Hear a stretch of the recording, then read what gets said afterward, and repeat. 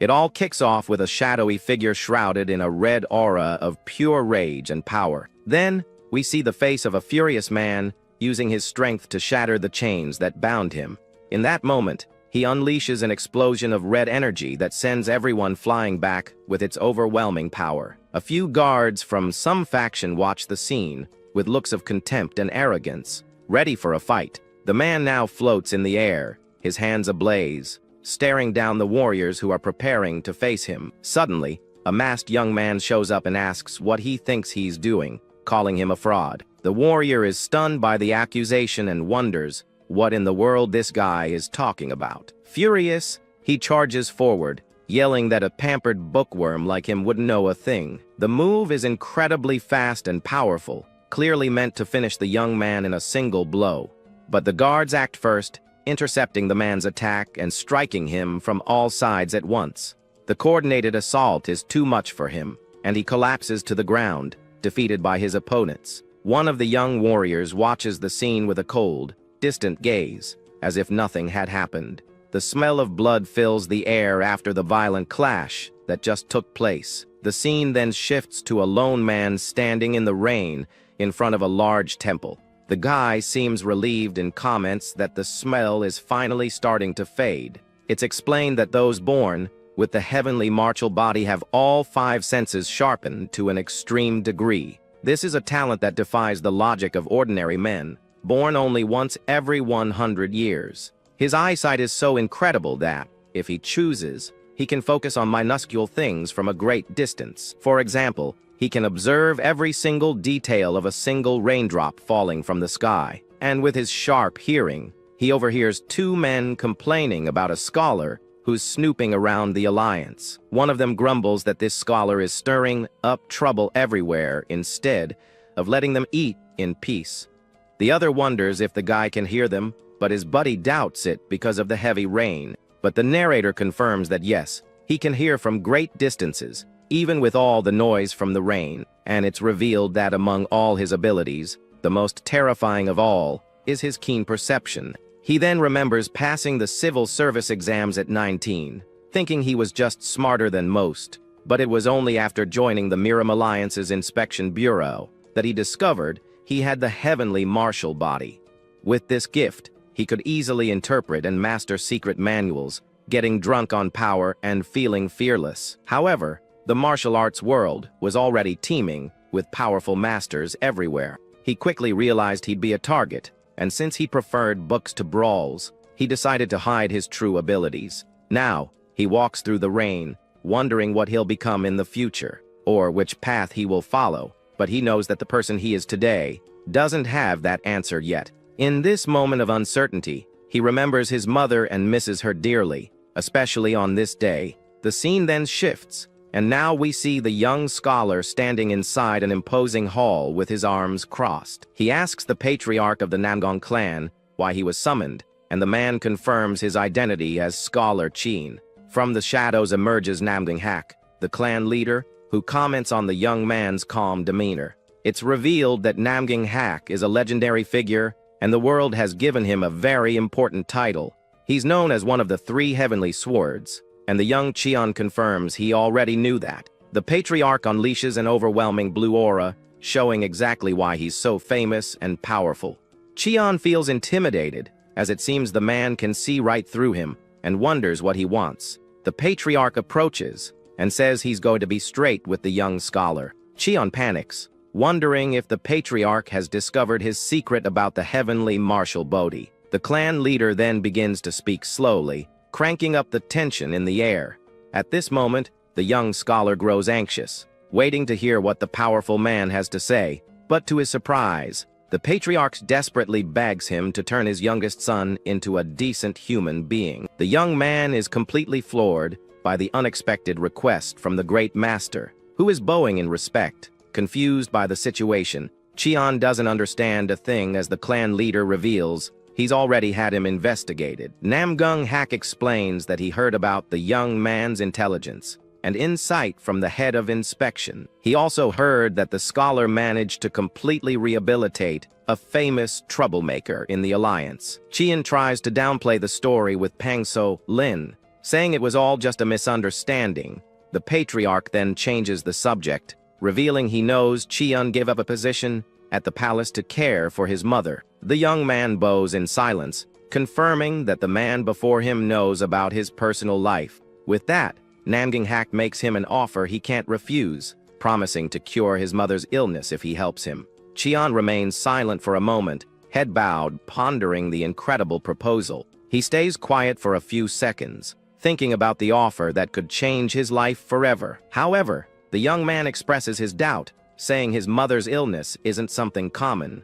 The clan leader replies that he already knows the details and that the clan's divine doctor will take care of her. The scholar is shocked to hear about the legendary figure and wonders if he's really here. A confident smile appears on the patriarch's face, confirming the young man's hopes. Namgang Hak then adds another condition, asking him to also educate his youngest son. In exchange, he promises to send Cheon wherever he wants, be it the Hanlim Academy or the Imperial Palace. Cheon is stunned by the offer but realizes he could have a successful career and get the best treatment for his mother. He then smiles with determination and tells himself that no matter how terrible the patriarch's son is, he'll turn him into a human. Just then, Cheon hears someone shouting insults from a nearby building and walks toward the commotion. Inside, a young servant girl screams in fear after being drenched with a bowl of cold water. The culprit is a young man with red hair, who is angrily complaining that she can't do anything right. He keeps shouting that he asked for a wet towel, not a bowl of water, while the servant apologizes. The young man says he's already on edge about a duel and now has to deal with trash like her, leaving the girl terrified. But just as he was about to do something, Cheon enters the room, surprising both the young master and the servant. The scholar calmly walks into the room, fan in hand, observing the situation. His gaze is serious and analytical as he sizes up the patriarch's son for the first time. The young man, whose name is Nandam Mu Baek, arrogantly asks who this guy standing there is. He quickly deduces from his appearance that this must be his new writing tutor, and Cheon looks back at him calmly. The scholar then confirms that the patriarch assigned him as his tutor and slowly approaches. Mu Baek gets annoyed and wonders why his father keeps doing these pointless things. With a mocking smile, he complains that the patriarch keeps sending him useless, worthless scholars. Cheon thinks the kid's speech is crude and shallow, but he remembers what the patriarch told him. He recalls the clan leader's words about the problems with his youngest son. The patriarch had said the boy was uneducated and had many character flaws. Suddenly, the bowl the young master was holding is thrown to the floor, shattering into pieces. The servant flinches in fear as Mu Baek turns to Cheon with a furious glare and curses at him. Cheon notices that the boy doesn't hide his emotions and gets angry easily, while Mu Baek says he hit a nerve. The servant watching the argument stays silent, completely terrified by the tension between the two. With a smirk, Mu Baek says the scholar is brave and that he'll give him credit for his spirit. He then states with a serious look that no one has ever dared to speak to him. Namgang Mu Baek, that way before. The young master proposes that if Cheon doesn't run away by the end of the day, he'll acknowledge him as his master, and the scholar accepts. However, the tutor suggests they leave some proof of the promise, since words are easily forgotten. Mu Baek is surprised by the idea of a contract and sarcastically comments on the scholar being so meticulous. Then he agrees to write the contract, saying he'll even make 10 if needed, and goes to get the materials. The young man thinks the new tutor is naive and doesn't understand what this means, but he finds it interesting. Cheon, in turn, decides to provoke him a little more to test him and adds a wager to the contract. Holding the brush, Mu Baek calls the scholar a piece of work, but accepts the idea of a bet with a smile. The tutor smiles back, realizing the young master loves a good competition and a real challenge. Mu Baek reveals his wager, saying he doesn't need money, but if he wins, Cheon will be his slave for a year. Cheon finds the condition a bit childish, but accepts the challenge without hesitation, as it seems like fun. After the contract is signed, Mu Baek compliments Cheon's calligraphy, acknowledging that he's a true scholar. He then tells the new master to follow him, as he's going to personally teach him a valuable lesson. With a maniacal grin, the young man says he's going to teach him about the cruelty of the world, leaving the servant worried. With that, He dashes off, leaping out of the room at high speed to start his first lesson. Chien watches the scene and thinks the kid is like a child, gets angry easily but genuinely enjoys everything. The scene then shifts to a street where Mu Baek seems to have gone, and someone orders a bowl of noodles. With a mischievous grin, Mu Baek wonders how he's going to fix that jerk's rude behavior, all while Chien watches him. The young master then runs down the street, looking for a victim for his first lesson about the world. His expression is wild and full of glee as he prepares to show his true colors. Suddenly, he approaches a burly man who had his back turned and stares at him with a strange smile. Without warning, Mu Baek lands a powerful punch on the man's back, catching him completely by surprise. The impact is strong, and the warrior is sent flying forward, completely stunned.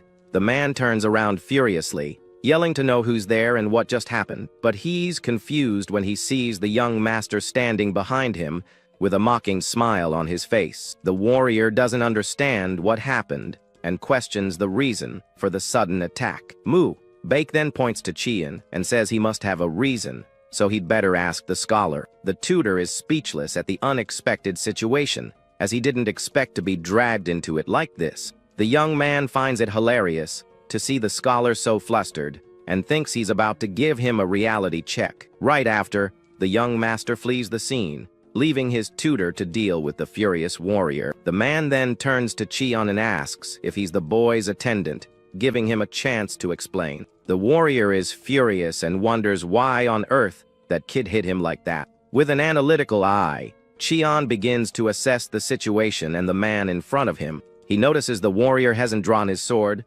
even after the insult, and doesn't belong to any known factions. Chien then bows and apologizes, even though it wasn't his fault that this all happened. However, the scholar mentions a detail he saw on the warrior's sword, surprising the man. With a confident smile, Chien deduces that the man must be a warrior from the Sung, or sect. The warrior is shocked and stammers, asking how the scholar knows about his sect.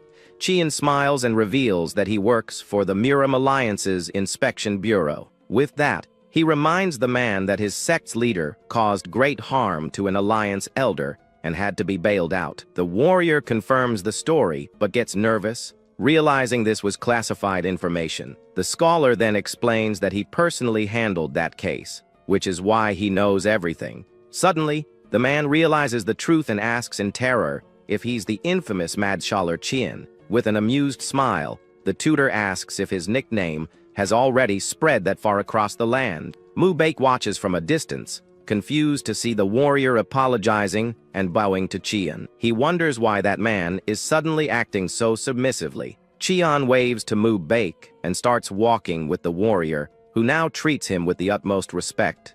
The young master gets furious, not understanding how the situation turned around so drastically. The scholar then explains that the kid stabbed him in the back with this prank and says it must be tough serving such a master. Chien jokes that it's like walking a rabid dog, and the warrior thinks the young master picked a fight with the wrong person. The man then says he suddenly feels sorry for that brat for provoking Chien. From a distance, Mu Baek gets annoyed seeing the two whispering and is dying to know what they're talking about. With a sinister smile, the scholar realizes things are about to get very interesting.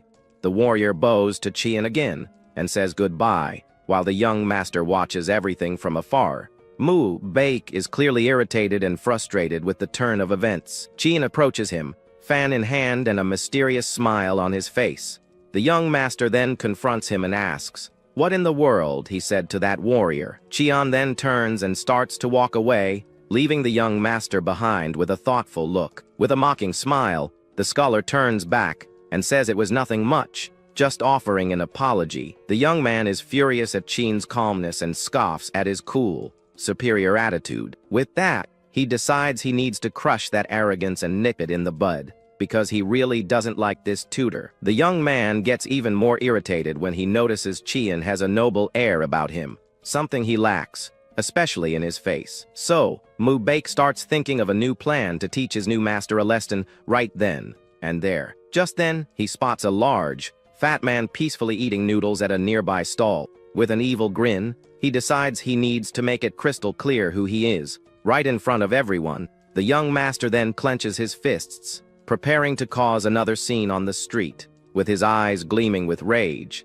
he runs towards the man, yelling for him to get out of the way. The bowl of noodles goes flying as the young man attacks the man without any warning. In a swift move, Baek kicks the man in the face, introducing himself as a member of the Namgang clan. The people around are shocked by the sudden violence as the bowl of food falls. Chian watches the scene and wonders why that brat is doing this. The bowl of food smashes onto the ground with a loud thud, scattering everything. The scholar looks at the noodles on the ground, not understanding the purpose of that violent act. The street falls silent for a moment, with everyone staring at the mess the young master made. Baek then turns to Chian with a challenging look and a victorious smile on his face. But suddenly, a group of men approaches with less than friendly expressions aimed at him. One of them glares at the scholar with contempt and calls him academic trash with a smirk. With a confident smile, Baek says he's going to show them the price of challenging him directly. He then points to Chian, placing all the responsibility for the situation on him. In front of all the angry men, he says that from this moment on, the scholar will explain everything. The young master smiles with satisfaction and tells everyone to pay attention to what the tutor has to say. Chian remains silent, surrounded by the men who are waiting for an explanation for what happened. Baek then taunts him, saying that since he's a broke scribe, he doubts he can pay for the damages. The young man gets close to Chian and stares him down with a defiant smile. He challenges him to use his sharp tongue once more to resolve this complicated situation. With a smug grin, he adds for Chian to try and solve the problem himself created. The scholar accepts the challenge, saying that if this is what the young master wishes, he must obey. Without hesitation, Chian steps forward, preparing to handle the situation his own way.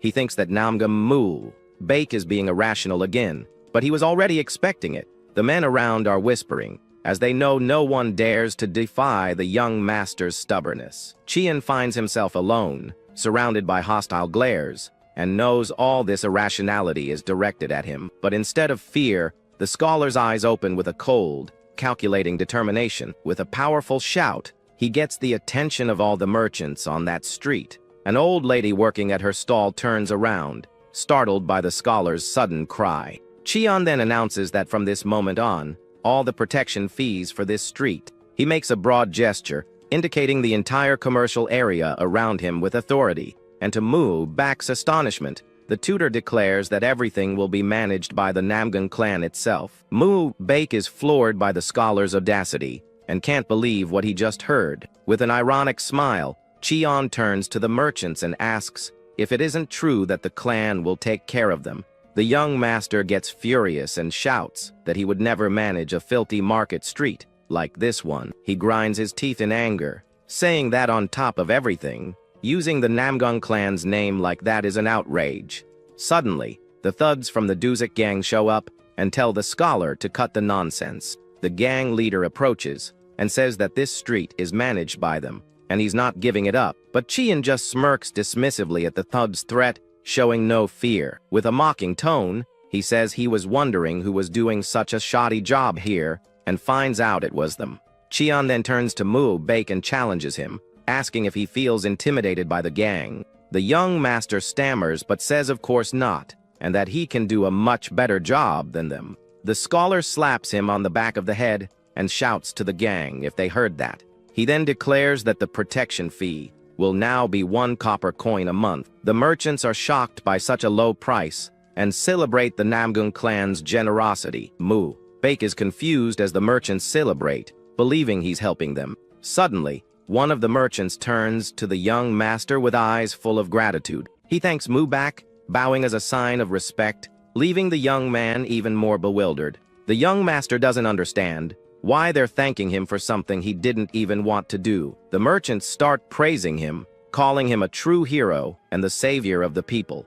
One man shouts that Namgang Baek is the only one who cares about them and their well-being. The crowd begins to chant his name, and the young master smiles, satisfied with the feeling of being adored. Baek gets carried away hearing his name chanted by the crowd, while Chian observes him, The scholar then reveals he's reached a conclusion after analyzing various troublemakers in the Murim alliance. He explains that most of them suffer from a mental illness caused by a lack of attention, and the cure is love. With that, the young master revels in the people's adoration, posing for his new fans. Cheon, on the other hand, looks tired and annoyed with his students' childishness. Meanwhile, two women watch the scene from a nearby tea house, sipping their drinks calmly. They watch the young master show off for the crowd with Cheon by his side. One of them asks about the scholar, and the other says he seems to be a new recruit for the Namgang clan. She's surprised that a young man the same age as the brat can handle him so well. The other woman responds with disdain that he's just a scholar and not worthy of the little princess's attention. But the princess argues that if he can handle the Namgang clan's headache, he's already reached a certain level of mastery. With that, she tells her servant to investigate the scholar, as he might be useful for their mission. Then the princess stands up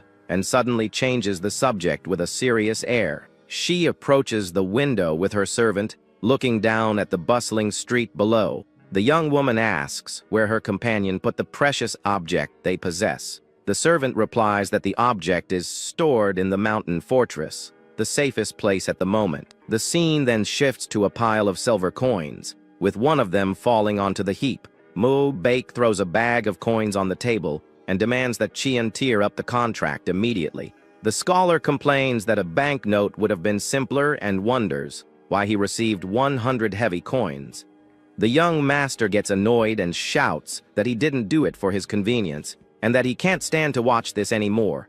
Cheon smiles and says that since he insists, he'll have to watch him count everything, just in case a coin is missing. The scholar then starts to slowly count the coins, one by one, to irritate the young master. Mu Baek gets extremely irritated by the slow pace and threatens to finish him right there. Furious, he storms out of the room, shouting insults and vowing to get revenge on the insidious scholar. Cheon picks up a few coins and comments on how heavy they are, enjoying the moment of peace. The servant, who was watching everything, approaches and compliments the scholar on his intelligence and cunning. She remarks that it's the first time she's ever seen the young master give up his own money so obediently. The servant then whispers, asking if the young master isn't a complete, out-of-control jerk. Cheon looks at her with a gentle, amused smile, neither agreeing nor disagreeing with her statement. The young woman quickly apologizes, saying she must be talking nonsense because of a fever. The scholar says it's all right and offers to perform acupuncture on her, as he knows a little about medicine. The servant is surprised and asks if he really knows medicine on top of everything else. With a sad look, she reveals she has a mother at home who has been bedridden for a long time. Cheon then tells her to gather everyone who needs treatment, as he will take care of them. The young woman bows in gratitude, deeply touched by the scholar's generosity. With a determined look, Cheon says it's now time to seriously begin the brat's rehabilitation. The scene then shifts to the scholar in a library, surrounded by books and paintings. It's revealed that while studying medicine to cure his mother, he discovered two important facts. He holds a book tightly as he remembers his discoveries that changed everything. The first discovery was about his mother's constitution, which possessed something very special. His mother possessed the supreme body of the purple star, a blessing from the heavens that made her unique. Her illness was a result of this condition, which was why no medicine or acupuncture affected her. Fortunately, he discovered that a rare herb called the spiritual dawn flower could cure her. The second fact he discovered was about his own unique and special constitution. Born to a mother with the supreme body of the purple star, he inherited the heavenly martial body. After turning 20, his senses developed rapidly in a surprising way. His body underwent a metamorphosis, becoming perfect for martial arts and absorbing knowledge. However, every special constitution has a flaw, and his carried the fate of the broken army star. Unless he absorbed the energy of 6 stars from the Big Dipper, the star of madness would explode. He would then be consumed by his desires and meet a premature and tragic end. Cheon closes the book with a worried expression, as his time is quickly running out. He realizes that both his life and his mother's depend on his next actions and decisions. To avoid his fate, He needs to find 6 people who possess the energy of the stars. Only then can he prevent his transformation and save his mother from her terminal illness. Suddenly, the scene changes to a rooftop where a violent fight is taking place. A man is thrown forcefully and hits the ground, his face bloodied and bruised. He lies on the ground amidst the debris, completely defeated and powerless. The injured man warns someone that the place is dangerous and that he should run away quickly, but the person he's warning just approaches slowly, showing no fear of the situation. The man then shouts for him to wait, but the mysterious figure continues to approach. The figure is revealed to be Cheon, who says it's easy to find him. Just look for the loudest place. He then calls the young man a brat, who can't control the energy of the Star of Madness. The young man gets angry at the insult while sloppily drinking something from a bottle. He crushes the bottle and contemptuously asks if the scholar has any idea what he's talking about. With a hateful glare, he reveals himself as Pang So-lin, the son of the Murim Alliance's elder. Cheon calmly opens his fan, unfazed by the problematic young man's identity. With a smile, he introduces himself as a member of the Murim Alliance's Inspection Bureau. The scene then returns to the present, with the servant asking Cheon what he was thinking about. The scholar is startled and says he was just reminiscing about a few things from the past. They are at the Cheongsam Tia house, on the northern road of the Naman clan, a quiet and elegant place. Inside, Cheon is performing acupuncture on several people who need medical treatment. He takes a thin needle from his kit, preparing for another treatment session. With concentration and skill, he applies the needle to the patient while the servant watches. The scholar demonstrates his medical knowledge by applying the needles on his own hand as a demonstration. Meanwhile, the princess's servant and the tea house owner, Hua Young, observe Cheon's work. Xiao Young comments that last time, he handled the brat as if he were a child, and now he's performing acupuncture in a way that surpasses most doctors, showcasing his skill. She concludes that he is indeed someone worthy of the young mistress's attention, and that she was right to investigate him. Cheon continues his work with focus and determination as he writes a prescription for a patient. An elderly couple calls him scholar, thanking him for his care. An old woman offers Cheon some eggs as a thank you, saying she never imagined receiving such treatment. The scholar looks at the eggs, a simple but heartfelt gesture of gratitude from the people he helped. With a gentle smile, he thanks her and says the eggs look fresh and that he will enjoy them. He holds the small bag carefully, valuing the humble yet significant gift. Cheon then offers them money to buy the necessary medicines for their treatment. The old woman is shocked and refuses to accept, saying she can't take money as well. But the scholar insists, saying they are all one family and should help each other since they serve the same master. The patients thank him emotionally, commenting that the scholar is a truly good person. With a warm smile, Cheon says goodbye, telling them it's getting late and they should head home. The patients leave happily, one of them celebrating that he can now move his shoulder thanks to him. Cheon then turns to Wo Yang, the tea house owner, who is watching him with a smile. He thanks her for letting him use the place so late into the night, saying it was a great help. Sure. Young invites him to come back anytime and says that next time she'll prepare a private room for them. The scholar thanks her again and thinks that the tea house owner is younger and more beautiful than he imagined. Suddenly, he imagines himself in an intimate moment with her, which leaves him visibly shocked. With his face burning, he is startled by his own inappropriate and sudden thoughts. Breaking into a cold sweat, he wonders what on earth he was thinking and scolds himself for his wild imagination. He realizes he needs to quickly find the people with the Big Dipper's energy before it's too late. The scene then shifts to night, with Cheon standing in front of an illuminated building. Meanwhile, the princess asks her servant how the investigation into the scholar went. The servant reveals that Cheon was born in Wuhan, and his family was influential but fell from grace. She continues, saying he has a good character but made many enemies by exposing corruption in the alliance.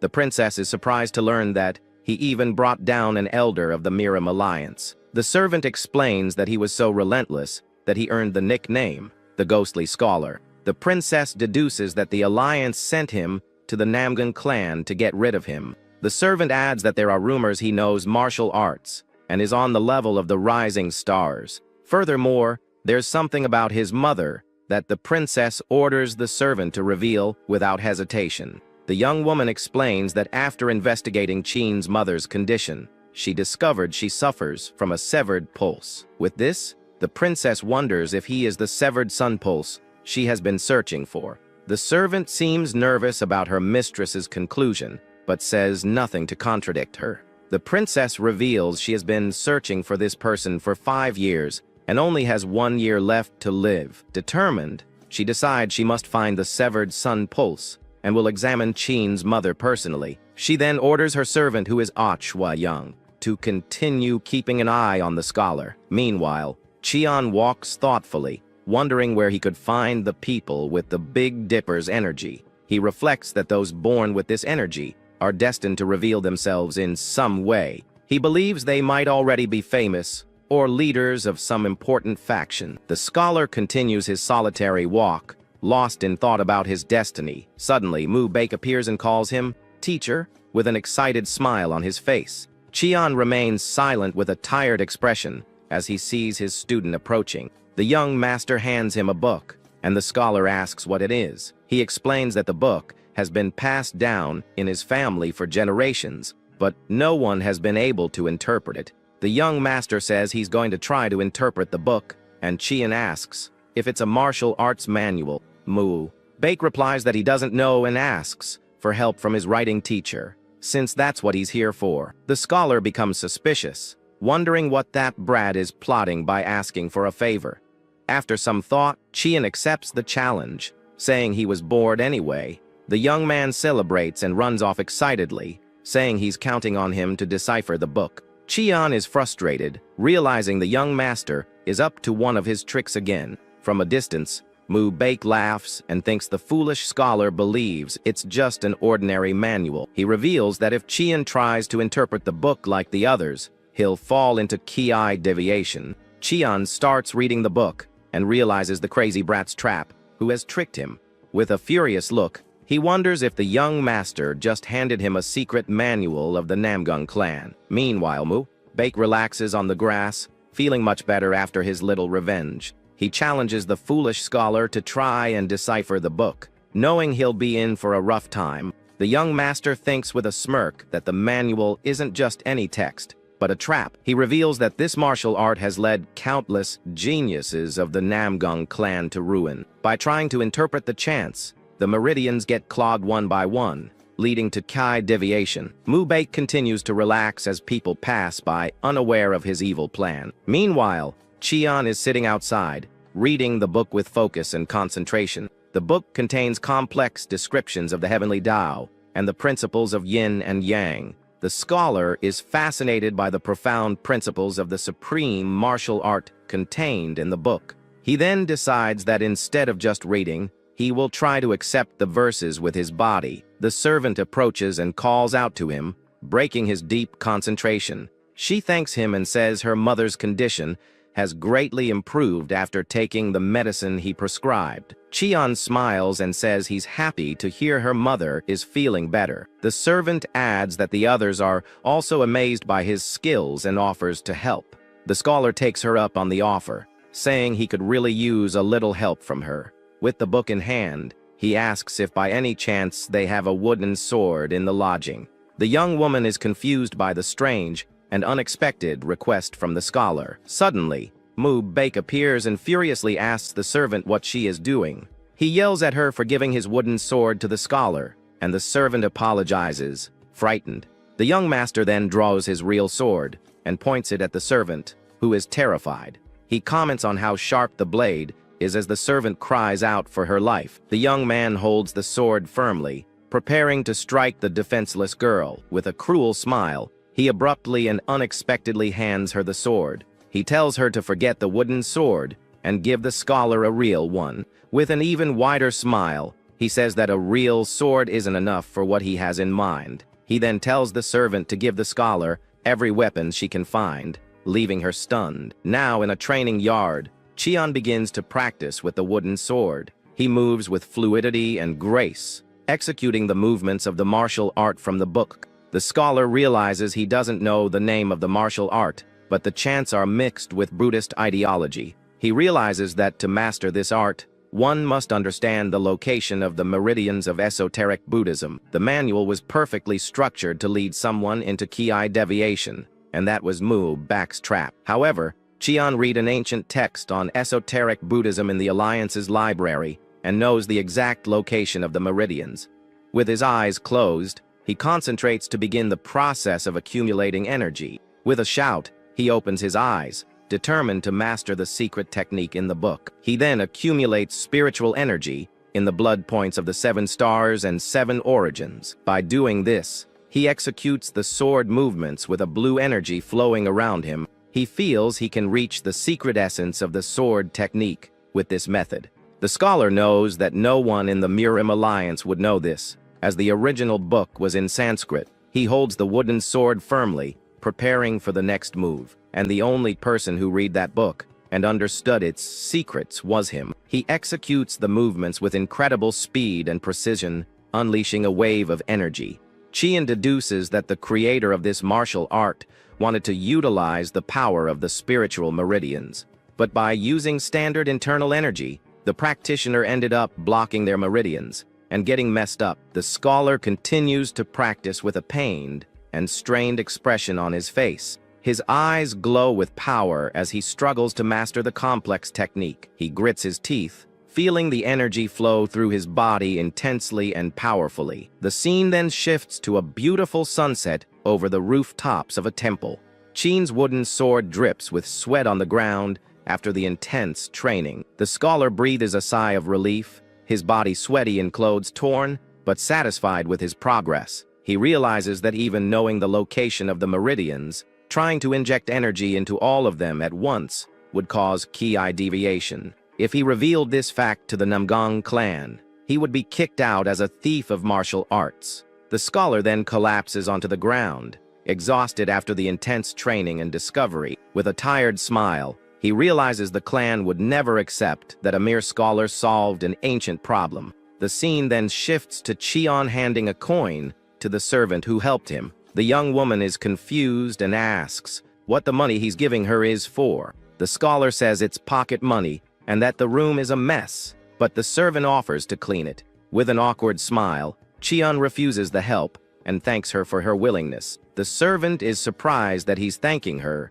and doesn't understand the scholar's attitude. He then says goodbye, telling her he's going out, and to let anyone looking for him know to come back at night.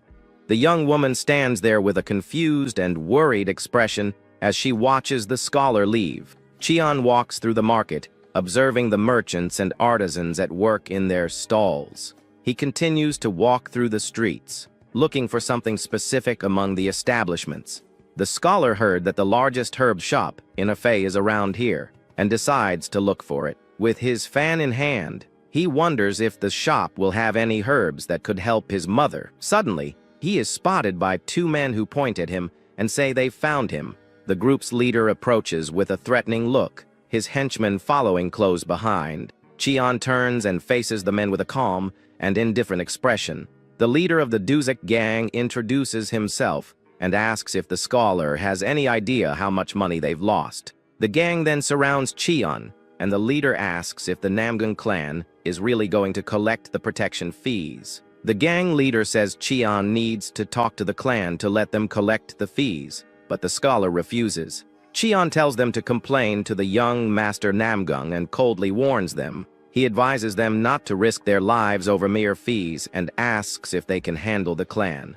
The gang leader laughs and says the scholar doesn't know anything, as someone tipped them off about his location. From a distance, Mu Baek smiles mischievously, as he was the one who set up the scholar. Cheon opens his fan and says he can already guess who's behind this. Remaining unfazed, he then walks toward the thugs with a disconcerting calmness, leaving them confused. With a mysterious smile, he asks if they've ever heard of a Murim scholar. Cheon stands in the middle of the thugs with a confident posture and an intimidating aura. He repeats the question with a challenging look, holding his fan as if it were a weapon. The gang leader scoffs, asking if he's going to do a fan dance, and if he even knows martial arts. The thugs close in on the scholar, ready to attack at any moment. The leader then gives the order for his men to give the scholar a tender message.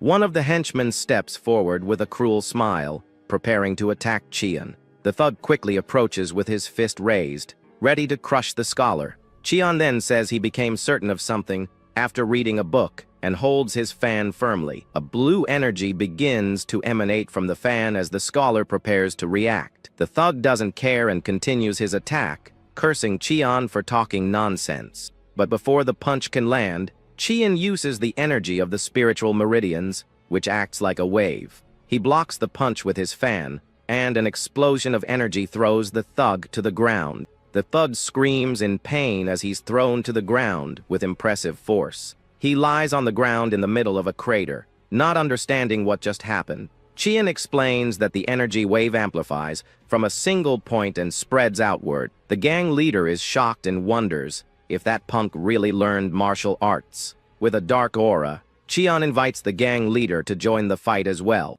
The man tries to play it off, saying they didn't show proper respect to the scholar, and it was a misunderstanding. But Cheon cuts him off and tells him to stop pretending, as he still has things to investigate. The gang leader is terrified by the scholar's intensity and begs for a moment. Cheon grabs his face and asks what his name was, and the man stammers that it's Duziki. All the gang members are now kneeling and defeated before the scholar. With a cold glare, Cheon warns them that if he hears about them collecting fees again, he'll break all their bones. He says he's going easy on them because they only collected fees, and the terrified thugs thank him, but the scholar isn't finished yet and says he has more things to investigate with them. The scene then shifts to the Hall of 100 Herbs, a large and imposing establishment. Cheon enters the shop and thinks that if they were stronger opponents, he could have tested the chance better. He looks at his fan, which is in pieces, and realizes that nothing remains intact against the wave of spiritual energy. He stays silent for a moment and wonders if he should make an iron fan, but he quickly dismisses the idea as he's not a martial artist and his power only works against street thugs. Cheon continues to walk through the shop and thinks that his competitive spirit almost shortened his life. He observes the large pharmacy and comments that, just as the rumors say, it's truly massive. Suddenly, Cheon is shocked to see something unexpected in the herb shop. A beautiful white-haired woman appears, holding a tray of herbs with a gentle smile. The scholar is breathless and thinks she is easily one of the 3 most beautiful women he has ever seen. He stands frozen for a moment, completely captivated by the young woman's beauty. Unexpectedly, Mu Baek is also in the shop and approaches the woman, introducing himself. Cheon wonders what that brat is doing there, as the young master flirts with the woman. The princess says she has a lot of work to do, but Mu Baek insists on knowing her name. She replies that she is just a doctor who stopped by to get some herbs for her work. The young master then remembers hearing about her and identifies her as Lady Jong So Bin. Cheon watches the scene with suspicion, thinking that no one offers kindness without a reason. Mu Baek fakes a headache and asks the saintess to examine him, but she declines, saying she's busy. He perks up at her promise to see him later and watches her leave with a goofy smile. The young master is happy to have finally found a beauty worthy of his admiration. He then turns and is surprised to see Cheon there, asking what he's doing. The scholar says he came to buy herbs, and Mu Baek stammers that he also came for medicine. Cheon looks at the prescription and wonders if the brat needs a potency tonic. The young master wonders why he needs a wisdom broth to improve concentration. The scholar gets furious and asks if this is the kind of art he's passionately burning to study. Mu Baek then changes the subject and asks if Cheon managed to interpret the manual he gave him. He taunts him, saying the scholar shouldn't have time to wander around if he were deciphering the chants. Cheon replies that he went out because he needed herbs for the interpretation of the book. He says he's deciphered a few verses, but it's difficult, and the young master scoffs at his arrogant posture. Mu Baek says he had high hopes since he's a Jinshi level scholar, but was disappointed. With a confident smile, Cheon reveals that he has already finished interpreting some verses perfectly. The young master falls silent for a moment, surprised by the scholar's unexpected revelation.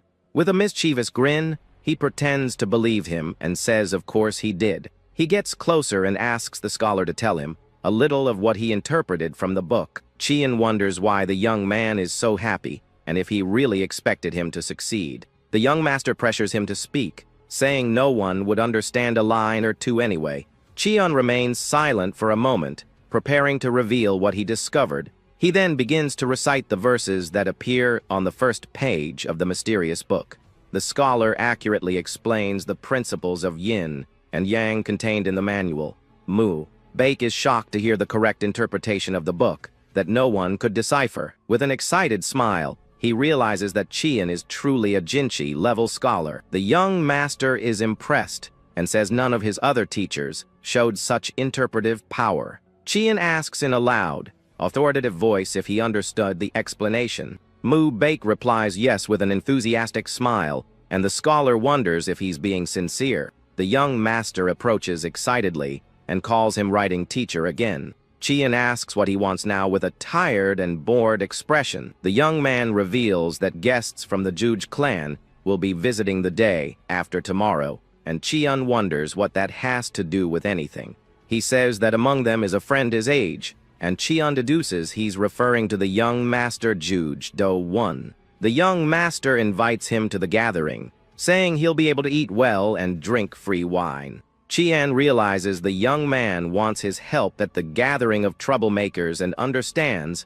why he needed the wisdom broth. He knows that Juge Do-1 is more educated than the others, as his clan has always valued wisdom. The scholar has heard that Do-1 likes to show off at these gatherings using the 4 arts. He scoffs at the young master, wondering how ignored he must be to ask for a favor. With a mischievous grin, he thinks a battle of brats sounds very entertaining. Qian can't wait to see one troublemaker get humiliated by another and finds it incredibly amusing. Baek pressures him to join the gathering, and the scholar is entertained by the situation. He imagines the 2 young masters arguing and thinks a battle of brats sounds interesting. Suddenly, Qian feels something strange in his body and clutches his chest in alarm. He staggers back, feeling the effects of the unstable energy in his body. He remembers the princess and realizes he needs to find the energy of the stars quickly. Baek glares at him and asks what he's looking at, saying he can just say no if he doesn't want to go. The scholar then notices that the young master emanates an energy similar to Peng, so uns and decides to check. With a serious air, he says he accepts the invitation, leaving the young man surprised and happy. However, he sets 2 conditions for participating in the young master's gathering. The young man complains about the demands but asks what the conditions are, curious to know. Qian then says the first condition is that he allows him to check his pulse. Baek is surprised and asks why the scholar wants to check his pulse. Qian explains that he saw the young man preparing the wisdom broth, and that taking it incorrectly can damage the brain. Baek gets annoyed and says he knows the risks of messing with meridians and questions the scholar's logic. The scholar replies that it would be a disaster if the broth interfered with his high-level martial arts cultivation. The young master agrees and tells Qian to check his pulse quickly to make sure everything is okay. He says it would be terrible if his brilliant brain were damaged and boasts about his intelligence. The young man concludes that the scholar has nothing to gain by harming him, so he trusts his assessment. Qian agrees and begins to check Baek's pulse with a serious expression. He decides to inject a little spiritual energy to see if there's any reaction from the young man. The scholar concentrates and eagerly waits for a response from the young master's body. He hopes that his coming to the Namgang clan won't be in vain, and that he'll find what he's looking for. Suddenly, he feels a faint but definite energy coming from Baek's wrist. With wide eyes, he recognizes the energy of the Wuka star, one of the 7 stars he's searching for. The young master notices Qian's shocked expression and asks what the problem is. The scholar remains silent for a moment, processing the incredible discovery he just made. With an excited smile, he says there's no problem, and that the energy in his brain is strong. Baek gets chills from the scholar's reaction and boasts that even Qian is impressed by his intellect. He then asks what the second condition is for the scholar to attend the gathering.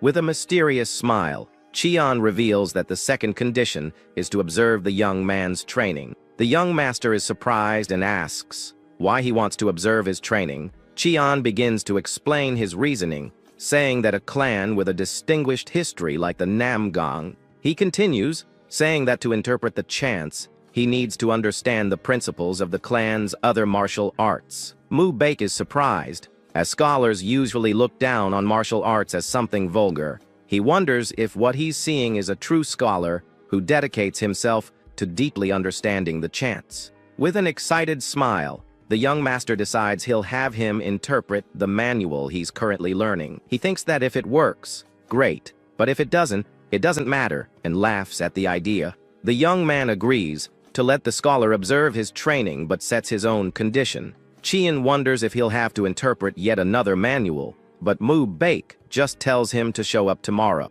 The scholar agrees with a mischievous smile, amused by the turn of events. The next day, the young master is undecided about whether to show the manual to the scholar. Tired of his hesitation, Cheon impatiently snatches the book from his hand and glares at him. The scholar reads the title and is surprised to see it's the manual for the boundless blue sky sword arts. He's shocked because this is one of the two great arts of the Namgang clan and one of the best in Murim. Cheon wonders why the young man keeps showing him secret manuals. With a suspicious look, he wonders if the young master is completely insane. Mu Baek smiles and asks what he thought of the manual with a superior expression. The scholar asks if it's safe to show a clan's secret technique to an outsider like him.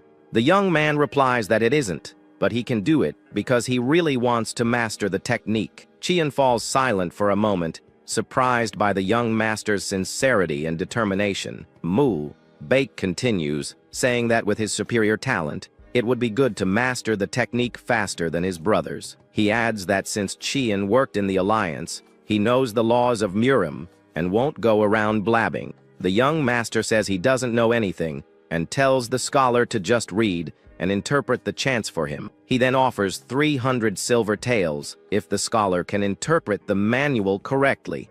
Cheon asks if he'll give it in heavy coins again, but the young man promises to give him a banknote. With the deal sealed, Mu Baek begins his sword training with fast and powerful movements. He executes the technique with great skill, while Cheon observes him and reads the manual. The scholar seems surprised and fascinated by what he's reading in the clan's secret book. He is enchanted by the beauty of the sword art, which is like a song to the infinite sky. Meanwhile, the young master shouts and gives his all in his intense training. Cheon watches him with a bored and disinterested expression at the young man's shouting. Mu Baek continues to train with ferocity and determination, unleashing all his power. He yells with effort as he executes the complex movements of the sword technique. The young master continues his training with shouts and exaggerated, noisy movements. The scholar complains that he's too loud and that the shouting is excessive. Mu Baek focuses on his next move,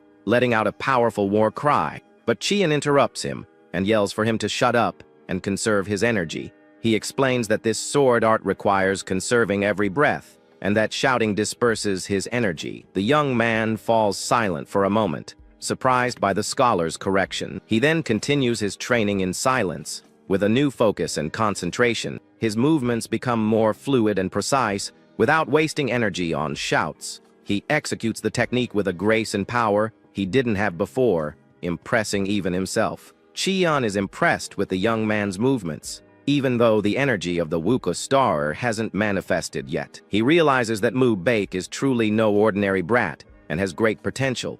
With a mischievous smile, the scholar encourages him to train more to manifest that energy. The young master continues his training with leaps and acrobatic movements in the air. He lands gracefully and prepares for the next move, his sword in hand. With a strained expression, he continues to practice the sword technique with dedication. Suddenly, his sword falls to the ground, and he is shocked by what just happened. Cheon watches him with a neutral expression, holding the manual in his hands. Mu Baek approaches and says that before, he didn't have the breath control to even finish one form. But today, he completed the first form for the first time and asks how the scholar knew. Cheon lies and says he only said that because the young man was annoying and loud. He then explains that the text says to conserve breath and that this is common sense in martial arts. The young master is confused, says he read the text dozens of times, but never saw that part. The scholar then points to a line about the steadiness of a candle flame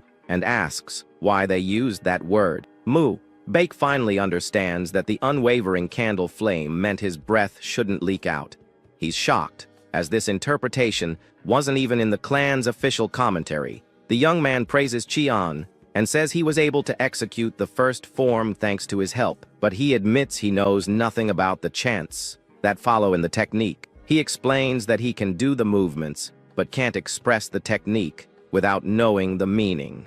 Cheon taunts him and says if he doesn't know, why doesn't he just perform the technique in front of him? Baek is shocked by the scholar's suggestion and wonders if he should really do it. Cheon points at him and says he is the teacher and the young man is the student, and there can be no education without respect. He then turns and says maybe he should go see young Master Lee, leaving back annoyed. The scholar provokes him by saying he heard his older brother practices something similar and questions his lack of respect. With a confident smile, Cheon plants the seed of ambition in the young master's heart. He says it's possible that Baek could be the first of the direct lineage to achieve the secret essence of the sword art. The young man is shocked by the possibility and wonders if he can really be the first to reach the essence. He clenches his fists, determined to prove his worth and show his potential to the world. With an excited smile, he agrees to show the technique to the scholar without hesitation, but he fumbles while trying to show respect, and Cheon corrects him, saying that's not how it's done. Meanwhile, the patriarch approaches the training ground with a serious expression. He wonders if his son is tormenting the new scholar and prepares to intervene. The patriarch decides that if the boy is doing something wicked, he will scold him severely, but upon arriving, he hears Cheon authoritatively telling back to do the technique again. From a distance, the patriarch watches and hears the scholar instructing his son to think about the meaning of the chant. He is surprised to realize the scholar is actually teaching his son something. Baek responds enthusiastically, calling Cheon teacher and showing unexpected respect. The patriarch is shocked to see his son, who barely uses honorifics with his own brothers, being polite to a scholar. He realizes the rumors about Cheon rehabilitating Peng So were true. With a smile, he decides he shouldn't just stand by and that he must reward the scholar greatly. Cheon corrects back, saying the name of the technique is Boundless Blue Sky Sword Arts and that sky is in the name. The patriarch is shocked to realize his son has revealed the clan's secret technique to the scholar. He can't believe his son showed the clan's secret technique to a mere scholar. Furious, the patriarch decides he will capture them both immediately to resolve the situation. Cheon then tells Baek to think carefully about what he's doing. He explains that if you remove the unnecessary branches from the chants, it all boils down to a single truth. With a confident smile, he prepares to reveal the essence of the technique to the young master. The patriarch hears Cheon's words and is shocked by the depth of his knowledge. The truth is that although the mountain is high, it is under the heavens, and water flows over the land. Baek sits down to meditate and reflects on the meaning of the scholar's words. He understands that no matter how high the mountain is, it will always exist under the sky. He sinks into a state of deep concentration, seeking to understand the essence of the technique. Suddenly, his eyes open with an intense blue glow, and he reaches a new level of perception. Cheon observes and is impressed to see that the young man found the mental image instantly. The sun sets as the young master continues to meditate and deepen his understanding. The patriarch watches from a distance with an expression of pride and admiration for his son. Meanwhile, Cheon continues to read the manual with a calm and thoughtful expression. After a long time, Baek opens his eyes, his face sweaty but with a new clarity. His eyes shine with a golden light, and he says he thinks he understands a little. With a smile, he says he can finally see the path forward in his cultivation. He explains that there is nothing greater than the sky, and that it embraces all things in its immensity. With his sword raised, he channels the energy of the blue sky into his newly discovered technique. Cheon watches him and wonders if the path to the essence is becoming visible to the young man. Baek holds the sword firmly and understands that the blue sky extends infinitely without limits. And that is the true meaning of boundless, contained in the name of the sword art. With his eyes gleaming with determination, he prepares to unleash his full power. An explosion of golden energy emanates from his sword as he executes the strike. He laughs with joy as he cuts through the air with a force and precision he had never achieved before. With a wild smile, he celebrates his progress and feels amazing with his newfound power. The young master then turns to Cheon and asks him to enlighten him further with his wisdom. The scholar watches him with a calm and enigmatic expression, ready to guide him. With a cunning smile, he says that a bird flying in the sky has no prescribed way of flapping its wings. He explains that to perfect the sword art, one must break free and fly freely. Cheon provokes him, saying that since he's lived his whole life as a scoundrel, he knows that feeling well. The young man falls silent for a moment, surprised by the depth of the scholar's words. He stares at the scholar from a distance, processing the new lesson he just learned. Mubake wonders if, because he has lived like a scoundrel, he truly knows freedom. He clutches his chest, feeling a strong and overwhelming emotion take over his heart. Suddenly, he starts laughing loudly, a laugh of pure joy and understanding. He says those words are correct, and that they send shivers down his spine. From a distance, the patriarch observes and realizes his own perception was flawed and limited. He understands that with his narrow vision, he would never reach the true essence of the sword art. The patriarch then walks away, reflecting that he never lived freely, and that's why he was trapped.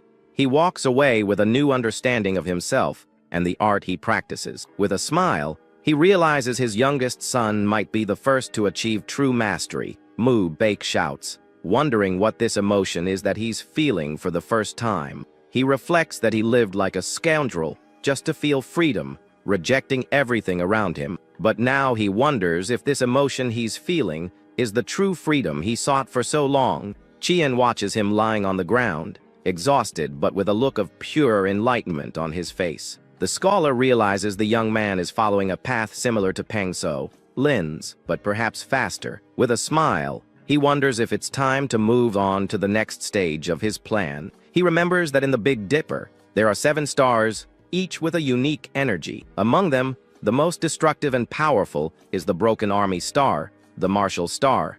The scholar reveals that those with the heavenly martial body are born with the fate of this star. They are destined to destroy themselves and face their demise unless they can change their fate. To escape this, he needs to absorb the energy of the other stars, just as he did with Pangso. The scene then shifts to Cheon's quarters, where he seems worried about something. He realizes the patriarch overheard his conversation with Mubake and smells a faint scent in the air. With a jolt, he recognizes the scent of Patriarch Namgung and understands he's been discovered. The scholar knows that an outsider like him seeing a secret manual is a problem punishable by death. At that exact moment, the servant appears and says the patriarch has requested an urgent meal. Cheon says he understands and that he will go meet the clan leader immediately. The servant wonders how he knew about the summons and why his expression looks so grim. Later, a lavish table is served with various delicacies and fresh fruits for the meal. The scholar sits at the table with a tense expression, awaiting the patriarch's arrival. The clan leader appears and welcomes the scholar with a serious and imposing expression. He then introduces his wife, who is sitting beside him with an enigmatic smile. Cheon bows in respect and says it's an honor to meet her, but he's clearly nervous. The patriarch stares at him with an unreadable expression, increasing the tension in the air. Suddenly, his wife scolds him and asks why he lied to her about something. The scholar remains silent, completely confused by the couple's argument. The woman complains that her husband didn't tell her the scholar was so handsome and that she hasn't seen a man like him in ages. The patriarch smiles and says he understands what she meant, then apologizes to Cheon for taking his time. The scholar replies that it's no bother and that it's an honor to have been invited. The clan leader's wife comments that she heard Cheon was famous even in the Murim alliance. The woman praises him for calling the eradication of corruption notoriety and finds him admirable. She then asks if he knows a poem about fighting injustice. As he does, with a smile, she begins to recite the poem, surrounded by imaginary cherry blossoms. The scholar replies that injustice cannot stand taller than the pine tree and will be shaken by the wind. The woman praises him for his knowledge of poetry and calligraphy, as well as painting and music. Cheon replies with a forced smile that he merely took an interest in those arts as hobbies. He wonders if he was worrying for nothing and tries to relax in front of the couple. Suddenly, the patriarch slams his hand on the table, startling his wife. The woman stares at him, surprised by her husband's sudden change in mood. Cheon remains silent with a nervous smile, not knowing what to expect from the situation. The patriarch then says to stop with the pleasantries and discusses official matters. With a dark look, he tells the scholar to speak honestly about what happened. He confronts him, saying he knows that seeing the clan's secret techniques is a crime punishable by death. Cheon is shocked to realize the patriarch knows everything and can't hide his surprise.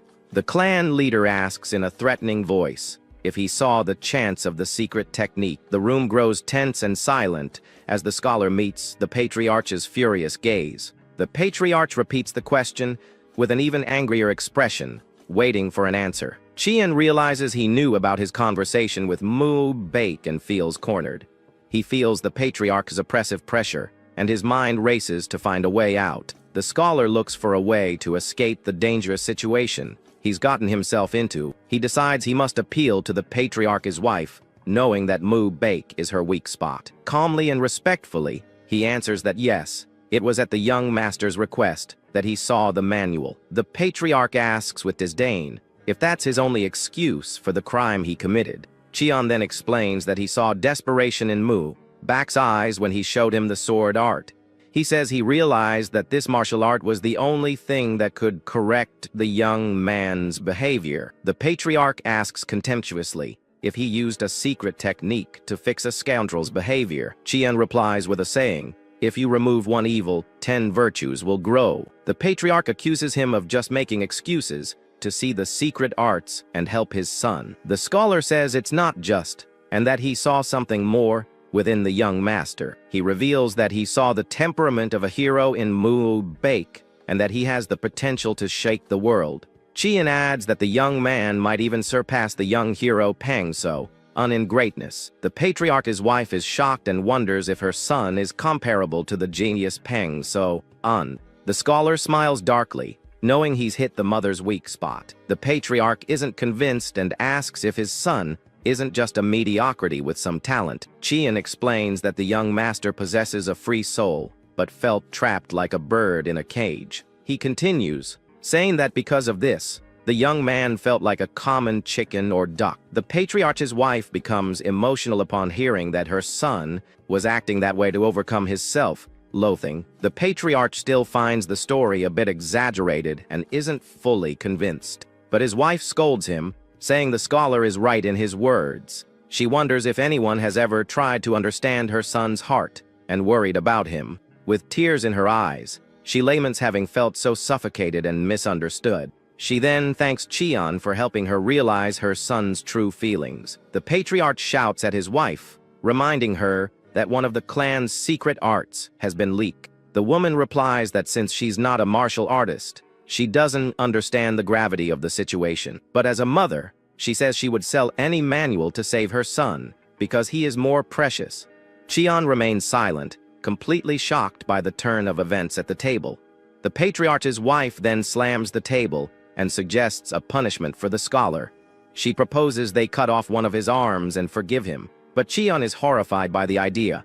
The patriarch looks at her with a serious, unreadable expression, not reacting to her proposal. The scholar then stands up and solemnly promises he will never leak the clan's arts. He swears that if he breaks his promise, they can take both his arms, and he will hold no resentment. The patriarch says he'll give him one chance and reveals a new challenge for him. He reminds him that the Juge clan will visit tomorrow and will ask for a duel to humiliate his son. The patriarch explains that his youngest son has never won against the young master of the Juge clan. Cheon understands that his task is to ensure Mu Baek wins tomorrow's duel. The patriarch confirms and makes an irresistible offer to the scholar in exchange for his services. He promises to appoint him to a position that will grant him the right to see the secret techniques. The scholar is shocked by the proposal, but knows there's a price to pay for this opportunity. The patriarch warns that if he fails, he must offer his head as punishment for his failure. With a serious look, he points at Chian and says a man like him knows what all this means. The scholar remains silent, processing the life or death proposal he just received. He realizes the patriarch's intention is to keep him by his side, but he needs a justification. The couple stares at him, and Chian understands the patriarch needs a reason to convince him. The justification is to persuade the clan's elders and Senate to accept his presence. The patriarch then says that if Chian can truly give his son wings, he can fly freely. With a gesture of respect, Chian bows before the patriarch and his wife. He then turns and leaves the room, leaving the couple behind with their thoughts. The patriarch and his wife watch the scholar walk away with thoughtful expressions. The woman hugs her husband and says he was planning to keep the scholar around all along. She then asks if he intended to employ Chian from the very beginning. The patriarch hugs his wife back and asks if she knows why the scholar came to the clan. He explains that Chian is a man who fought against the Alliance's elders and resisted all threats. The patriarch adds that he was the one who turned Pengso from trash into a human being. The woman is happy to hear her husband brought such an incredible person to help their son. The patriarch says he's glad she likes him and hugs her affectionately. The scene then shifts to the next day, with the clan's courtyard filled with people. The guests from the Juge clan arrive, led by a man with a noble and imposing appearance. Everyone greets each other and prepares for the gathering and the friendly duel to come. The young master of the Juge clan wonders why Mu Baek hasn't shown up for the duel yet. With a mischievous smile, Jujdo one says he wants to play with him soon, showing his arrogance. Meanwhile, Mu Baek is training intensely with his sword under Chian's supervision. The scholar encourages him to think about the meaning of the movements and not just execute them. The young master shouts with effort and obeys his teacher with a new determination. Suddenly, the courtyard door opens, and one of the guests arrives with an air of challenge. Chian and Mu Baek continue their training without stopping. Jujdo one arrives and wonders why the Namgung clan's gate is so low and unimpressive.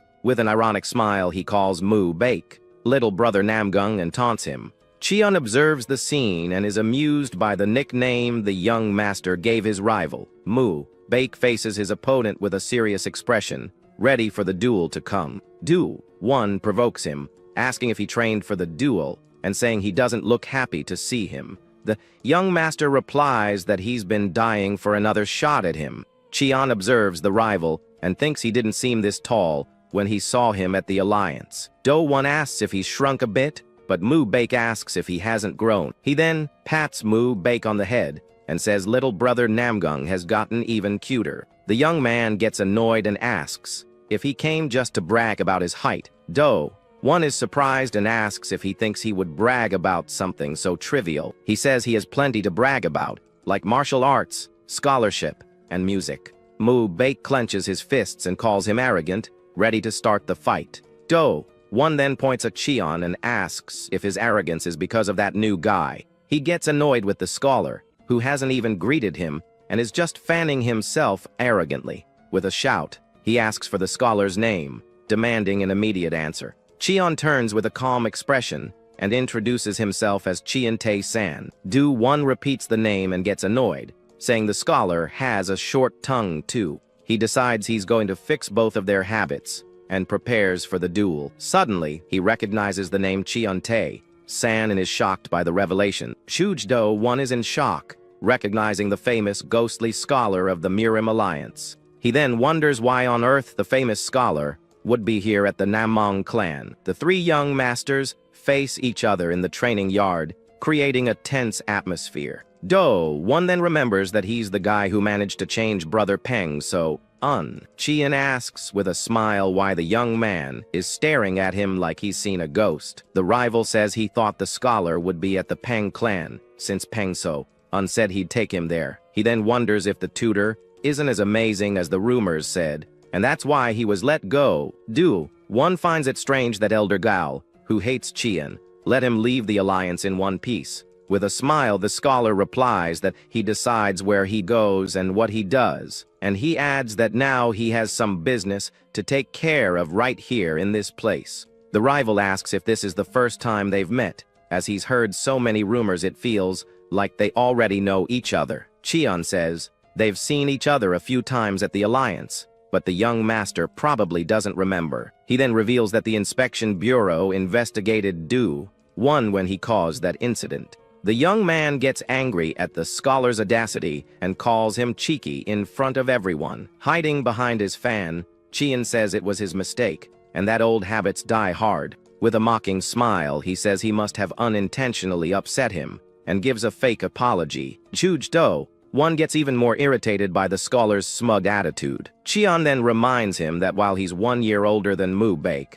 he himself is 2 years older than Do-1. The young master of the Juj clan is completely furious at the scholar's lack of respect. With a sigh, he puts his hand on his head. Juj-do-1 thinks the scholar really has guts to stand up to even Elder Gao. He then scoffs at the idea of using honorifics with Cheon. Just because he's 2 years older, the rival says he'll keep speaking casually, and the scholar can do the same if he wants. With a smile, Cheon replies that since he's the older brother, it's fine to be informal. Do-1 is shocked by the scholar's audacity and points at him, calling him a punk. Mu-baek thinks it's rare for someone to dare speak casually to the direct lineage of the 5 great clans. He realizes the scholar acts like there's no tomorrow, and that his attitude wasn't an act. With an admiring smile, the young master says this rigid attitude from the tutor commands his respect. Cheon then transforms into his ghostly persona and asks if Do-1 doesn't like him speaking casually. The rival is terrified by the scholar's dark aura,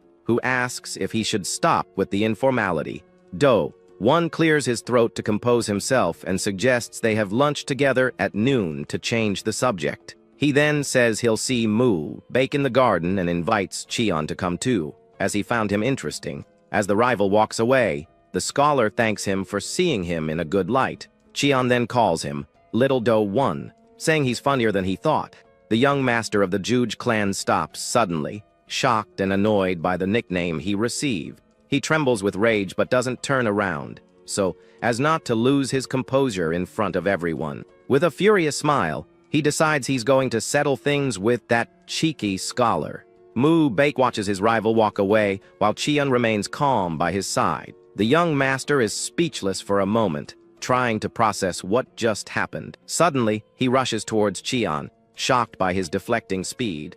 With an admiring smile, Mu-baek says Scholar Cheon is even more incredible than he thought. He then asks if it's true that he sent the terrible Elder Gao to heck, and if he's really provoking Judge Do-1. Running alongside him, the young master also wants to know if it's true that he turned Brother Peng into a human being. With a smirk, Cheon comments that the honorifics seem to have stuck to his student's tongue now. The young man says that after seeing the manual's interpretation and how he handled Do-1, he couldn't help but acknowledge him, and the scholar agrees it's a good change. Mu-baek then scratches his head and admits that although the tutor says he's changed, he doesn't feel the change himself. Cheon reveals that Peng So-un was like that at the beginning too, and the young master warns him not to say his name so casually. He's terrified and explains that unlike him, that guy starts a fight first, and the scholar could get seriously hurt. The tutor then calmly replies that he and the other young master aren't friends. With a confident smile, he reveals that Peng So-un actually calls him Big Brother. The young man doubts it, saying that guy looks at scholars like they're street dogs, and that Cheon tells terrible jokes. The scholar just stares at him in silence, neither confirming nor denying the story he just told. Mu-baek is completely shocked by the possibility and points at his master, speechless. He then stammers and asks loudly if that's really true. The scene then shifts, and the two arrive at a beautiful garden with a large pavilion and a serene lake. Cheon observes the place and asks if this is the famous demon subjugation garden. The young master confirms and begins to tell the story of the place, saying it all happened 50 years ago. In a flashback, we see warriors fighting against a demonic cult that rose up in the martial world. He explains that the ancestors of the Namgun clan fought on the front lines, but most of them ended up falling in a great tragedy. With a sad look, the young man reveals this is the main reason why the boundless blue sky sword art wasn't fully passed down. Mu-baek explains that to never forget the resentment and the will of their ancestors, they named the garden this way. Cheon comments that it's a place with a very important meaning for the clan's history. Inside the pavilion, Jujdo, one is relaxing and listening to music with a courtesan by his side. The young master is furious to see that his rival has called courtesans to the demon subjugation garden. He confronts him, saying that anyone who sees him would think he owns the place, calling courtesans here. One says that in his clan, not even a direct descendant like him can easily summon courtesans, but here they give them to a stranger. A musician plays a gentle melody as the young master of the Joj clan praises the Namgong clan's generosity. Baek gets extremely irritated by the taunt and clenches his fists, ready for a fight. Cheon then places a hand on his chest and asks the young master not to get worked up over the situation. With a confident smile, the scholar tells his student that he'll take care of everything. He then advises the young man to just sit back and enjoy whatever his rival tries to pull. Cheon approaches and greets little Do-1, asking if he's been having fun. The young master of the Juj clan gets annoyed by the nickname, but maintains his composure in front of everyone. With a smile, the scholar invites his student to come in and join the party. The young man hesitates for a moment, but eventually agrees to enter the pavilion with his master. With an excited shout, he prepares for the competition that is about to begin. Suddenly, a hand stops the musical instrument, and Do-1 says not to make him laugh with that music. He then takes the instrument and stands up, preparing to show off his own talent. The rival explains that since he was bored alone, he called for a Pippa performance. With a cold look, he says he thought he'd have the musician play for little brother Baek, and scholar Cheon. With his nimble fingers, Jujdo-1 begins to play a beautiful melody on the instrument. The soft music floats through the pavilion as everyone watches his performance. With his eyes closed, he completely gives himself over to the melody, showing his concentration. In the background, some men watch the talented young master's performance. Meanwhile, Cheon and Baek relax and listen to the music with calm expressions. Suddenly, the rival thinks with a smile that his thinking was a bit limited. He then taunts back, saying that since he only trains, he probably doesn't understand a thing about music. The young master gets annoyed, and the rival pretends to apologize for not being considerate. Sipping his tea, Cheon realizes he wants to rattle his student before the duel. Do-1 then offers to explain the music to his ignorant little brother, but Cheon explains that the music is famous for being a morning song by a great artist. The young master of the Juj clan is surprised and comments that the scholar understands music. With a confident smile, the tutor says he knows the 10 great songs and even plays them. The rival then looks at the garden and announces that at the perfect moment, she has arrived. Cheon and Baek look at each other, confused, wondering who he's talking about. Do-1 explains that he called for an audience because a good performance deserves to be seen. With a mischievous smile, he reveals he also invited a very special guest. He then introduces the greatest courtesan of Hefei, who approaches with elegance. One of the men in the audience recognizes her as Yo from the Celestial Pleasure Pavilion. The beautiful woman walks with her attendant close behind. With a charming smile, the courtesan Yo shows off her stunning beauty. Baek is captivated by the woman's beauty, while Cheon observes her indifferently. Do-1 thinks his rival is just showing off his authority by inviting the famous courtesan. He also wants her to listen to and evaluate his music, but the scholar sees through his intentions. With an evil smile, the rival invites everyone to have their sound evaluated by an expert. He reveals he's looking forward to seeing scholar Cheon's musical skills in action. In the garden, everyone gathers to watch the duel of talents between the young masters. 2 men arrive at the scene, and one of them comments on this year's friendly duel. The other man replies with disdain, saying the outcome isn't already obvious, as always. But the first man says this year will be different, and that things are going to change. The man then asks if young Master Baek has achieved some kind of enlightenment. The patriarch's companion replies that he's finally started to use his head a little. With an ironic smile, the man from the Juj clan responds with a simple, "Is that so?" He then says that since the duel represents their clans, they should make a bet. The man suggests they bet the loading rights of the escort agency on the duel's outcome. The patriarch's companion thinks he's a cunning snake, trying to settle the dispute with a simple duel. With a smile, he accepts the bet and says the idea sounds very fun. The man from the Juge clan smiles victoriously, believing he has already won the dispute. The courtesan Chiang Yo then thanks them for the invitation and introduces herself as Zhang Yang. Do-1 smiles with satisfaction and says the preparations are complete. As the audience has gathered, he then says that the greatest musician in Anhui has also arrived to judge the duel. Do-1 invites everyone to begin the duel and leaves the judging to Lady Chiang Yo. He turns to Chian and asks with a smile if he's not nervous about the challenge, with a piece of fruit in his mouth. The scholar replies that he's hardly nervous and is excited to play a little. With a mischievous smile, he suggests that if they're going to compete, they should play the same song. The young master of the Juge clan is surprised and wonders what the scholar is plotting. Chian remains silent for a moment, instrument in hand, waiting for his rival's response. After some thought, Do-1 agrees to the condition, but says he gets to choose the song. He then challenges him to play White Snow in Early Spring, since he knows the 10 great songs. The scholar replies that the song is basic, and he's played it a few times. With a confident smile, he says he has no problem playing that song at all. The rival doesn't believe him and thinks he's bluffing, as that song isn't something one masters with just a few tries. With a hateful glare, he decides he's going to stomp on Chian so hard he'll never dare challenge him again. With his eyes closed, he begins to play the instrument with impressive concentration.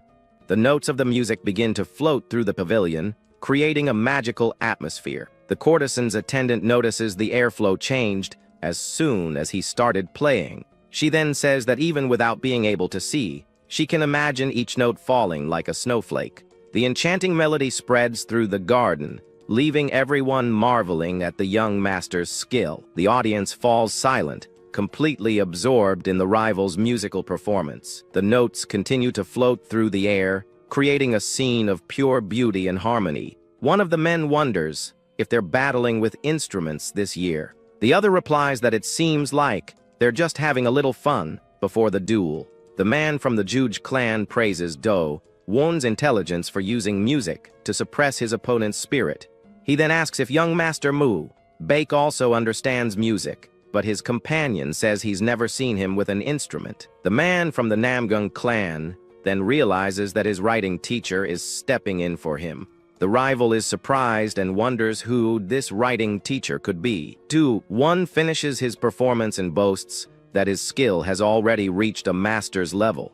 Chian then cleans his ear out of boredom, and the rival gets annoyed by his attitude. He wonders how a guy who can barely imitate the notes dares to be so arrogant. Do-1 challenges him to go ahead and humiliate himself in front of all these people. Suddenly, he starts playing at a fast tempo that sounds like an overwhelming blizzard. His fingers move with incredible speed, unleashing a powerful energy through the strings. The music becomes a snowstorm that envelopes the entire pavilion with its intensity. The courtesan observes and comments on the speed of the music infused with internal energy. The audience is amazed by the young master's skill, which fills the space with sound. The man from the Juge clan comments that his prodigy's skill is impressive for someone so young. He explains that since Do-1 used to cause a lot of trouble, he taught him music to calm him down, and before he knew it, the young man reached a level where he could imitate the masters. He then encourages his little Do-1 to break his opponent's spirit right from the start. The young master challenges the arrogant rookie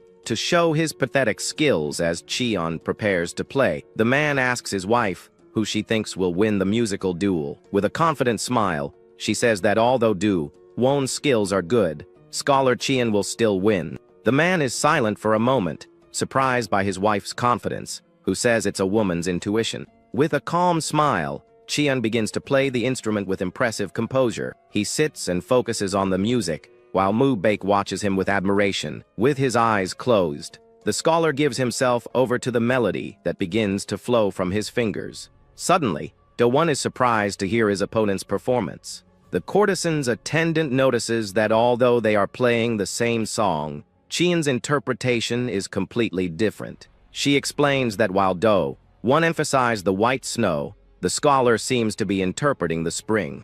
Mu Baek is shocked by his teacher's skill and whispers his name. The rival admits the performance isn't bad, but says the scholar is no match for him. A golden aura surrounds Qian as he continues to play with impressive mastery, with his eyes glowing with rage. Do-won says he will bury everything with his fast music. He unleashes a wave of blue energy from his instrument to overpower Qian's performance. The scholar smiles and thinks that scoundrels are very amusing when provoked, and decides to use the energy wave. He then gathers spiritual energy at his fingertips, preparing for a counterattack. With a swift move, he unleashes a wave of golden energy from his instrument. The courtesan watches in shock and says the snow is disappearing before Qian's music. Golden butterflies begin to appear and fly around the audience, who are amazed.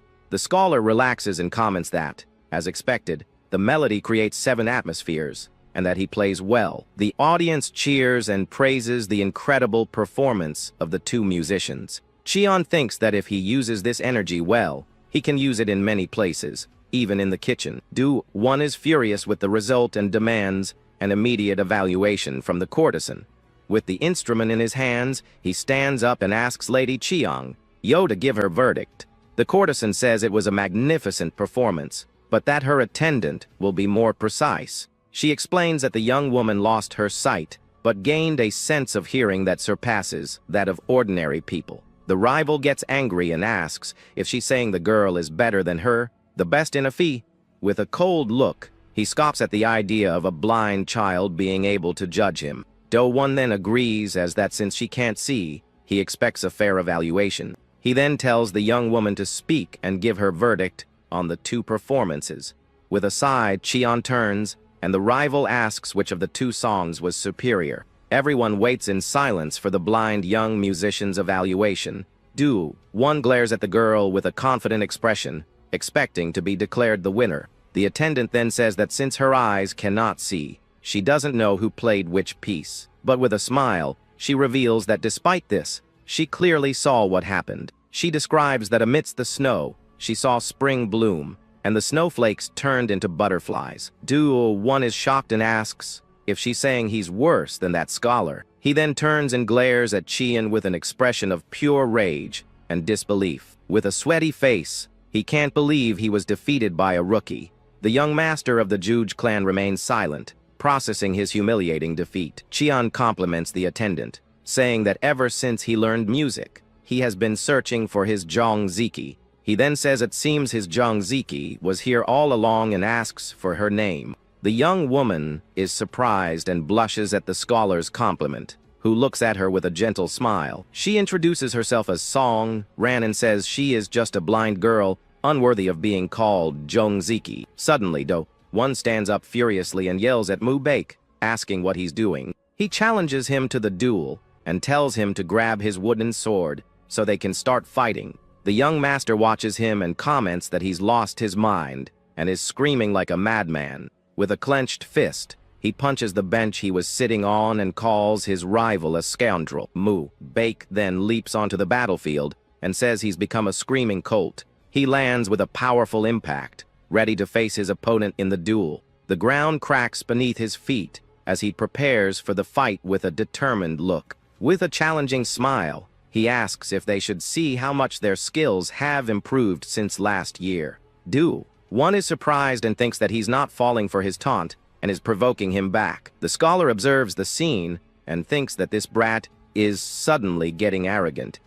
He then bids farewell to the courtesan and says he needs to get over there quickly. With a smile, he approaches the 2 women and formally says goodbye. The attendant then turns to her mistress and says she felt something from that gentleman. She reveals she felt a very special energy coming from Scholar Qian. The courtesan agrees, saying his appearance is also quite remarkable and that he is a special person. Qian approaches Mu Baek, and the 2 prepare for a duel. The garden is filled with people watching the preparations for the duel between the young masters. The 2 opponents face each other on the battlefield, with Qian and Mu Baek on one side. The crowd watches with anticipation as the 2 clans prepare for the confrontation. Mu Baek turns to his master and says he has a question for him about the sword art. He explains that while listening to the music earlier, he vaguely felt the 4th form of the sword art. The young man says He feels like he's about to grasp it, but is still confused and asks if his direction is correct. Chien replies that the fourth form he interpreted is similar to the story of Boya. In a flashback, we see the musician Boya, who broke the strings of his instrument after the loss of his friend. The scholar explains that just as Boya had a friend who understood his music, the sword art also requires understanding. He then reveals that to understand the fourth form, Mu Baek needs to become Jong Ziki and understand Boya. Suddenly, Do-won shouts and asks if he's learning martial arts from a scholar now. He scoffs and asks why he talks so much,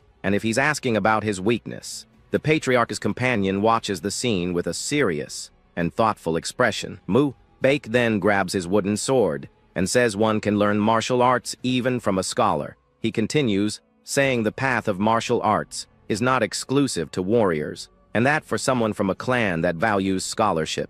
The young master concludes that his rival's thinking is too limited and challenges him with his sword. Do-won is surprised and angrily thinks about this guy who is challenging him. The man from the Juge clan complains that although they call Do-won a hidden dragon, his character is terrible. The patriarch is shocked to see his youngest son reprimand his rival using logic and reason. He then realizes that Mu Baek has changed a lot since Scholar Chien arrived and values him even more. Mu Baek is confused and wonders if he really needs to become Jong Ziki to understand his rival. He then questions whether he should think of Do-won as Boya to comprehend him. The young master is shocked by the idea and wonders why on earth he should understand that punk. The rival gets irritated by his opponent's lack of reaction and asks what he's doing. Mu Baek realizes that to become Jong Ziki, he needed to understand his opponent. Do-won gets even more furious and wonders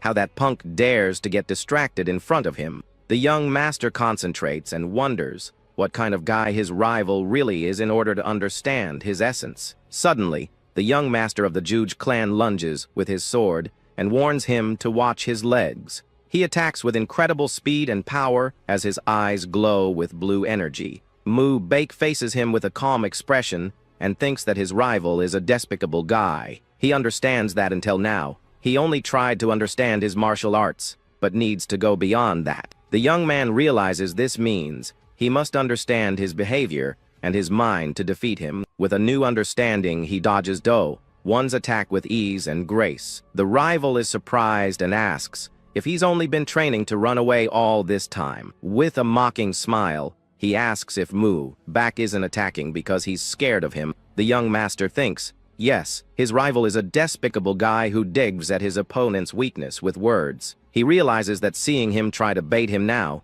is truly pathetic and smiles with contempt.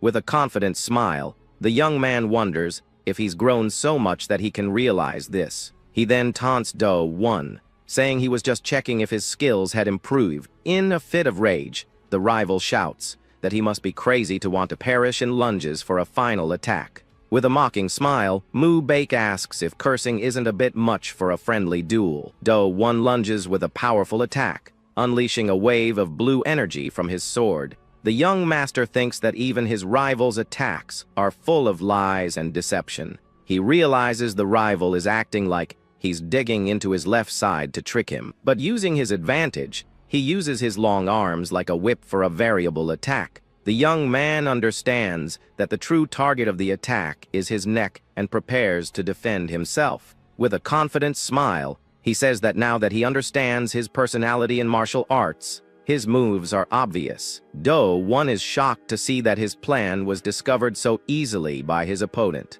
Mu Baek then rushes in and realizes that if he continues to provoke and ignore him, he'll try to suppress him. He knows his rival will try to use his power to show his superiority and crush him. The young master of the Juge clan unleashes a powerful attack, but his opponent blocks it with ease. With his sword glowing with green energy, he challenges him to see if he can escape his sword now. With a swift move, he delivers a powerful blow towards his rival, but in the blink of an eye, Mu Baek grabs his opponent's sword with his bare hands. With a smile, he asks who's running, as he's just grabbing the sword. He then intercepts the attack and grabs Do-won's wrist with impressive strength. The rival is shocked and humiliated to realize his wrist was caught by his opponent. With a victorious smile, The young master says it's now his turn to attack. In a swift move, he hits Do-1 in the face with the hilt of his sword. The young master of the Juge clan yells for him to wait. Mu-Baek attacks his opponent with precision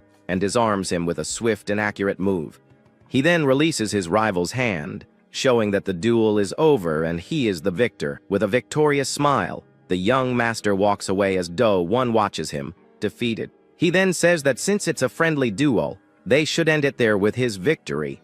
The crowd cheers for the young master's victory, who proves to be a skilled and intelligent warrior. The man from the Judge clan is silent, completely shocked by his protege's defeat. The patriarch celebrates and says his youngest son defeated Do-1 in a duel and that he has won. He then turns to Scholar Cheon and thanks him for his valuable help and guidance. Mu-Baek celebrates and says that just as the scholar was right, it all comes down to thinking and understanding. Do-1 can't believe it and thinks there's no way that's his opponent's real skill. He then deduces that punk must be working behind the scenes and using some kind of trick. Meanwhile, Cheon relaxes and fans himself, enjoying the garden breeze. With a bored look, he wonders what's going on and if the fight is over yet. With the sword in hand, the young master proudly declares that he has won the duel. He reflects that, like mountains in flowing water, he never tried to understand what was natural.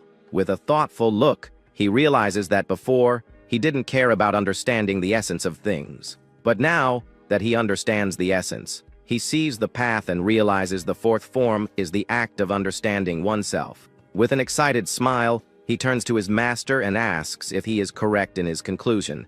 Cheon looks at him with an expression of complete disinterest and fans himself more forcefully.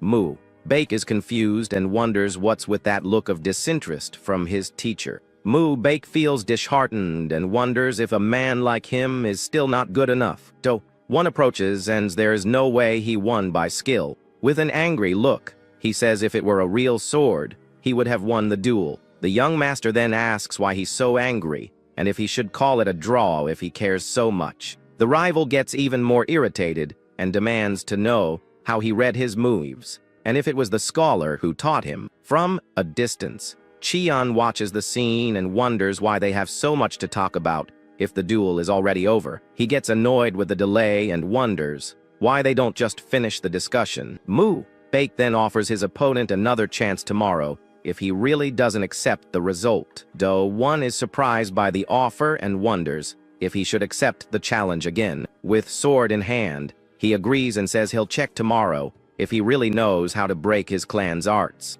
Furious, he shouts that he'll find out if he really knows the secrets of their techniques. From afar, Cheon comments that his rival is like a child who sees everything as a nail when he has a hammer. With a mocking smile, he says young Master Juge looks exactly like that right now. The rival gets irritated by the taunt and lunges toward Cheon, ready to attack him. He shouts that he left that scholar alone, and now he's provoking him non-stop. Do-1 then attacks Cheon with his wooden sword, but Mu-Baek intervenes to protect his master. The young master thinks that punk is taking out his anger on Scholar Cheon. He then rushes towards his rival and says he can't let that happen. With a powerful impact, he gets in front of the attack and says his master still has many manuals to interpret. He then unleashes the fourth form of the boundless blue sky sword art and prepares for a counterattack. With a swift move, Mu-Baek dodges his opponent's attack with impressive speed. Do-1 is shocked and wonders if it's impossible for him to be faster than him. The patriarch watches the scene and wonders if that is the blue lightning splitting the sea technique. With a satisfied smile, Cheon thinks his student was truly born with martial talent. With a war cry, the young master charges for the attack, his sword in hand. He delivers a powerful blow that throws Do-1 to the ground, defeated and unresponsive. The rival gets angry and calls him a scoundrel rookie, not believing he was beaten again. With sword in hand, he prepares for one last desperate attack against his opponent. Do-1 shouts for him to swallow this and throws his sword toward Cheon to get revenge. The sword flies at high speed toward the scholar, who is sitting calmly. Mu-Baek shouts and warns him to be careful of the sudden and unexpected attack. Cheon just looks at it with a calm expression, showing no fear of the situation. It is revealed that those born with the heavenly martial body can see incredible things. If they wish to see, they can even perceive falling raindrops. The scholar then uses his ability to create a blue energy barrier around himself. He can visualize every detail of the sword's movement as it flies toward him. With a swift move, he dodges the sword, which grazes past him. With a smile, he says that was a close one and unleashes a wave of blue energy from his hands. The man from the Juge clan watches the scene and wonders how the sword got there. He then removes his sword from its sheath. The patriarch barely manages to dodge the sword, but is shocked by the attack's power. The two wooden swords are now stuck in the ground. After the intense confrontation, the man from the Juge clan gets up and says he's fine, while the patriarch watches him with concern. The leader of the Namgung clan notices the sword carried a rotation that made it more powerful. He understands the rotation was added to the sword while it was in motion. The patriarch realizes that since the rotation was hidden by Qian's sleeve, it looked like he simply dodged. But in reality, the sword came out amplified with much greater force than when it went in. He then remembers the fifth form of the sword art, the ascension of the blue dragon, and is shocked. The patriarch can't believe the scholar not only interpreted the chants, but also used the technique. He thinks that knowing the theory and using it are two completely different things, and that it must be a coincidence. The man from the Judge clan can't believe that even if he is an unparalleled genius, he could do such a thing. He then shouts at Do-1 for not accepting the result and trying to tarnish his clan's name. The young master hangs his head in shame, and his master teaches him that one must learn to lose. With a sweaty and humiliated face, Do-1 feels like a foolish boy in front of everyone. He then kneels on the ground, completely defeated, and without the strength to continue. Mu-Baek celebrates and says he manifested the blue lightning splitting the sea on his first try. With an excited smile, he boasts that, as expected, he truly is a peerless genius. The man from the Judge clan then bids farewell to the patriarch, saying he must leave immediately. The leader of the Namgung clan is surprised and says they still haven't resolved the issue of the escort agency. The patriarch warns that the loss for the Juge clan will be significant, asks if he's sure. The man from the Juge clan says he hopes today's events will be well resolved in the end. The patriarch reassures him and tells him not to worry about today's events. He assures him that no unpleasant rumors will reach the outside world, but the man doubts it. With a smile, the leader of the Namgung clan says of course not and asks him to seal a deal. The man from the Juge clan laughs and comments that he already anticipated everything that would happen. With a pen in hand, he says he envies the patriarch for having such a promising son. He then comments that Mu-Baek used to cause trouble but has now matured a lot. The patriarch's companion says he assumes he gained some enlightenment after studying with Qian. The man asks if he's referring to the scholar who was playing the instrument earlier. He then remembers they called him Scholar Qian and wonders if he's the famous ghostly scholar. The patriarch looks at him with a serious expression, neither confirming nor denying the tutor's identity. The scene then shifts to a dark night, with a full moon shining over the mountains. Two mysterious figures enter an isolated cabin, wearing cloaks and masks to hide. They are revealed to be a white-haired woman and her servant, ready for a mission. With a torch in hand, they walk through a dark and mysterious cave. The two carefully explore the cave, looking for something specific and important. Suddenly, they find a large ice crystal with a female figure trapped inside. The woman inside the crystal seems to be in a deep sleep, completely frozen. The crystal begins to melt, and the woman wonders what on earth is happening. She is shocked and wonders if the ice crystal isn't melting right now. A solitary cabin is covered in snow amidst a frozen, mountainous landscape. The torch-lit cave trembles and cracks with a deafening noise. The two women watch the ice crystal, which continues to melt rapidly. The white-haired woman touches the crystal and wonders how this can be happening. She then thinks that the only ones who possess the energy to melt the crystal are her and the palace master.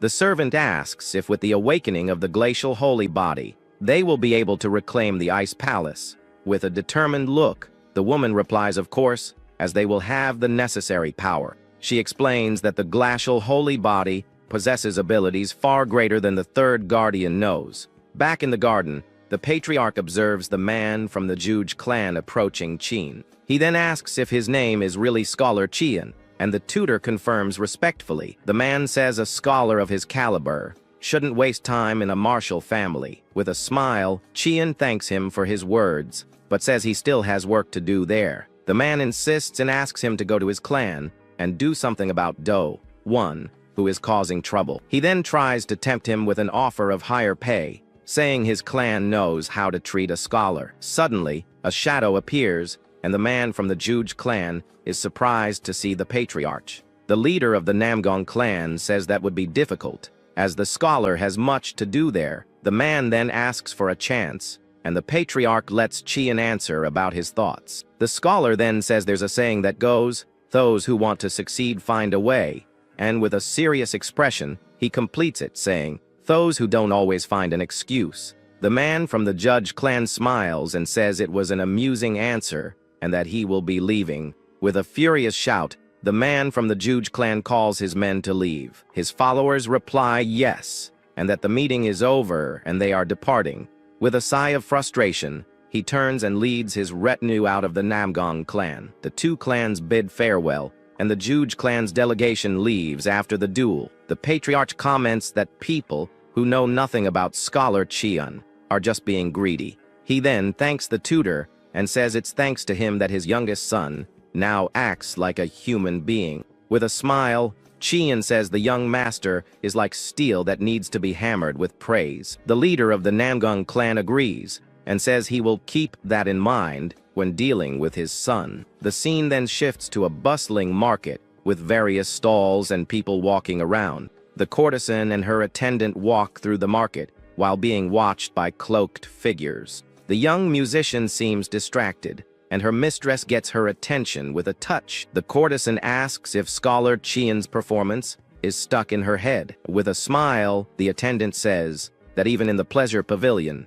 where she has heard many melodies, she says she has never heard a song like the scholar's, and that it was a unique experience. The courtesan agrees and says that even she couldn't escape the lingering feeling of the music. The attendant then feels something strange and stops, suddenly with a worried expression. Suddenly, a group of cloaked female warriors passes by them with a powerful aura. The young musician asks her mistress if some martial artists just passed by them. The courtesan confirms and says they looked like female warriors, but doesn't understand why she's asking. She then questions if she has bad memories of martial artists as the two cloaked figures watch them. The two cloaked figures walk down a deserted street while being watched by a man. The elder of the North Sea Ice Palace, Yuyak Rip, asks if that is the young master's heady-out. Her attendant confirms and says yes, that is their secret heady-out. She then reveals that the third guardian, Chi Young, is acting as the owner of the place.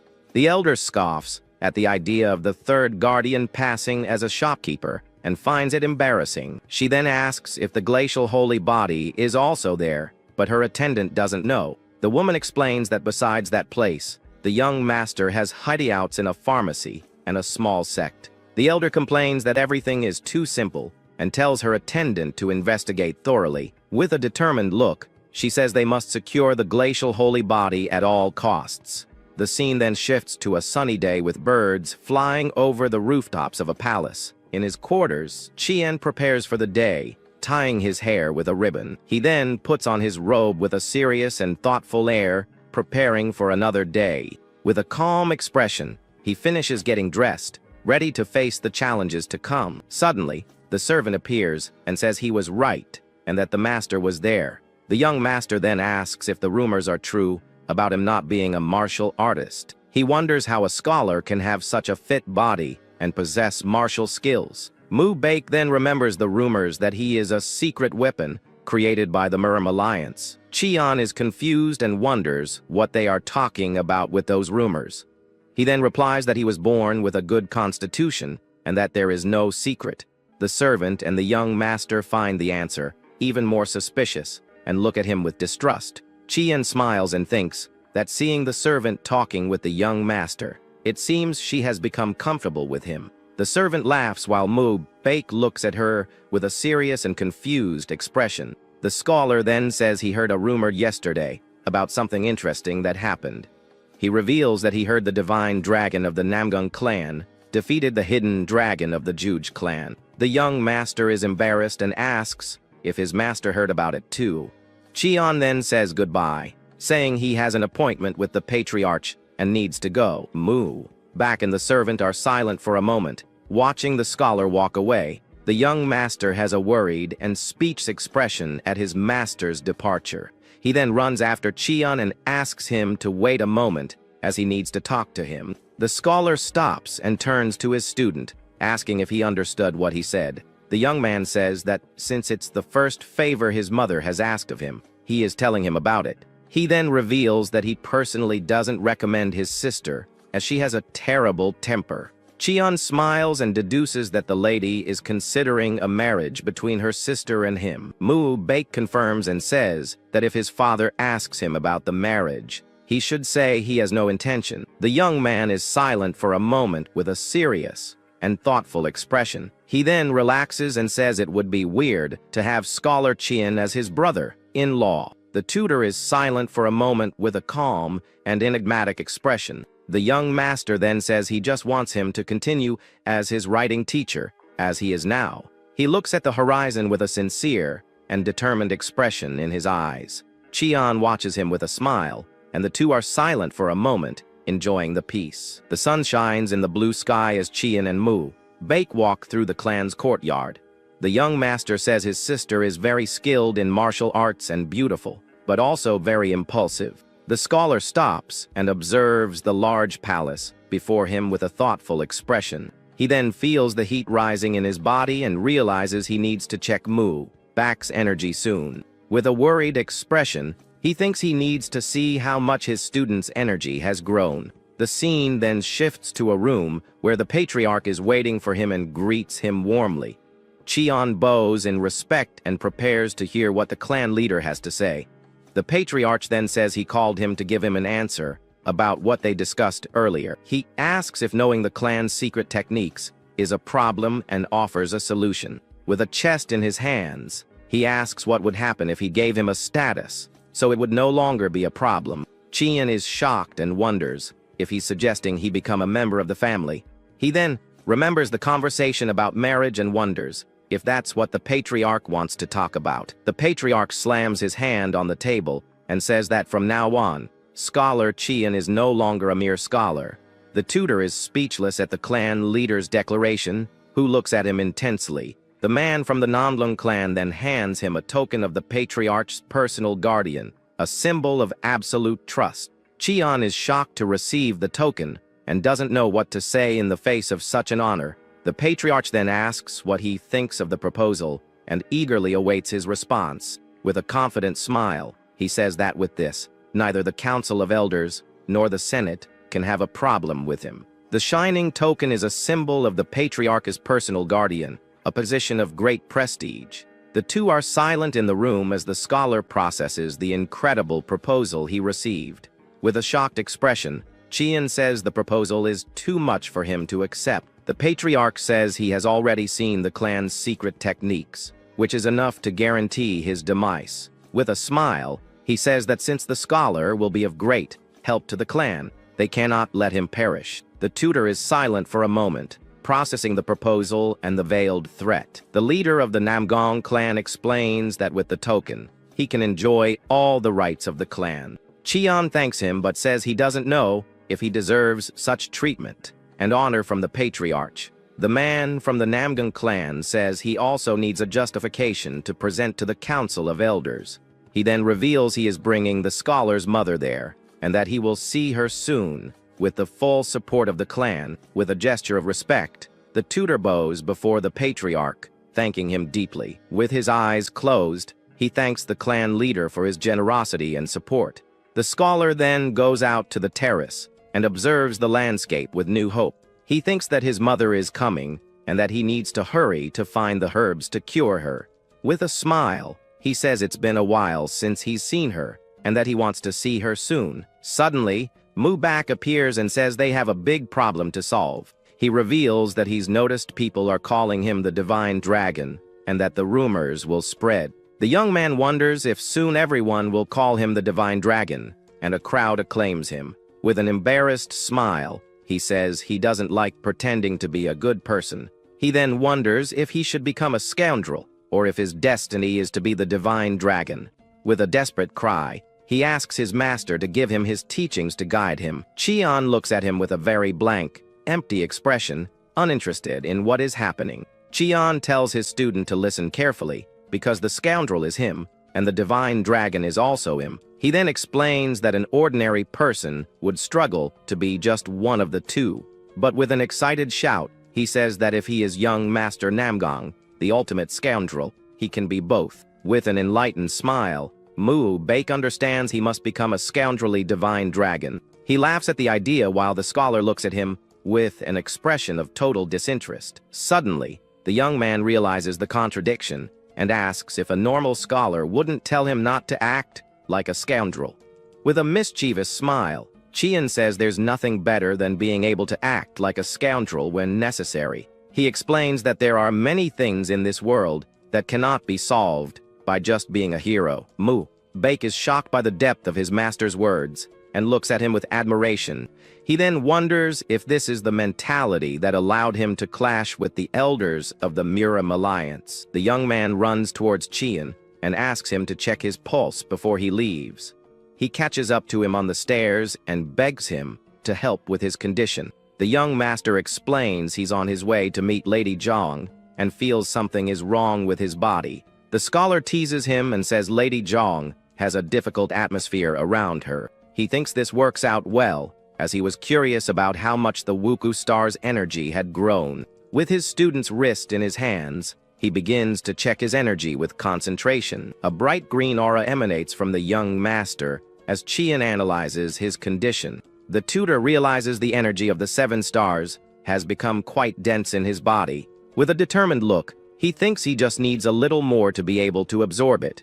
He then reveals that absorbing the energy of the 7 stars doesn't just mean prolonging his life. He reveals that the energy of the 7 stars combines with the heavenly martial body and manifests as new abilities. With a mischievous smile, he thinks that if Mu Baek's energy comes to him, it will become a new skill. The young master then asks where he is sick and if he should slow his heartbeat. The scene then shifts to a dark night with a full moon shining over the mountains and an isolated cabin. Suddenly, the cabin door bursts open and a group of cloaked figures invades the place. The white-haired woman shouts for guards and asks who did this to her men. One of her followers asks if the glacial holy body is safe after the attack. With an angry expression, the woman leads her group to the cave to check the situation. She is shocked to see the ice crystal completely shattered and empty. With wide eyes, she screams that the glacial holy body has disappeared and wonders how this happened. The woman can't believe what she's seeing and wonders how the crystal could have been broken. She then turns to her follower and asks if she has ever heard of the glacial holy body awakening on its own. The third guardian replies that nowhere in the palace records is there any mention of such a thing. With a furious expression, the woman orders her men to search the surroundings thoroughly. Suddenly, she turns and realizes someone is there, watching the scene from a distance. Her follower draws her sword and shouts, asking who is there, ready for combat.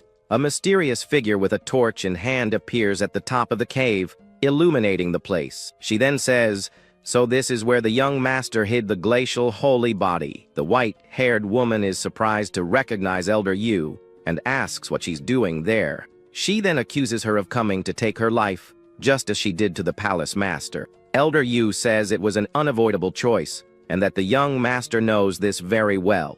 She explains that the ice palace has always been managed by the master and the elders together. But the palace master made the mistake of trying to eliminate the elders' faction, and they just responded. The white-haired woman accuses her of bringing in the blood cult and asks if the palace has improved because of it. The two groups face each other in the cave, with tension rising every second. The elder then demands that she hand over the glacial holy body without hesitation. She says the glacial holy body belongs to the ice palace and not to her individually. The young mistress looks at her angrily and asks if she plans to offer it to the blood cult as well. The elder and her followers prepare for battle, ready to take what they want by force. She then says the blood cult will serve as a stepping stone for them to enter the Jingyu. The elder reminds her that she doesn't have much time left to live and asks if she has found someone to extend it. She then wonders how long they must live burdened by such a cruel fate. The white-haired woman and her follower watch the elder with serious expressions. The elder declares that they must go to the Jingyu and overcome their fate, turning the palace into a pillar of the Murim. But the young mistress shouts no, and that the palace only has value when it remains in the North Sea. With a furious look, she refuses to follow the elder's plans for the palace's future. The elder accuses her of having an even more archaic way of thinking than the previous palace master. She then says that for the sake of their disciples, even if they have to take her life, they will enter the Murim. With a furious shout, she demands that the young mistress hand over the glacial holy body immediately. The elder unleashes an explosion of blue energy, preparing for a devastating attack. The wave of blue energy spreads through the cave with overwhelming power. The white-haired woman and her followers are caught in the explosion of energy. Their reflections are seen in the ice fragments that fly through the air after the attack. The elder is surprised and wonders what those ice crystal fragments are. The young mistress accuses her of having melted the glacial holy body with her attack. She glares at her with an expression of pure rage and disbelief at the situation. The white-haired woman then reveals that the glacial holy body awakened on its own and disappeared. The elder is shocked and says that's absurd and can't be true. She runs toward the broken crystal and can't believe the glacial holy body could have awakened on its own. The elder examines the crystal and wonders how it could have awakened by itself. She then looks at the remains of the crystal and wonders if it really melted from the inside out. The young mistress says they were just trying to understand the situation when the elder arrived. The elder gets angry and asks why on earth she brought the glacial holy body to this place. The white-haired woman accuses her of being the culprit and asks if she thought about the disaster if it falls into the cult's hands. The elder shouts that she wouldn't hand over the glacial holy body to the cult, and that it's a misunderstanding. She then says that now they need to find the glacial holy body as quickly as possible. The elder orders her men to search around the mountain fortress for the glacial holy body. Her followers reply yes, and prepare to start the search immediately. The young mistress then tells her follower that they also need to mobilize all available personnel. With a look, she says they can't be slower than the elder, and that they need to find it first. In a restaurant, a steaming ball of noodles waits to be eaten. Qian is sitting alone at a table, enjoying his meal calmly and peacefully. He comments that the broth has become more refreshing, and the salty flavor has improved, making the food delicious. The restaurant owner appears and thanks the scholar, saying the number of customers has doubled. The tutor smiles and says he flatters him, but wonders where his noodles are. Suddenly, he realizes his ball is empty and wonders where his food went. He then looks around and sees a small, mysterious figure hiding behind a column. The figure is revealed to be a young, white-haired girl, voraciously eating his bowl of noodles.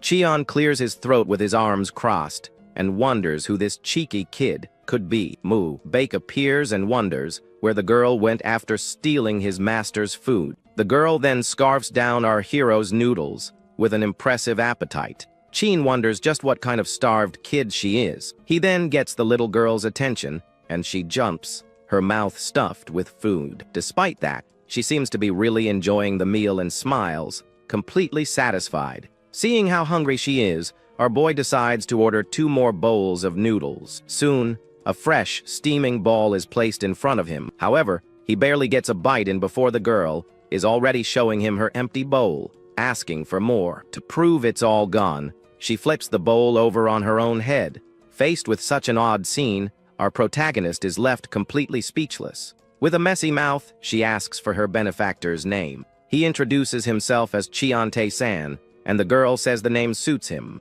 She then comments that the food seems to have astragalus and goji berries in it. Our hero is shocked, as she nailed the dish's secret ingredients. Qian then asks for her name, but the girl can't remember a thing. Our protagonist stares at her for a moment, trying to make sense of the situation. With a gentle smile, he says he understands and pats her on the head. but the girl's expression suddenly twists into one of pure fury. She yells that you should never touch a woman's head without permission. Then she adds that's just what someone once told her, striking a weird pose.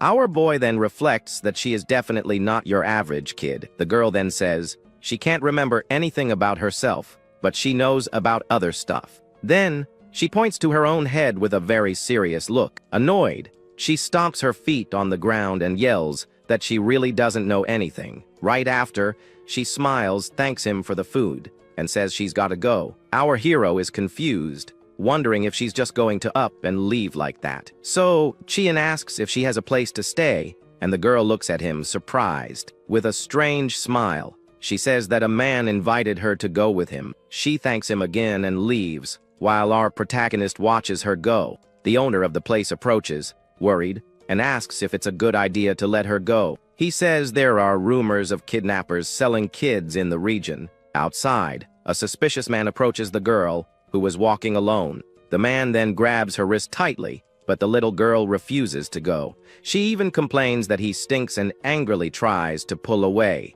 With a disgusting grin, the man threatens to hurt her if she keeps resisting. Our hero then appears and asks why they don't just let her go. The kidnapper gets angry and tells the scholar to mind his own business.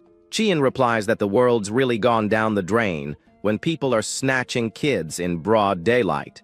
The man denies everything and says he was just trying to help a poor orphan on the street. Now there are two men surrounding the girl as Chien observes the scene. Our hero then says that the orphan is actually his younger sister. The kidnapper doubts him and calls him a bold-faced liar, but the girl plays along and calls our hero Big Brother. The men then get ticked off and decide to rough him up for sticking his nose where it doesn't belong. One of the goons rushes forward to try and punch our protagonist. However, Chien dodges his punch with impressive ease. Right after, he takes the man down, who face plants right on the ground. Seeing this, the leader of the thugs tells all his men to attack at once. Suddenly, a man appears and asks what all this racket is about. He seems to know the thugs and scolds them for being on the northern border. The man then recognizes our hero and asks what he's doing there. Chien explains that the guys tried to kidnap his sister and a fight broke out. The newcomer is surprised to hear what the thugs did. Furious, he says he's punished them before, and now they're kidnapping people. The leader of the thugs doesn't like being told off and orders his goons to attack. The man then gets ready to show them the true fury of the North. Without any trouble, he single-handedly takes down all the kidnappers. After the commotion, our hero and the girl are safe in the courtyard. Our protagonist thinks that the girl has now become quite the dilemma for him. He notices that even in simple clothes, her beauty can't be hidden. Chien then realizes it's far too dangerous to leave her on her own. Our hero then stops walking and looks at the little girl. He crouches down a bit to be at her eye level.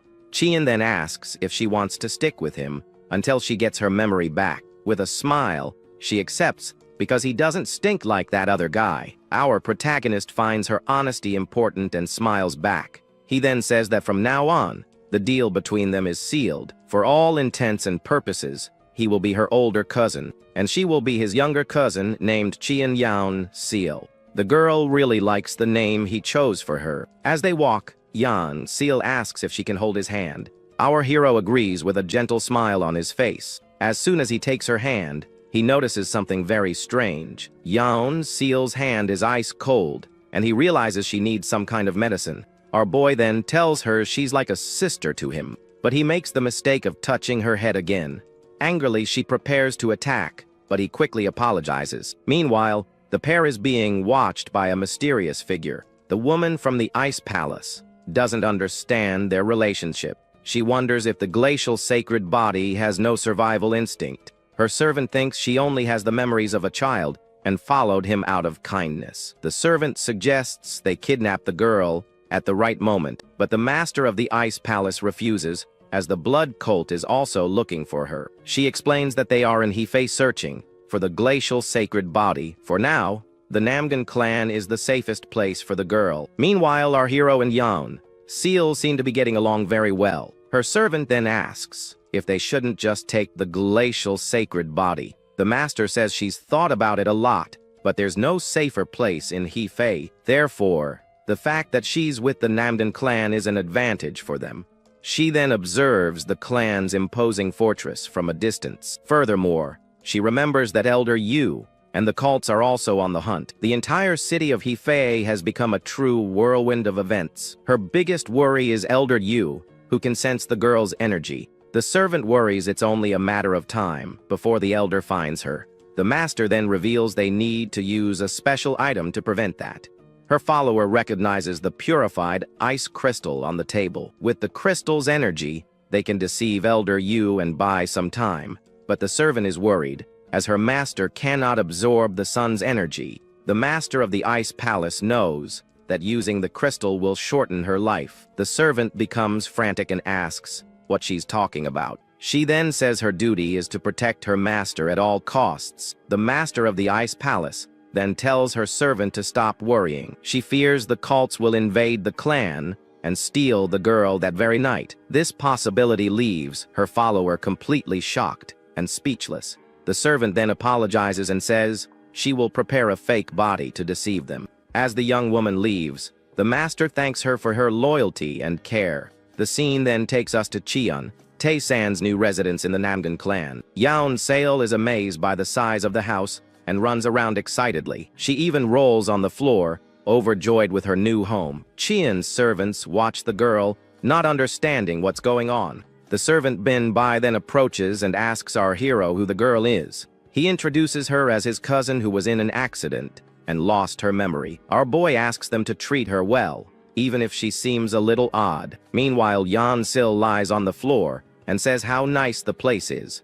Bin Bai comments that the young lady is beautiful and will capture many hearts in the future. Cheon then asks her to help Yeon Seol take a bath and buy some clothes. The servants remind him that he doesn't have to pay for anything, being part of the clan. Bin Bai gets excited because the elder ordered them to fulfill his every wish.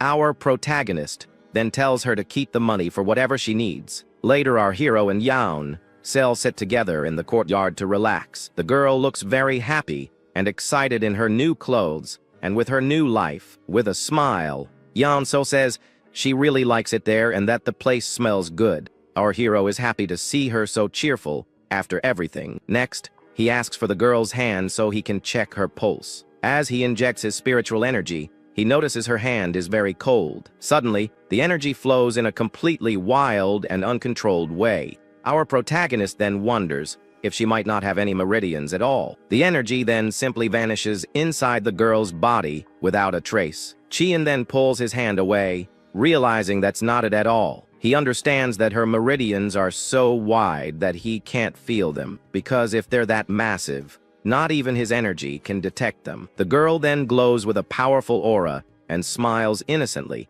He finally understands that she possesses the legendary heavenly immortal meridian. This is a constitution that appears only once every 1,000 years, something that can only be achieved by those who ascend to the status of an immortal. Our hero then concludes that this is something that should only exist in theory. The only explanation is that she was artificially created by someone. He then wonders if an evil organization could have done this, because if that's true, she could become a disaster for the martial world. The girl senses the tension and asks her, "Brother, what happened?" Cheon plays it cool and says he's going to prepare some medicine for her cold body. Our hero then asks the girl not to wander off, as he has to speak with the elder. He thinks that if it really is the heavenly immortal meridian, the girl is incredibly special, because with this constitution, she gets stronger just by breathing. This means her internal strength will accumulate naturally, which is just absurd. Soon,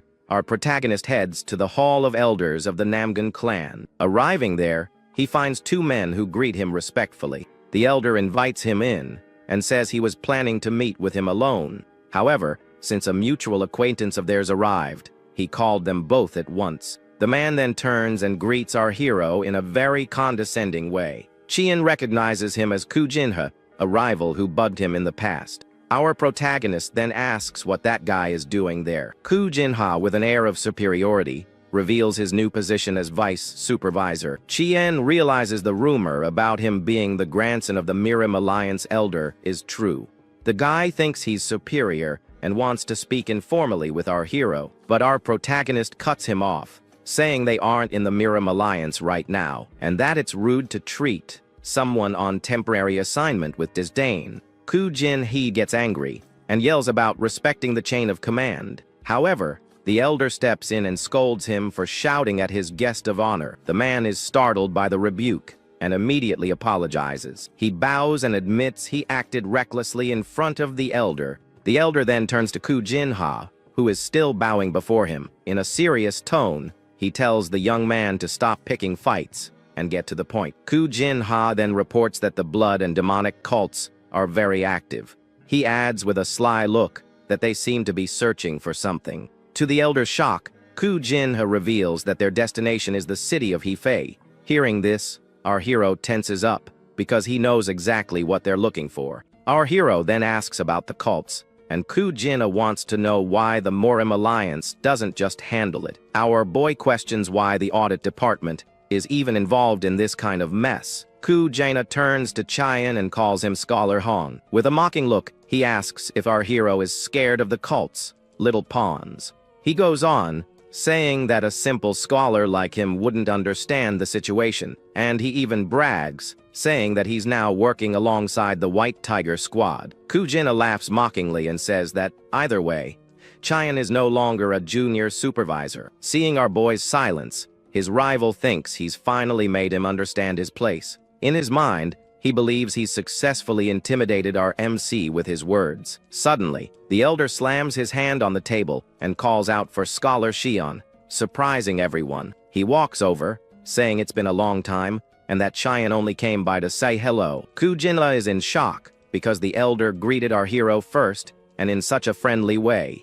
He wonders what in the world is going on here, because the elder of the Namdan clan, who honors all warriors, is talking to him like an old friend. Koo Jin-ha gets annoyed because even he, with his higher rank, has to choose his words carefully. The elder continues, saying he'd like to see our hero around here more often. With a smile, Chien replies that he has other business but promises to visit more. Before leaving, he turns to Koo Jin-ha and calls him Junior Supervisor. With a wicked grin, our protagonist says his goodbyes, telling him they'll see each other soon, and so Koo Jin-ha is left behind, absolutely furious and humiliated by the whole situation. Leaving the room, our hero complains that because of that little pest, he couldn't have a proper conversation with the elder. He then reflects that the blood and demon cults are searching for something valuable and wonders if they're after that. And then it hits him. He remembers the girl in her celestial immortal meridian. Just as he thought, he concludes that he needs to hide Yan Seal to keep her away from prying eyes. Suddenly, a fight breaks out, with a red-headed young master yelling at Yan Seal about formalities. The guy confronts her, saying that even if she is Chien's cousin, she can't just treat him so informally. Our protagonist watches the scene as the redhead complains that the girl is an obnoxious brat and wonders how Chien could have a cousin like her. Yan Seal then bites the guy's arm hard, who screams, asking if they're even related because she has no manners.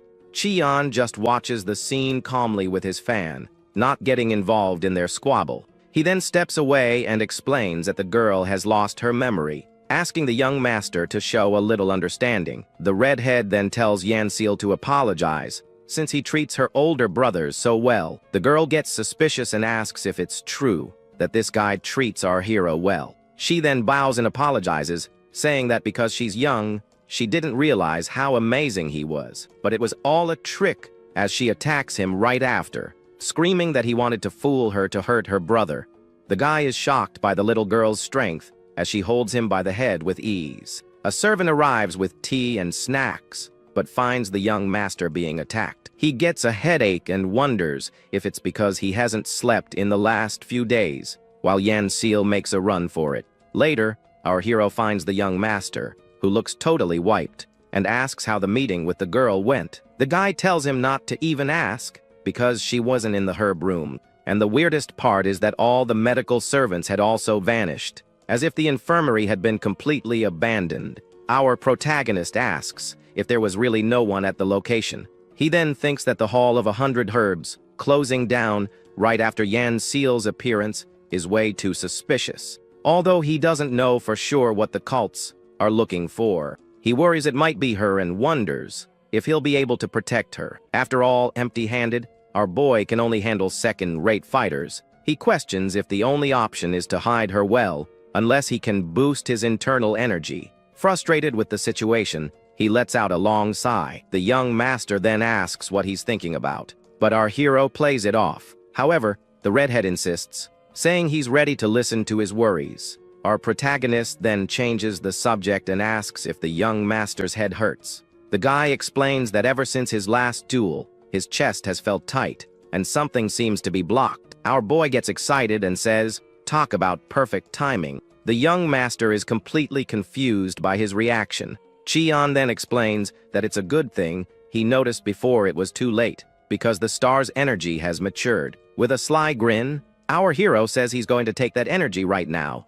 The redhead asks why he's so happy, and Cheon tells him not to worry, as he's handled this kind of thing before. The scene then shifts to our protagonist's residence. There, the young master sits down to meditate with Cheon right behind him. The guy focuses while our hero prepares for the procedure. Finally, Cheon places a hand on his back, and a green energy starts to glow. With a devilish grin, our hero absorbs the young master's energy, and the green energy flows directly into his hand. Mubake then feels invigorated, as his head is clear and the fog has lifted. He then leaps to his feet, unable to contain his excitement, and he runs off to train, saying he's going to seek some enlightenment. Our protagonist finds it amusing and thinks that, despite everything, Mubake is always sincere when it comes to martial arts. Now alone, the spiritual energy he absorbed from Pang So-won intertwines with the new star energy from Namgun Mubake. Our boy then thinks that this is exactly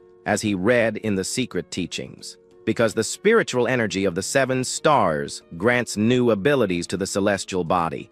The first was the Void Palm, which took him a while to master, but he feels the second one will be easier since his body already knows how to react. Suddenly, he feels a new life force pulsing inside him. This is his new strength, and he's eager to test it out right now. Our hero then stands up and gets ready for the test. He approaches a giant boulder that was in the room, and he places his hand on it to feel its size and weight. He then calculates that a rock this size would need 3 or 4 warriors to move, but he wonders what would happen if he used his new life force ability. He then focuses on the rock, ready to discover the power of his new skill. Our hero then focuses and uses his new ability on the stone. A green energy emanates from him, and he believes he can move the rock at least a little.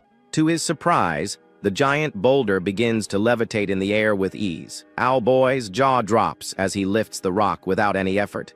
He didn't expect it to be so easy and wonders if this strength is enough for pulling weeds. With this new ability and a wicked smile, he wonders what would happen if he got a sword in his hands. And he continues testing his strength, lifting the rock as if it were nothing. He finally understands why they say that mastering the 7 primordial energies makes a person almost indistinguishable from a divine immortal, because even with just 2 primordial energies, the increase in his strength is clearly visible.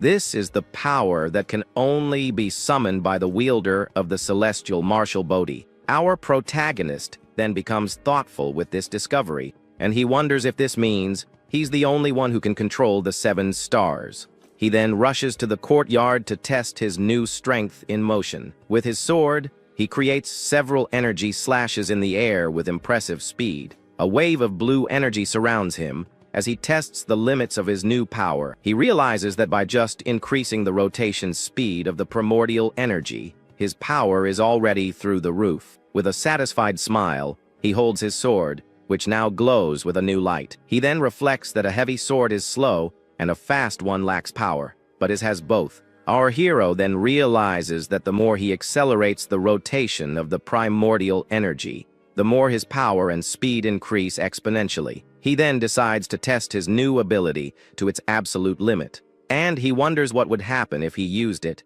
with the limitless celestial sword technique. A wave of blue energy engulfs him as he executes the technique with perfection. Suddenly, he sees the image of a blue dragon behind him. He's shocked because even though it's a faint image, he can see it clearly. The description in the manual wasn't an exaggeration after all.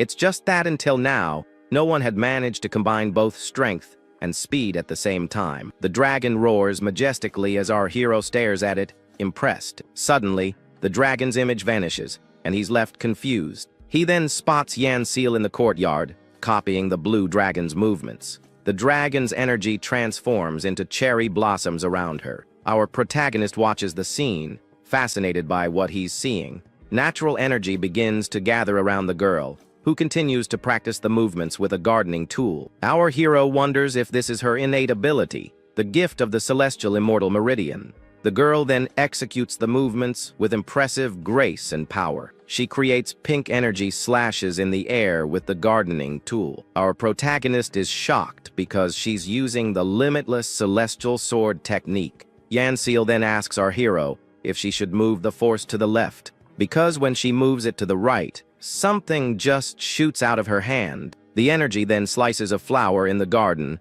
with impressive precision. Our protagonist just watches the scene in silence. The girl then gets confused by what happened and wonders what she did wrong. She then decides to try moving the force to the left again. Our hero yells for her to stop as she executes the movements with incredible speed. He then crouches down in front of her and observes her closely. Our protagonist thinks that he was born with the celestial martial body and has incredible skills, but her gift surpasses all of his talent because she skips the entire interpretation process and learns just by watching him. An astounding talent. He approaches her, still in shock from what he just witnessed. He then realizes that if the great schools and the 5 noble clans find out about her, the demonic cults will want to implant their demonic and dark arts into her. And if she masters those arts, an absolute ruler of evil will be born, one that no mortal under the heavens could even imagine. Our hero then takes the tool from her hand with a serious expression.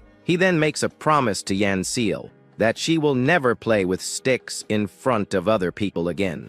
But in exchange, he promises to buy her noodles every single day. The girl gets excited at the idea of eating noodles every day and accepts immediately. Our hero then invites her to play with the sticks together in his room. Yanseal is overjoyed and celebrates that her big brother is going to play with her. Our protagonist thinks that her incredible abilities awaken his scholarly curiosity. He wonders if she'll be able to blossom like the plum blossoms. He then remembers studying the 5 forms of the plum blossom sword in the Murim archives.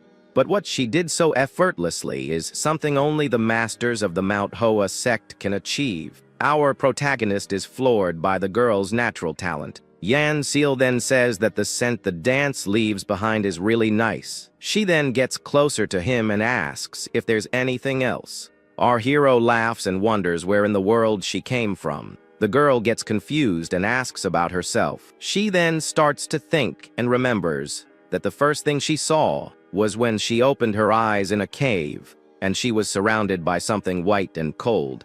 Our protagonist is startled and asks if she came out of ice. He is completely shocked, as he can't understand how a human could come out of ice. Suddenly, it clicks, and he realizes she is the sacred ice body from the Northern Sea Ice Palace.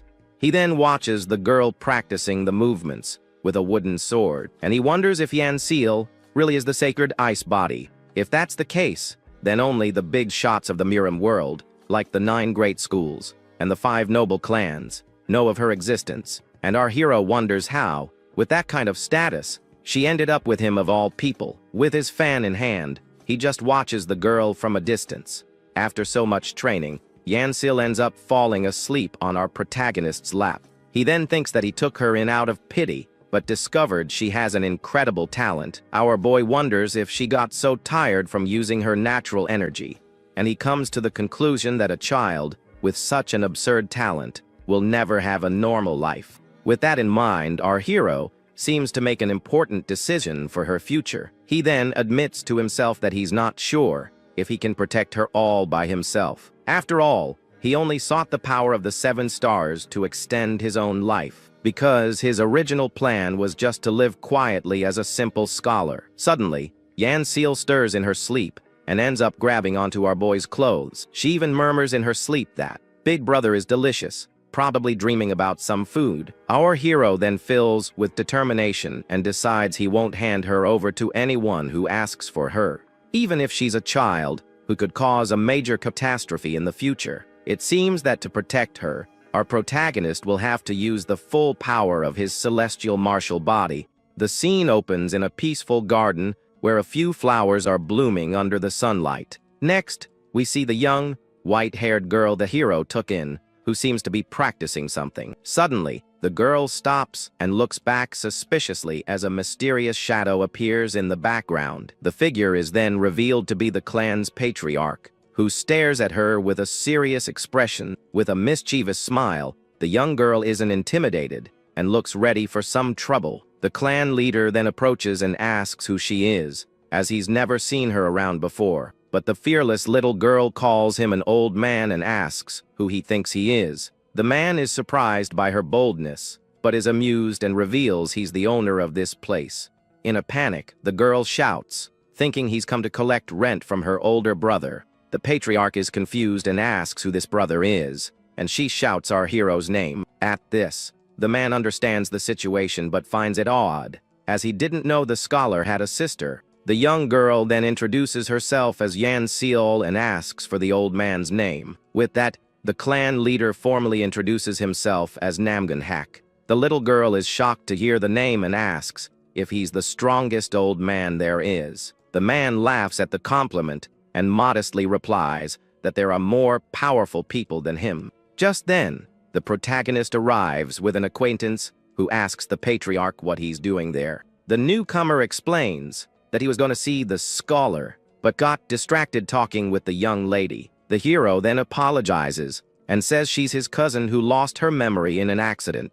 The man puts his arm around her and comments that you can't tell what she's been through. He says the trauma was so bad she forgot her manners, while the young girl looks irritated. The patriarch laughs and says he found the conversation pleasant because she reminds him of his children. With a smile, he comments that looking at the little girl reminds him of young Mu Bake. The acquaintance then sends her to her room, saying there are dumplings there, and the young girl gets excited. With that, the little girl runs off happily, shouting that she wants to eat the dumplings. The clan leader laughs out loud and comments that he's never seen a girl as charming as her. Now inside the room, the young girl devours the food, while the man watches her with a smile. Next, the little girl kneels before him as a sign of respect, and he points to the paintings.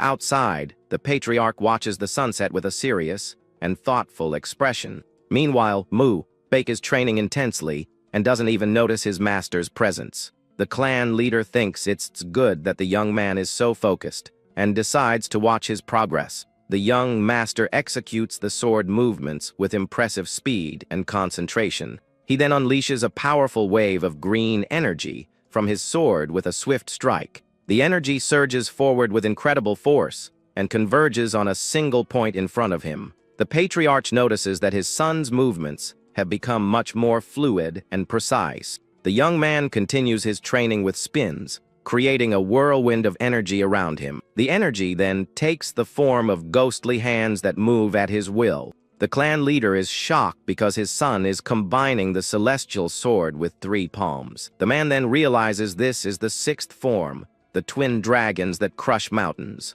With a confident smile, the young master finishes his move and says he's ready. The young man's eyes shine with a new determination and power after his intense training. The young master unleashes his attack and surprises his father, who is enveloped in green energy. With that, the powerful blast of energy hits the roof with a great impact. Shocked, the young man calls out for his father, worried about what he's just done. But the patriarch appears behind him and praises his growth in such a short time. With a confident look, the clan leader asks if he thought an attack like that would hit him. He then asks how he achieved such an advancement, and the young man credits it all to the scholar. In a flashback, he explains that he interpreted the twin dragons, the crush mountains technique, but his internal energy wasn't connecting, and that's when the tutor gave him some crucial advice. The hero advised him to use his right hand for the boundless celestial sword, and his left hand for the 3 palms,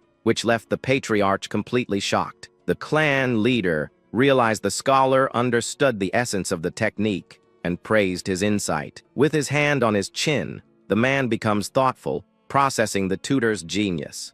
The young master then asks his father if there's any problem with his advancement. The patriarch replies no and says that he seems to have already mastered the intermediate level. But he warns that for the next stages, theory alone won't be enough. The young man repeats his father's words with a determined look, thinking about what's to come. The scene changes to an official reporting that demonic cults are active in the region. The clan's demon subjugation squad has already started hunting them, and Bake will be joining them. Meanwhile, the hero wonders if it wouldn't be safer to teach the girl martial arts. The scene then cuts to the scholar and his cousin in a forest clearing. In a clearing, our hero and the little girl are together while she eats a snack. The scholar then approaches and asks if she remembers the dance he taught her. With a serious expression, he asks her to concentrate and recall what he said about it. Still eating, the young girl replies that it's a secret dance so other people don't catch her. He then pinches her cheeks and asks if she should show it to others, and she shouts no.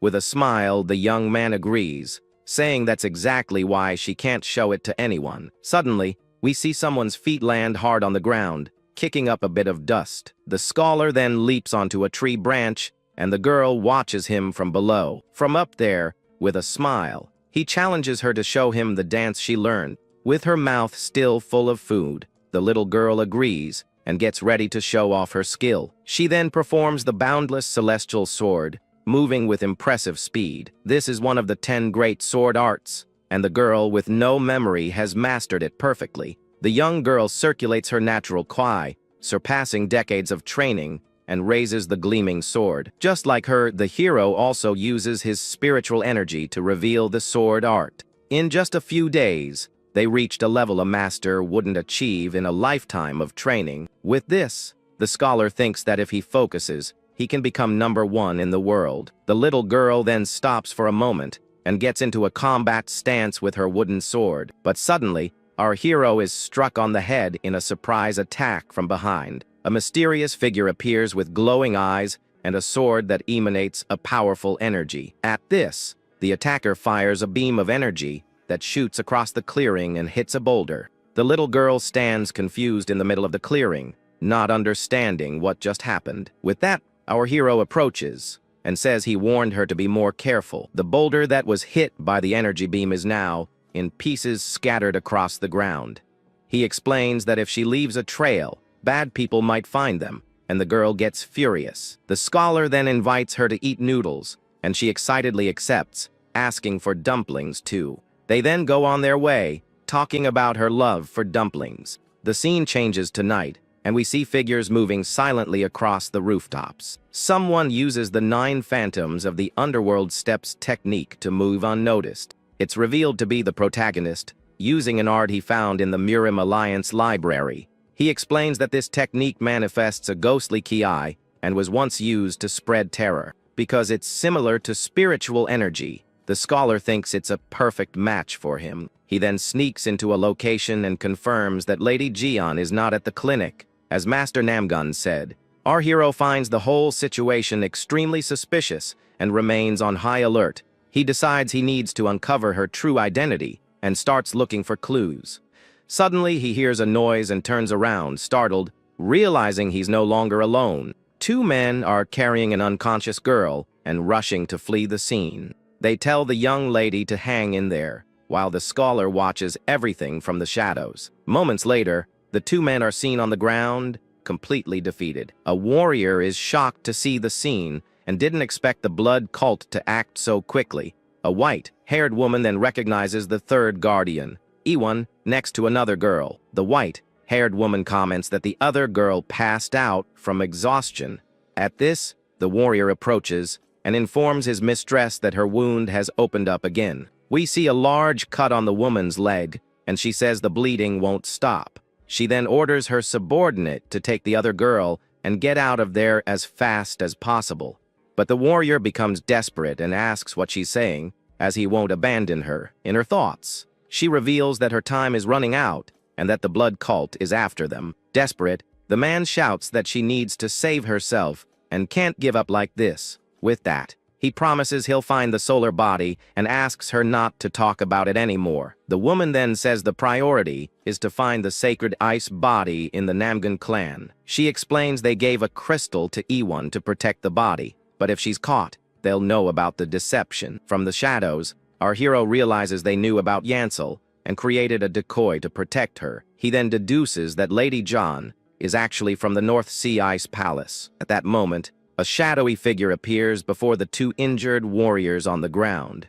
The warrior and the white-haired woman are shocked to see the figure approaching. The man then removes his mask and reveals himself to be the scholar Qian, leaving them stunned. The woman and her subordinate get up, startled, and ask if he heard their whole conversation. With a simple nod, our protagonist confirms he heard every word. She's impressed, as she didn't sense his presence, and says the rumors about him are true. A blue aura surrounds him as she calls him the secret weapon of the Murim Alliance. With a serious look, she says he must be a master who surpasses the first-class level. The warrior is shocked and gulps in the face of this revelation about the scholar's power. The white-haired woman agrees and says she knows he's already protecting the ice body. With that, she asks him to take the other girl with him, as it's the only way to protect her. But our hero refuses the offer, leaving the woman surprised and confused by his attitude. She then pressures him, saying the enemies will arrive at any moment, and he needs to flee. The scholar reveals they've already arrived, and that he'll take care of everything himself. At this, the warrior draws his sword and shouts that it's impossible for him to do it alone. Suddenly, members of the blood cult emerge from the shadows, ready to attack. One of the enemies stares at our hero with red eyes, showing he's a master. The white-haired woman watches the scene with a serious and worried expression. Her subordinate also faces the enemies with a tense look, prepared to fight. The scholar notices that besides the masters, there are also top-level experts in the group. The hero smiles and insists he can't grant her request right now because he has other plans. She warns him again that the enemies are coming and that he needs to take E1 and run. But he calmly points out that it's already too late and that he will resolve the problem himself. The warrior draws his sword again and shouts that this is an impossible task for just one man. The blood cult members appear in greater numbers, ready for battle. The protagonist faces the red eyes of the first-class masters without showing any fear. The white-haired woman prepares to fight alongside her subordinate. The loyal warrior also gets in position to defend his mistress at all costs. Our hero then faces the blood cult members, who are high-level experts. He calmly walks toward the enemies and asks if this is their hideout. The white-haired woman is furious with his audacity and doesn't understand his attitude. Suddenly, a new enemy appears and introduces himself as the young master of the palace. At this, the woman questions him, asking why the blood cult wants the sacred ice body. With a sinister smile, the man replies that she's asking something she already knows. He explains that the sacred ice body is a perfect vessel that grants power over the world. A desolate landscape appears, as he says the rumors about it are not for nothing. If the wielder learns their martial arts, she will become a powerful and invincible weapon. Our hero then concludes that she will become the perfect weapon for the blood cult. At this, the cult leader asks who the intruder is who dares to interfere with his plans. The scholar calmly replies that he's just a scholar who came to be treated for an illness. The man is furious with his audacity and wonders how a mere scholar dares to speak like that. He then orders his men to bring him over immediately, and they advance to attack. The warrior and the white-haired woman become desperate seeing the scholar in danger. He helps her up and says they need to take care of her injuries first. But she insists they need to help the scholar, as he won't be able to win on his own. Suddenly, a giant demonic hand attacks the two warriors, who are shocked. The cult leader is surprised to see his attack being interrupted by someone. Our hero holds one of the enemies by the neck and stares him down with a defiant look. With a confident smile, he easily twists the enemy's wrist. The man then falls to the ground, defeated, while the others watch the scene in shock. The cult members charge forward furiously to avenge their fallen comrade. One of them attacks with a sword, but the scholar dodges with a quick move. Our hero then gathers golden energy in his hand and prepares to counterattack. With a precise strike, he hits the enemy's chest with devastating force. The man cries out from the impact and is thrown back, spitting up. Another enemy tries to attack him from above, but the scholar is ready to defend himself. His eyes glow with a golden light as he prepares to show his true power. With a quick move, he dodges the sword and prepares for the next strike. He then unleashes a powerful flaming kick that hits the enemy head on. The man cries out as he's hit and is sent flying away, his body covered in flames. Our hero's eyes glow with a golden aura as he continues to fight. The cult leader is shocked to recognize the great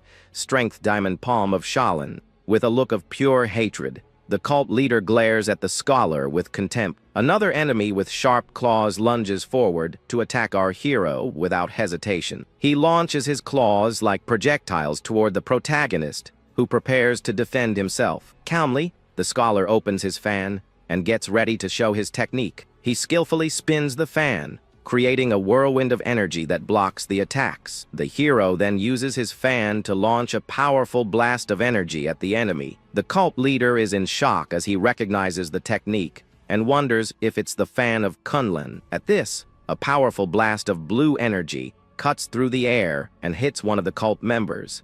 From the impact, the man is thrown backward as the trail of blue energy continues on. With a confident smile, our hero holds the fan he used for the attack. Now, the scholar is standing in the middle of several defeated enemies on the ground. With a smile, the cult leader seems to have understood the whole situation. He then remembers the young man, using the great strength diamond palm of Shaolin, and he also recalls the use of the transparent fan of Kunlun during the fight. From this, he deduces that the young man must be a secret successor trained by the Murim Alliance. Our hero turns around, surprised, and wonders if the accusation is really meant for him. The enemy shouts that it's useless to deny it, and asks how someone can master the arts of both Shaolin and Kunlun. The young man reflects that because he had access to the secret library and studied various arts, his enemy's assumption is quite reasonable and actually makes sense. Holding his fan, he confirms that the cult leader is correct in his assumption. The enemy's eyes widen at the confirmation, and he says that on top of that, there's still more. The scholar draws a sword and reveals that the swordsmanship art he will now use belongs to the Namgun clan, leaving the adversary completely shocked with the revelation. Completely furious, the cult leader calls him an insolent and audacious brat. The scene changes, and our hero questions the woman from the ice palace about how they were found. With a smile, he calls her knave and asks who else could have spread the information.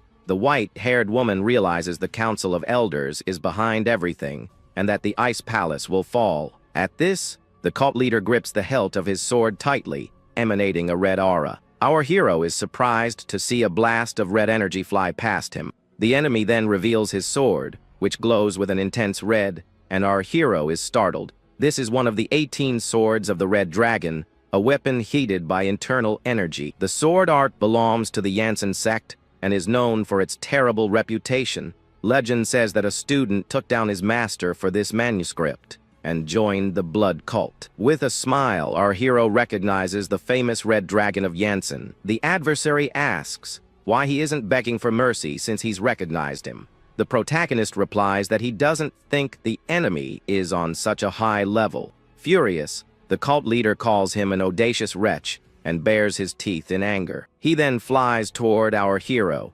shouting that he's going to teach him some manners. The scholar's eyes glow with blue energy as he prepares for combat. His hand holding the sword is also enveloped in the same intense blue energy. The two warriors then collide in an epic clash of red and blue energies.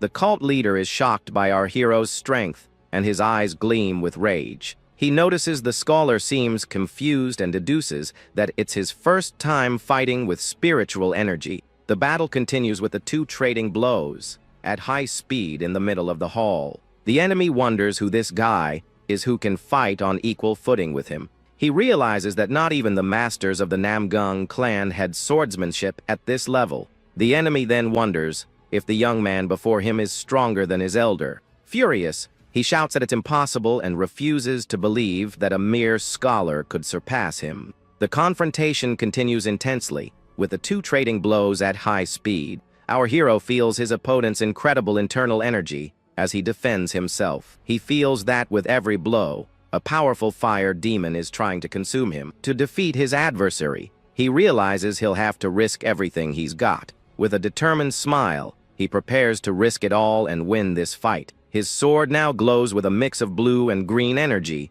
showing a new power. He then prepares to use the powerful boundless celestial sword. Suddenly, a huge blue energy dragon appears, and he reveals it to be the 8th form. The adversary is completely shocked and breaks into a cold sweat in the face of this immense power. With his eyes glowing, our hero raises his sword to the sky, preparing the final attack. He then names his technique the Dragon and Tiger Tsunami. A huge column of energy descends from the heavens with devastating power. The energy completely envelopes the area, with the protagonist at the center of the attack. The blow lands a direct hit, and the cult leader cries out as he's completely overwhelmed by the energy. With his eyes glowing blue, our hero prepares to end the fight once and for all. Then, with a quick and precise movement, he defeats his opponent, who falls with no chance to fight back. He then lands victoriously on the ground, with the body of his defeated enemy just behind him. The white-haired woman and her subordinate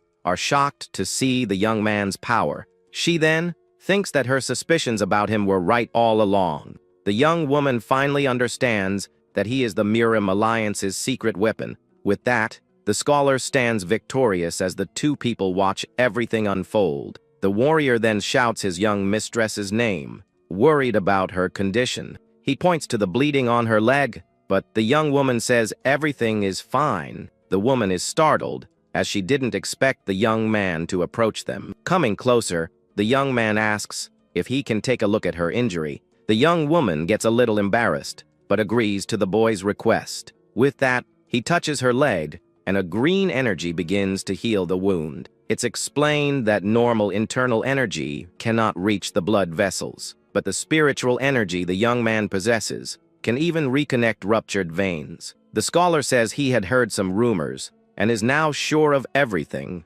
He then reveals that she possesses the triple yin cold spirit meridians. This rare condition only appears in the direct descendants of the Ice Palace Master, and without the energy from someone with a solar meridian, a person with this condition ends up passing away early. He notices the lack of warmth in the young woman's body and understands the seriousness of the situation. The cold energy spreading through her is so strong that the girl could pass on at any moment. With that, the young man continues to apply his spiritual energy to the woman's injury. Her subordinate is shocked to see that the bleeding has stopped completely. At that, the scholar advises her not to use her leg for a while to avoid problems. The two then thank the young man, who tells them not to worry about it. However, he has a question and wants to know why they created a fake sacred ice body. The young mistress remains silent with a sad and thoughtful expression on her face. In a flashback, she explains that the palace master gave her life to protect the sacred body.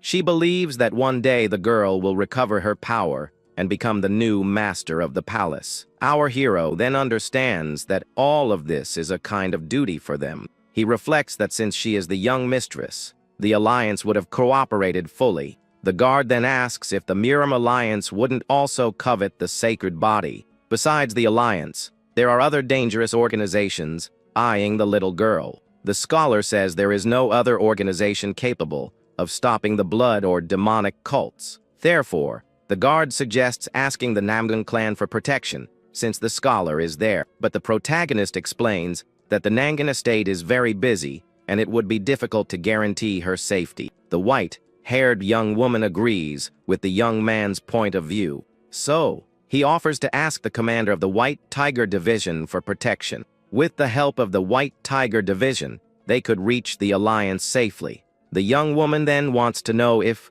in the future, he would hand over the sacred ice body if someone asked. The young man replies that, to him, the sacred ice body is not a simple object. To the scholar, she is just a little girl who lost her memory and sees him as a big brother. He states that if one day the little one wishes to leave, he will have no reason to stop her from going. The young mistress is moved by his answer and thanks him, but her body gives out, and the guard becomes worried. Seeing the situation, the protagonist says they need to find a carrier of the solar meridian quickly. The subordinate is shocked and asks how the young man found out about her condition. Our hero then explains that he discovered it when he checked the young woman's pulse earlier. With that, he hands over a golden token and tells the guard to go to a safe house to find the commander. The scholar says that in the meantime, he will accompany the young mistress to where the carrier of the solar meridian is. The guard is hesitant and asks how they can leave the young mistress alone with him. With a serious look, the protagonist states that they don't have much time and asks him to follow his suggestion. The white-haired woman agrees and tells her protector that it's best to follow the young man's orders. The guard, still holding the token, says he also has a question for the young man. Our hero just stares at him in silence, waiting to hear what he has to say. The subordinate then asks if he is the secret martial artist of the Murim Alliance. With a smile, the young man replies that he is just a simple scholar and doesn't know what he's talking about. The guard smiles and says that confirms everything, and that his way of hiding his identity is impressive. Our protagonist is confused and doesn't understand anything the guard is saying. Seeing the man's admiration, the scholar just sighs and tells him to forget about it. With the decision made, the young man prepares to leave through the window in a hurry. He then says that now they need to hurry and find what they're looking for. Looking back, he sees the young woman and her guard ready to leave as well. With a sigh, the scholar comments that this kind of thing really isn't his style. The scene then changes to a beautiful full moon night over the city. With the girl on his back, our hero leaps across the rooftops at high speed. She then asks how much longer until they arrive, and he replies that they are almost there. The young man reveals that there should be several carriers of the solar meridian where they are going. The woman is shocked to hear that there are multiple carriers in the same place. He continues on his way, jumping nimbly over the city's rooftops. When they arrive, the young mistress is surprised to see that the location is a government office. An official greets them, and the protagonist hands over the golden token he received. The young woman then asks the scholar why they are there in that place. With his fan in hand, he explains that carriers of the solar meridian have a lot of yang energy. He gives the example of martial artists who control this energy through cultivation. But among common people, this energy often leads them to become criminals. The young woman then understands and asks if the carriers they are looking for are in prison. With a smile, he confirms, and she wonders how they will manage to get into the prison.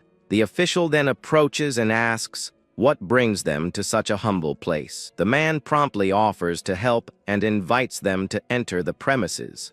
With a smile, the official guides them inside the place, while the young mistress watches everything carefully. The scene focuses on a lantern illuminating the dark and gloomy prison corridor. The scholar and the white-haired young woman walk through the wooden hallway of the place. At that, our hero's footsteps echo through the silent corridor as he approaches the cells.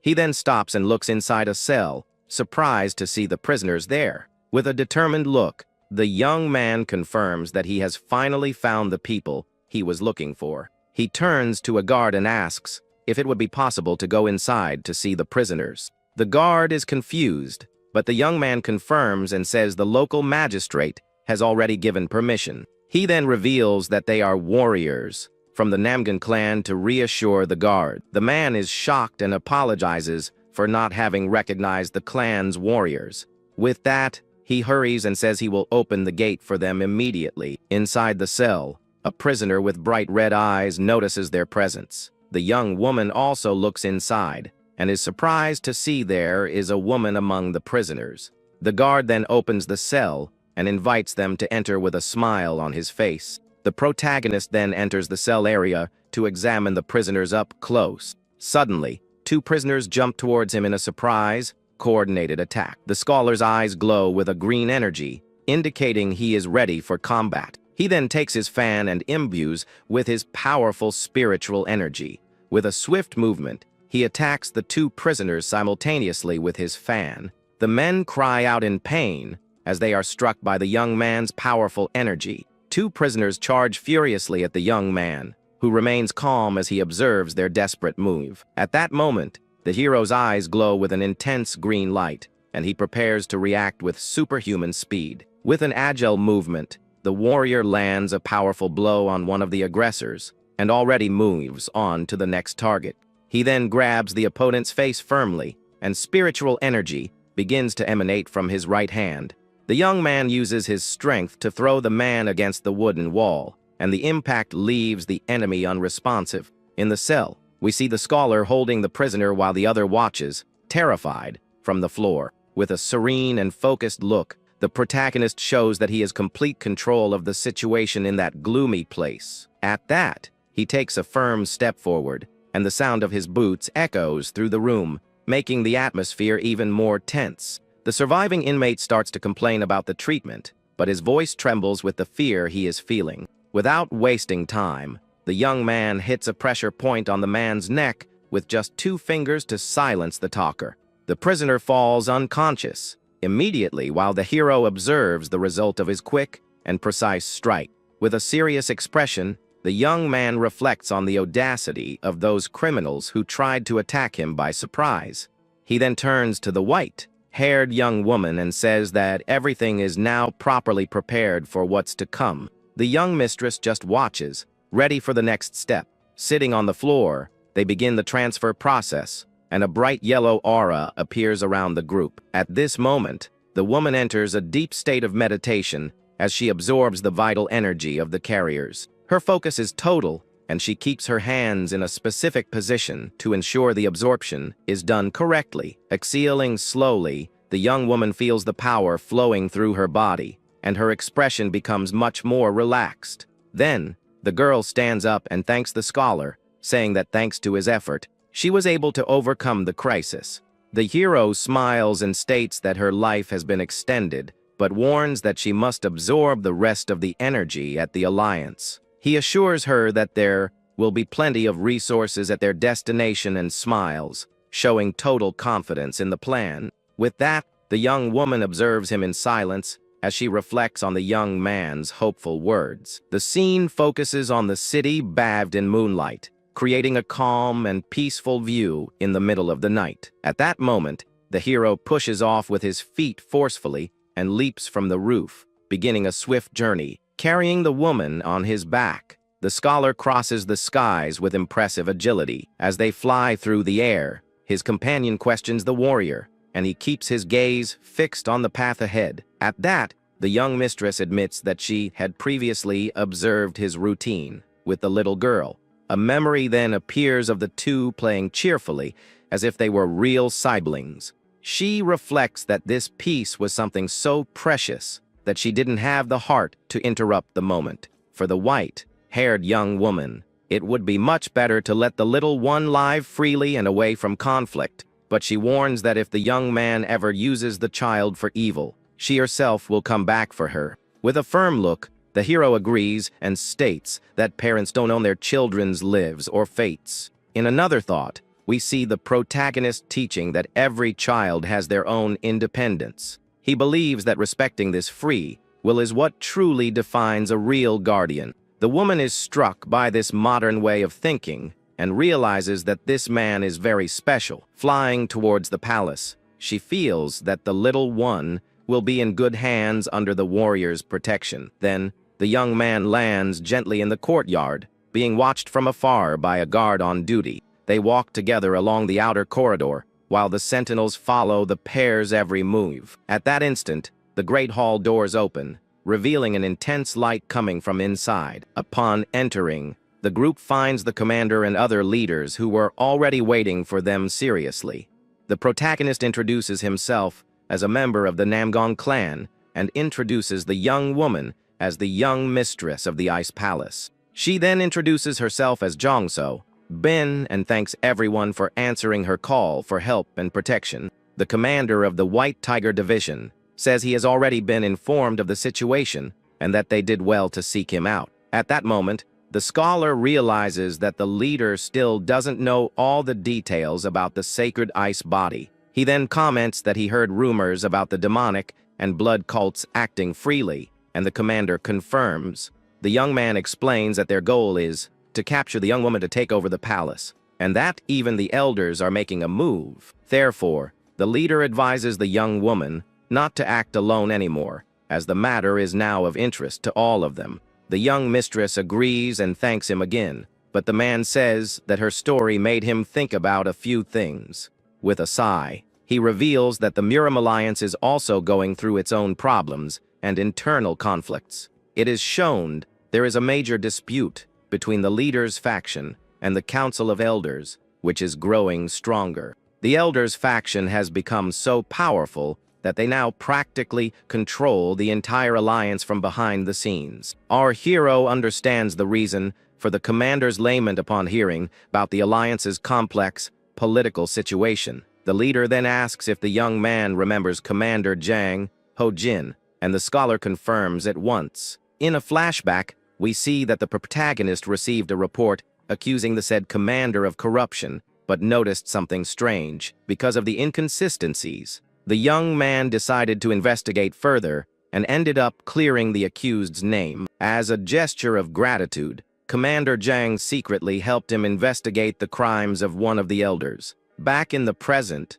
the leader reveals that he and Jang are allies and that his friend never forgot what the young man did. With a smile, the hero says he just did what was right and asks how Commander Jang has been. The leader says his friend is doing great and that he asked him to send his regards when he heard he was coming to Hefei. The young man then changes the subject and asks the commander if the inspection department is behind on anything. The protagonist introduces himself as a member of the Namgan clan and introduces the young woman as the young mistress of the Ice Palace. She then introduces herself as Jong So-bin and thanks everyone for answering her call for help and protection. The commander of the White Tiger Division says he has already been informed of the situation and that they did well to seek him out. At that moment, the scholar realizes that the leader still doesn't know all the details about the sacred ice body. He then comments that he heard rumors about the demonic and blood cults acting freely, and the commander confirms. The young man explains that their goal is to capture the young woman to take over the palace, and that even the elders are making a move. Therefore, the leader advises the young woman not to act alone anymore, as the matter is now of interest to all of them. The young mistress agrees and thanks him again, but the man says that her story made him think about a few things. With a sigh, he reveals that the Murim alliance is also going through its own problems and internal conflicts. It is shown that there is a major dispute between the leader's faction and the Council of Elders, which is growing stronger. The Elders faction has become so powerful that they now practically control the entire alliance from behind the scenes. Our hero understands the reason for the commander's lament upon hearing about the alliance's complex political situation. The leader then asks if the young man remembers Commander Jang Ho-jin, and the scholar confirms at once. In a flashback, we see that the protagonist received a report accusing the said commander of corruption, but noticed something strange. Because of the inconsistencies, the young man decided to investigate further and ended up clearing the accused's name. As a gesture of gratitude, Commander Jang secretly helped him investigate the crimes of one of the elders.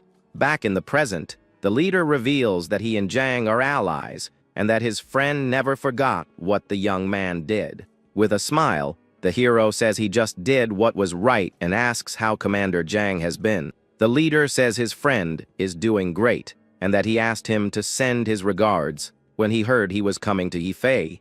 The young man then changes the subject and asks the commander if the inspection department is behind on anything. The place was so full of tourists that the region's commerce was booming absurdly. 1/3 of Soho's commercial rights belonged to the Namgung clan, and the rest was divided. The Blue Dragon Gate also had a share of these business rights in the region. But Elder Gaul hired several martial artists from the Murim alliance to help his faction. In exchange for this help, the corrupt elder lined his pockets with an enormous amount of money. With the elder's support, the Soho clan began to invade the Blue Dragon Gate's territory. But when the elder left power, the weakened clan had to return all the territory.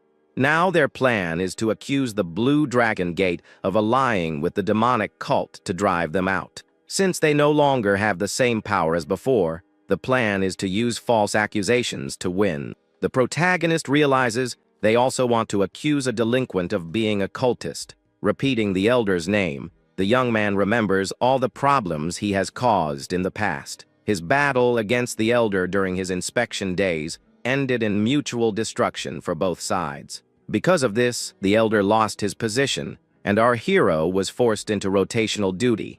With his hand on the book, he thinks that all that conflict was already behind him. But now the young warrior realizes that his enemy's reach is greater than he imagined. He sits in the room, reflecting on how his rival's corruption still haunts him. The full moon in the sky represents a moment of clarity amidst so many problems and conspiracies. Looking out the window, he understands that the elder's influence has extended all the way to the city of Hefei. At that, the hall door opens, and the light from outside illuminates the interior of the room where he is. The commander and his subordinate enter the room and seem surprised to find the young man there. The commander asks if the young man's business went well, and he thanks the leader for his consideration, but the man says it wasn't out of consideration and that he was just taking care of some urgent matters. With that, the commander and the scholar fall silent for a moment, exchanging serious and thoughtful glances.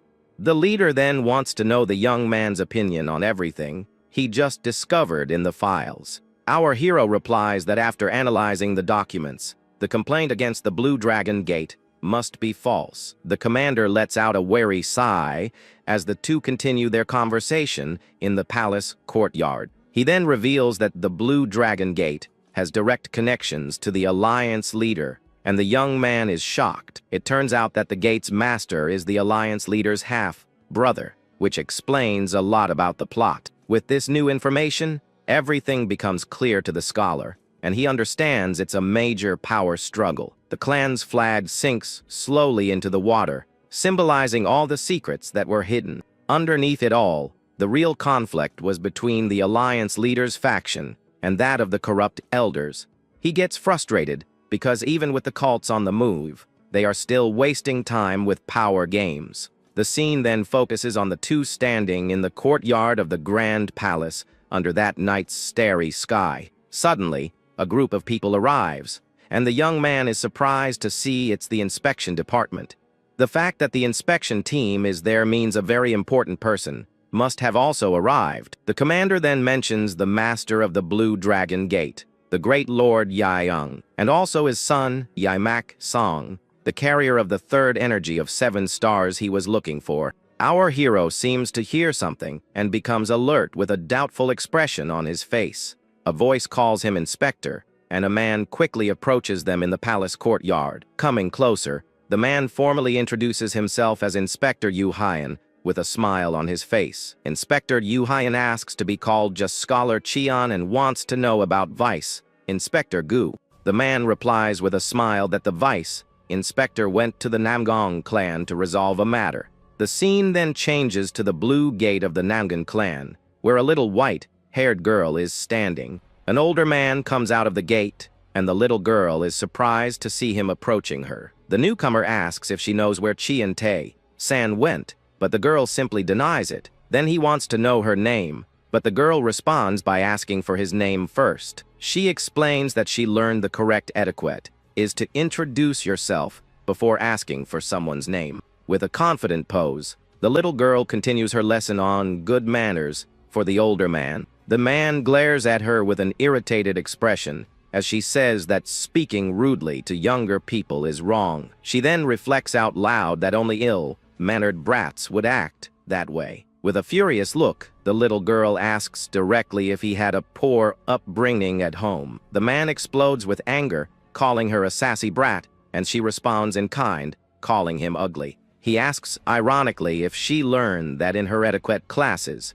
and the young lady denies it with a defiant look. The girl says she learned that if someone curses you, the right response is to curse them right back. The fellow then questions if her etiquette teacher told her that, and the little girl confirms with pride. With a serious expression, The older man wants to know the name of the teacher who taught her these things. The girl just stares at him suspiciously and asks why he wants to know her master's name. The man points at her and calls her an ill-mannered girl, saying her words are disrespectful. With his fists clenched, he prepares to attack, saying he will teach her how scary the world is. He lunges to attack, but the girl is not intimidated and curses him again for using violence. The man yells that he won't let the brat get away, but she skillfully dodges his attack. Suddenly, a mysterious voice interrupts him, and he stops his advance, surprised by the intervention. A woman appears to protect the little one and asks who dares to bother a child of the Namgung clan. The aggressor is shocked by the revelation and wonders if the little girl really belongs to that clan. Hiding behind her protector, the girl makes a face and sticks her tongue out to taunt the man.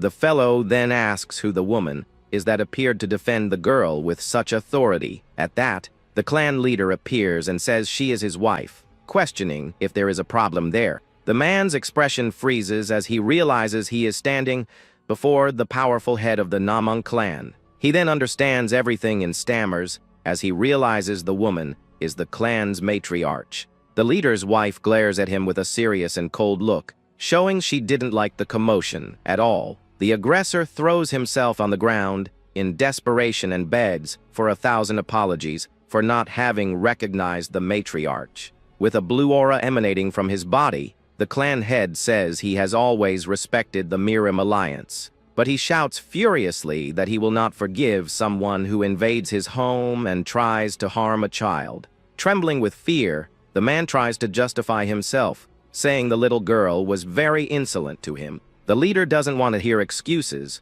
and orders the guards to drag him out immediately. Promptly, 2 guards appear and confirm they will carry out their master's order. One of the guards then grabs the man's arm forcefully to take him away unceremoniously. Being dragged away, he screams desperately for them to let him go while calling for the clan head. The man then reveals that he is the vice inspector of the Murim alliance in an attempt to save himself from punishment. Ignoring the commotion, the leader turns to little Yeo, Seal, and asks if she is all right. With a victorious smile, the little girl says the man was just loud and obnoxious. Hearing this, the vice inspector is completely shocked and speechless at the girl's attitude. At that, the guards throw him out of the clan's gates without any mercy.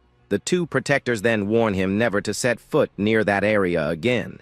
Lying on the ground, he wonders who that person was as the guards give a final warning. People on the street begin to watch the scene and gossip about the man lying on the ground, with his hand on the dirt. The man fills with fury over the humiliation he just endured. He then grinds his teeth in hatred, thinking about how he was treated by everyone there. His eyes glow red, and he swears revenge against the Namgung clan for everything that happened.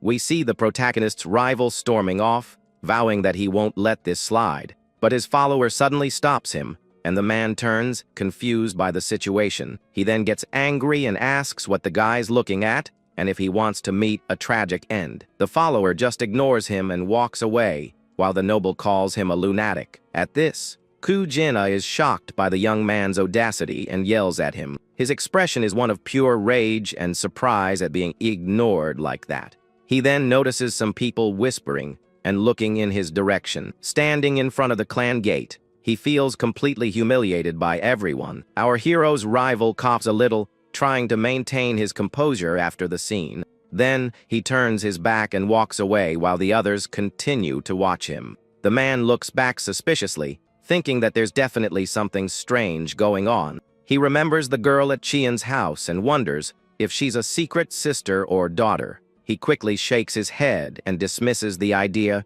finding it impossible. He thinks that he investigated the scholar to get him locked up and would know if he had a family. On top of that, he sees that even the patriarch and his wife are protecting the girl. His eyes sparkle as he realizes that this child could be the key to everything. He understands that the girl is his chance to finish the scholar and the Namgung clan. A wicked smile appears on his face as he plots his revenge. Back in a room, the young master says that the noble's face looks quite scary. The man plays it cool and the boy asks why he's dressed like a thief. Another young man replies that he just stole the noble's spot, which angers him. At that moment, the newcomer sees the young mistress of the ice palace and recognizes her. With a serious look, he says he heard the young lady was looking for him. The noble gets annoyed by the young man's casual tone and asks for his help with something.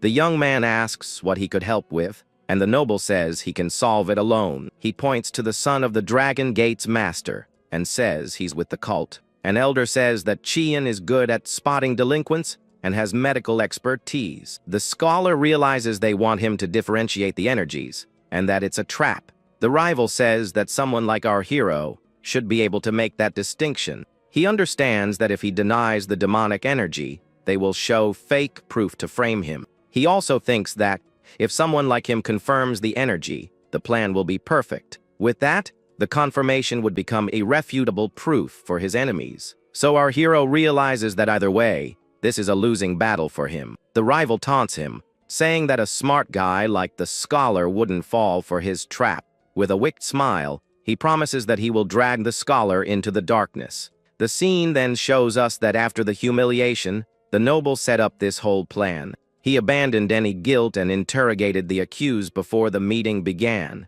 During the interrogation, under the pretext of an alliance with the demonic cult, he secretly dissolved an explosive demon pill in the young man's tea. This pill amplifies demonic energy and is forbidden even within the cult. The rival thinks that with this, he can link the Dragon Gate and Qian to take them down. At that moment, the accused's father denies everything and asks why his son would join the cult. The noble then just says that based on the young man's reputation, it seems he learned evil arts. However, the father says his son's behavior isn't good, but the accusation is absurd. The man says there are rumors about the energy, and that insisting won't change anything. Desperate, the father yells for them to check right now if his son has this energy. With a triumphant smile, the noble says that's why he brought an expert. He then turns to the scholar and reminds him that he has dealt with this energy before. Our hero knows that if he checks the pulse, he will fall into the trap, and he thinks about refusing. But suddenly, the young accused screams in pain, surprising everyone in the room. His father runs to him in despair and asks what's happening to his son. Qian watches the scene, shocked, and realizes this is his rival's doing. He then identifies that the young man is suffering a Q deviation because of the pill. A dark and powerful demonic energy erupts from the young man's body, frightening everyone. Everyone in the room recognizes the evil energy coming from the young man's body. With a satisfied smile, the noble confirms that it is the cult's energy. The young man's father is in shock and can't believe that is his son. The scholar comments that parents are the ones who know their own children the least. The father, still on the floor, says something is wrong, but the noble ignores his pleas. He then suggests that the scholar check the pulse, so that he can believe it. He realizes that if he doesn't check the energy, his rival will use it as an excuse to lock him up. But if he confirms it, the Blue Dragon Gate will have to bear all the consequences. Seeing the father's desperation, our hero then agrees to check the young man's pulse. The gate master is relieved by the scholar's decision and watches him closely. With a triumphant smile, the protagonist's rival celebrates because his trap worked. The scholar then turns to the young mistress of the palace and asks for her help in this situation. He takes a needle with ice energy and asks her to press the points on the head. The protagonist warns her not to touch him directly, and the girl asks about the depth. He explains that for the Bowie point, it's 3 inches, and for the others, 1.5. With that, the young mistress concentrates her ice energy and prepares for the procedure. Her eyes glow with an intense blue power as she focuses all her attention. The cold energy flows through the needles, which are masterfully controlled by the girl. With swift and precise movements, she inserts the needles into the fallen young man's head. The young man screams in pain from the treatment as the demonic energy reacts violently. He groans in pain, feeling the icy energy fight against the evil force in his body. Seeing his son finally calm, the father worriedly asks if he will be okay. Our hero then tells the gate master that if he wants to save the young man, he must trust him. The father desperately agrees and begs the scholar to save his son's life. With a serene look, The protagonist sits beside the young man to continue the treatment. From a distance, his rival watches him and, with a mocking smile, thinks that now he's finished. The scholar then prepares to touch the young man's head near the ice needles. He explains that demonic energy is unstable and its activity decreases with the cold. Since the needles are infused with cold energy, not even the evil energy gets close. The rival smiles, thinking that the scholar doesn't know about the explosive demon pill. Then our hero closes his eyes and releases a mysterious green energy from his hands. This energy flows throughout his body, enveloping his feet with a greenish glow. With his eyes glowing, he prepares to search for the energy of the stars. He has stopped the movement of the evil energy and will now look for that of the 7 stars. The young man thought the needles would suppress the energy, but it's still raging. He realizes that at this rate, it will be impossible to find the energy and decides to act. He decides to channel his spiritual energy to deepen the cold energy in the body. With that, his green energy dives deep into the demonic aura to find its target.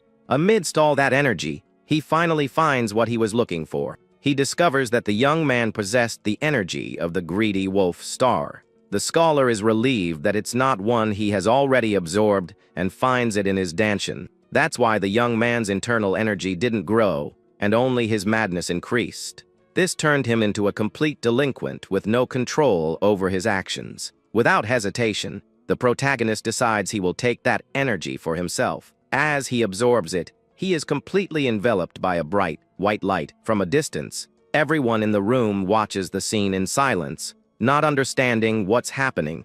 His rival gets furious and questions what he's doing by just touching the needles. But the squad leader tells him to shut up and says he is examining the pulse. The noble is shocked because he can't believe what he just heard from the leader. The man then glares at him with a serious and intimidating look, making him fearful. With a tiger's aura, the rival backs down and says he was just worried about the situation. The leader explains that the best doctors read the pulse through the vibrations of a thread. The noble gets angry because he didn't want to have to play his trump card yet. He then says that the demonic energy is so strong that everyone can feel it. The leader agrees and says that the cults will probably feel the energy too. The noble takes the chance to say they must evacuate the young mistress immediately.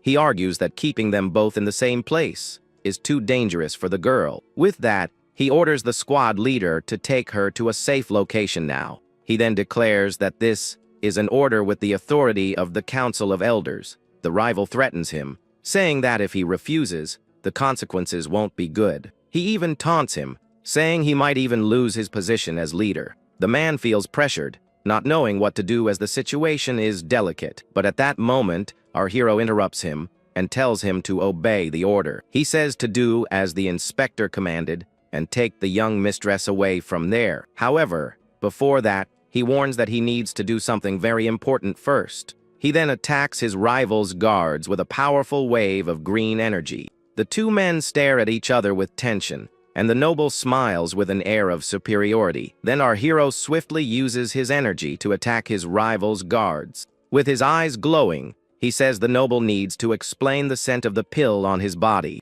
The squad leader is shocked to hear the name of the explosive demon pill. Desperate, the rival denies everything and yells that the scholar has completely lost his mind. But the scholar explains he examined the young man's energy because he was poisoned with the pill. He turns to the father and asks if it isn't strange that his son was poisoned. With that, he faces the noble and asks why he has the same scent on his body. The scholar then dares him to show what's in his robe if he's lying. The rival's eyes widen in panic as he knows he's been discovered. He tries to play it cool and, with a mocking smile, says it's absurd to do what he says. With a calm look, our hero tells his rival to listen very carefully. He explains that an entire clan is about to be wiped out because of the accusation. However, he says that the noble who made the accusation can't even show the proof. The scholar then turns to the leader and asks him to check the situation himself. The man agrees with the scholar's request,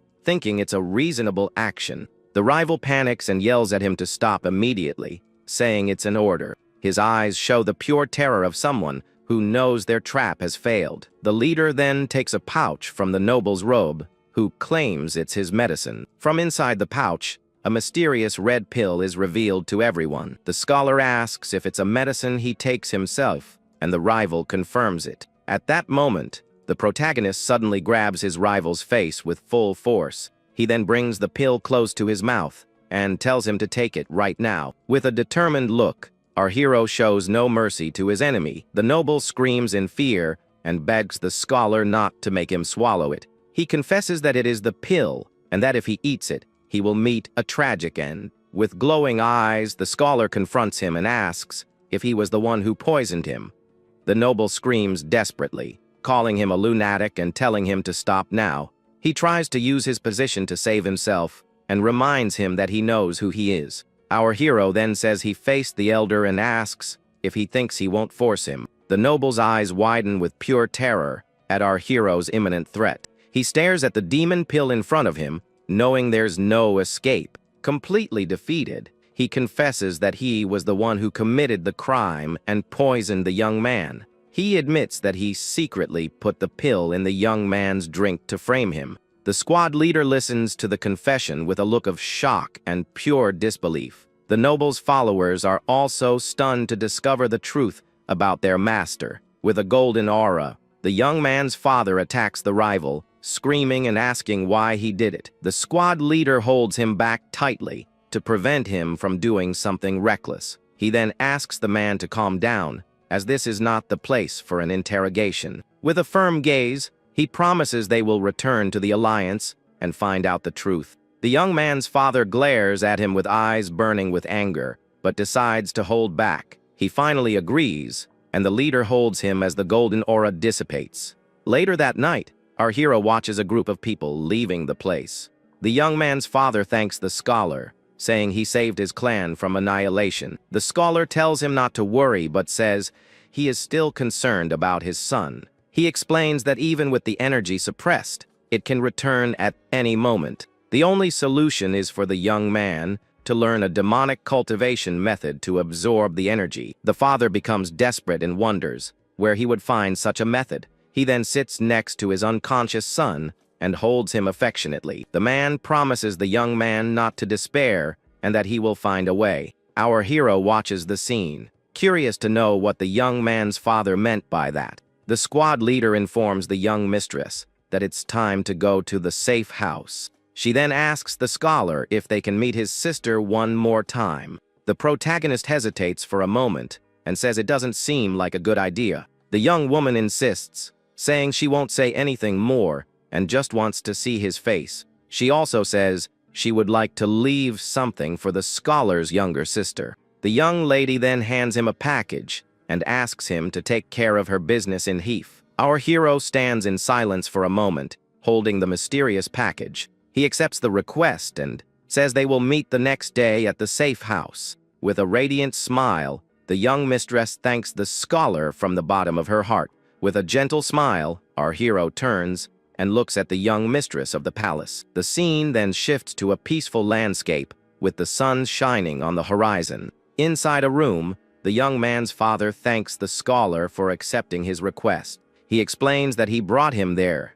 because he believed his insight would save his son. The scholar repeats that demonic energy can only be controlled with a cultivation method. The man then reveals that a long time ago, he found a demonic martial arts manual. He recalls that upon reading the verses, they seemed like orthodox martial arts and made no sense. Now, with his son in this state, he remembered that mysterious manual. He then asks our hero if by any chance that book could be of any help.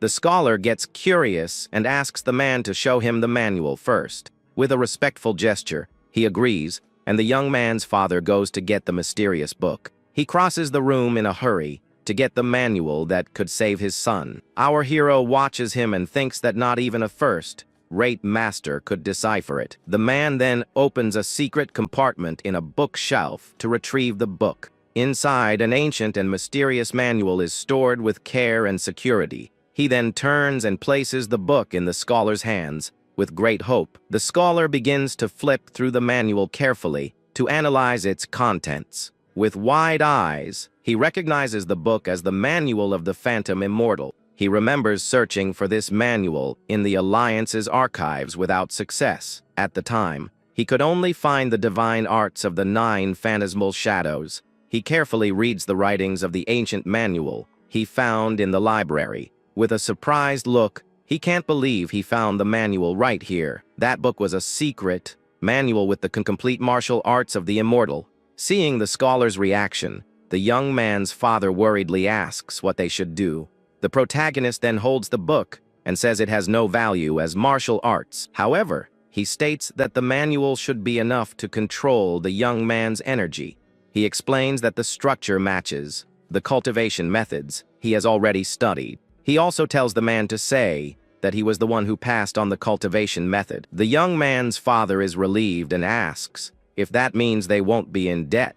Our hero then says that saving a life is the most important thing of all. Our hero then reassures the father, telling him not to worry as he won't be blamed. With that, he places his hand on the young man's chest and begins to channel his green energy. The young man then sits up in bed as the scholar uses his power to heal him. The father watches, impressed, and thinks that the rumors about the scholar were true. The green energy completely envelops the young man's body, cleansing the demonic energy. With a satisfied look, the protagonist successfully concludes his treatment. At that moment, the young man wakes up and calls for his father, who runs to him in relief. The man emotionally hugs his son and says the heavens have not abandoned their clan. With tears in their eyes, the father and son deeply thank our hero. He then hands over a paper with the verses and says, "There will be no more problems now." The young man's father thanks him again and promises to keep an eye on his son. The scholar then says he will burn the manual to avoid any more trouble.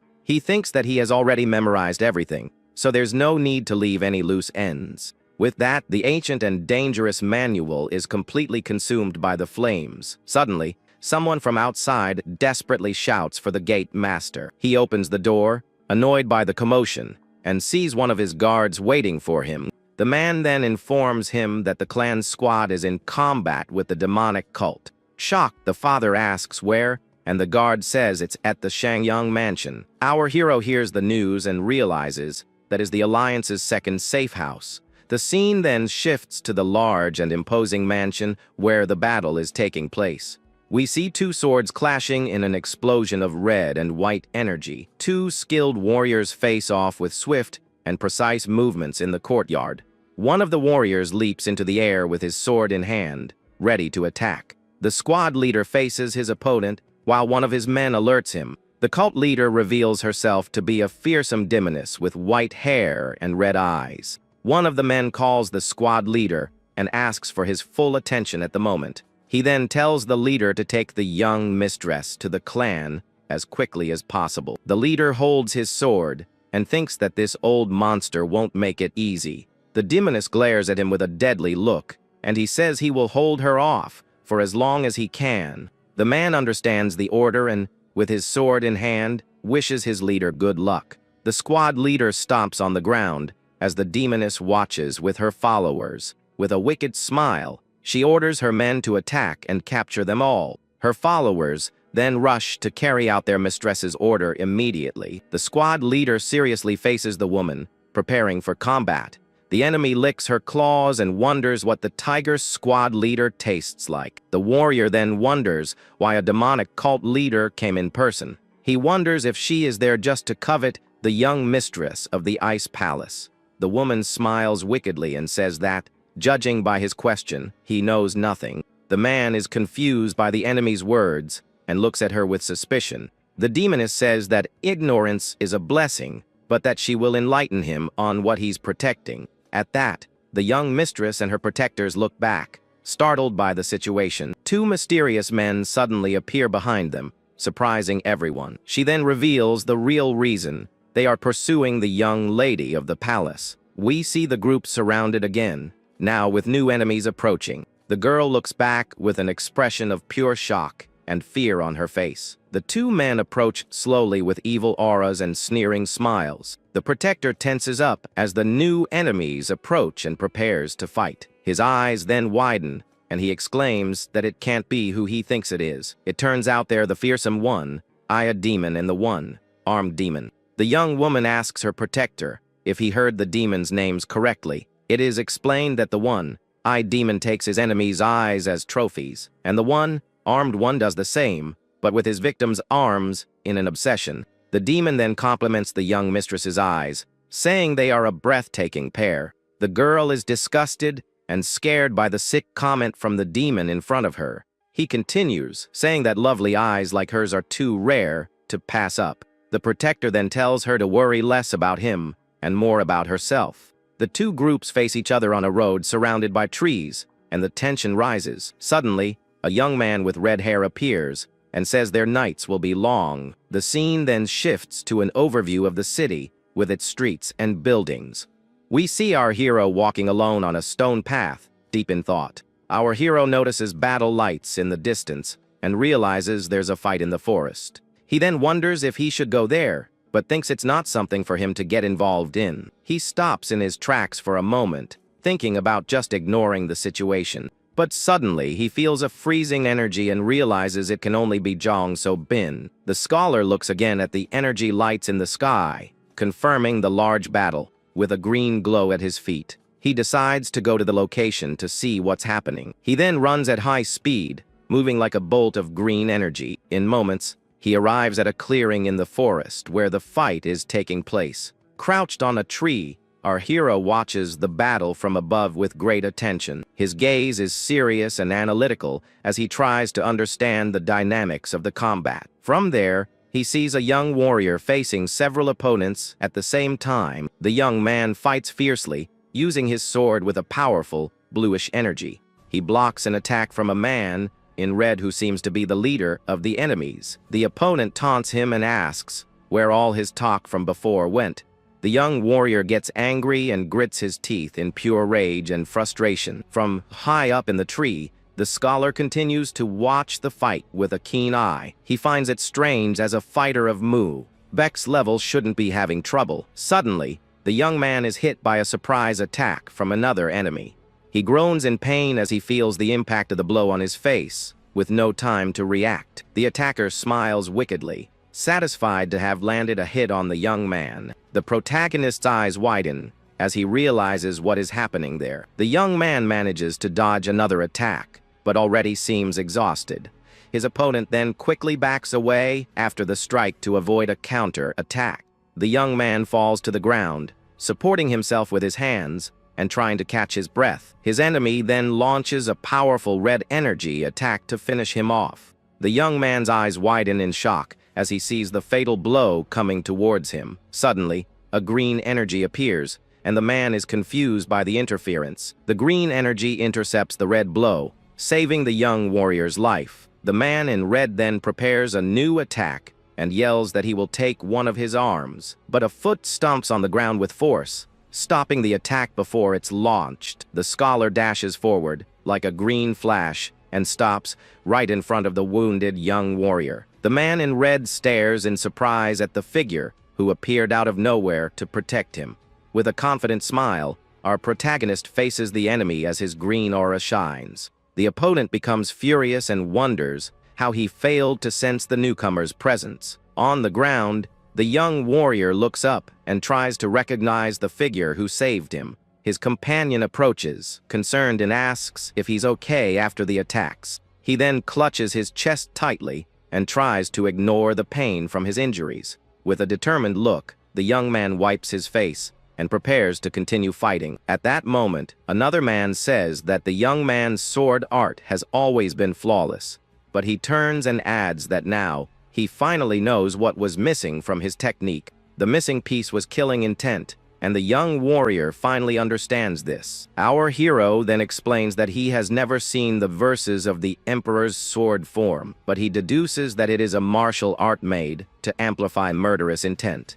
The young man is shocked and asks how the scholar knows something he only heard from his father. He can't believe the scholar figured out his clan's ultimate art just by watching him. With that, the young man looks at the protagonist and asks who the heck he really is. The scholar then holds out his hand and says that to forge a sword worthy of a noble clan, the young man controlled his killing intent for a long time, worried about others' opinions. The scene shows a glowing blue eye, as the sword needs to carry a certain dignity. With a smile, our hero says that what the young master needs now is the opposite of that. He says what the young man needs is to slaughter that which is not human, and the young man understands. The scholar explains that those who abandon their humanity can be eliminated without hesitation, because the sword art of the Namgong clan that defeated the cult is rooted in this principle. With a confident smile, the young man repeats to himself about slaughtering what is not human. His companion then asks if killing intent works differently from internal energy. Our hero answers with a smile that killing intent is a matter of will. He continues explaining that internal energy is what fuels you during a battle, but without the determination to pierce the enemy's heart, victory is impossible. He finishes by saying that killing intent itself is also a form of spiritual energy. That's why it's possible to sense a killer from afar, as it radiates like a field. The young man's companion repeats the word, will, as she processes the information. With that, our hero thinks to himself that he was seeing spiritual energy in a limited way. He thought it was a lack of internal energy, but it was the killing intent that was missing. The scholar has an epiphany and better understands the young warrior's situation before him. But suddenly, a white blur speeds past them, surprising the group. The young girl charges forward with a blue aura, and the young man screams her name, completely scared. Her protector tries to stop her, and is surprised to recognize the technique she is using. The girl then attacks the man in red with a powerful wave of ice energy. The protector is shocked to see that the young lady has mastered the snow wind sword art. The enemy blocks the attack with difficulty and curses the insolent young warrior. The girl with glowing eyes unleashes all her power against the enemy leader. He is terrified as a powerful attack comes his way. With a swift movement, the young master launches a powerful blast of ice energy. It cuts through the air and hits not only the leader, but also his followers. The man in red is hit squarely by the attack and screams in pain. He didn't expect the girl to be so strong and ends up being overwhelmed.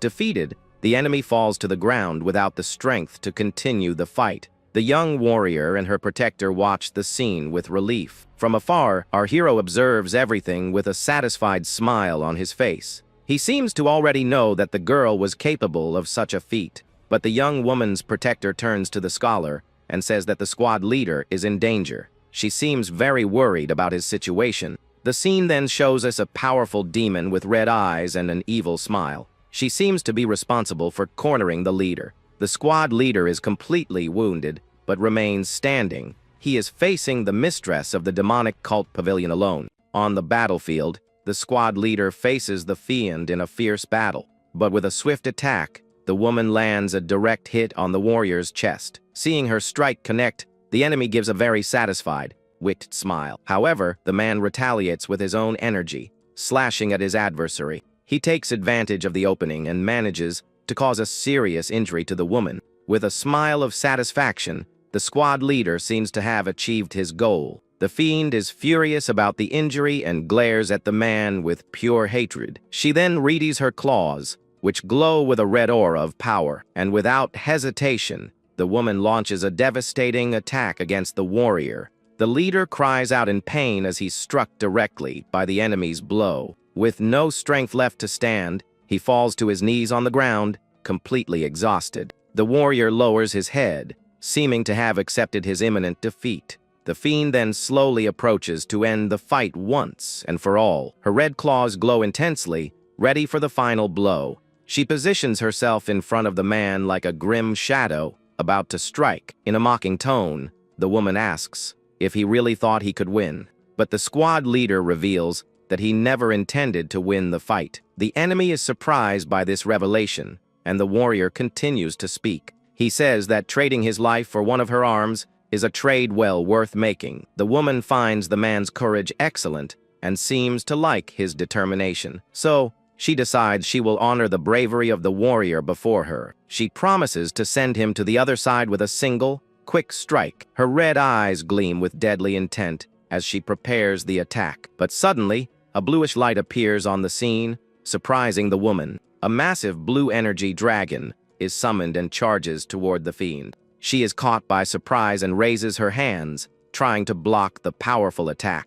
The enemy struggles to contain the dragon's energy, which advances relentlessly. Soon, a gigantic wave of blue energy engulfs the entire battlefield. The squad leader is also caught in the blast and tries to protect himself. His eyes widen in shock, as he has no idea what is happening. Suddenly, our protagonist appears in front of the wounded leader, surrounded by a green aura. The young man observes the battlefield, now covered in dust from the dragon's attack. The injured and bleeding fiend glares at the newcomer and asks who the heck he is. With a book in his hand, the young man introduces himself as a scholar who reforms people like her. He then smiles confidently and reveals that his name is Cheon-tae-san. The woman is shocked and wonders how a simple scholar can move like that. After all, what she saw was undoubtedly a very powerful martial technique. She recognizes the skill as the blue dragon of the Namgan clan, and the hero appears behind her.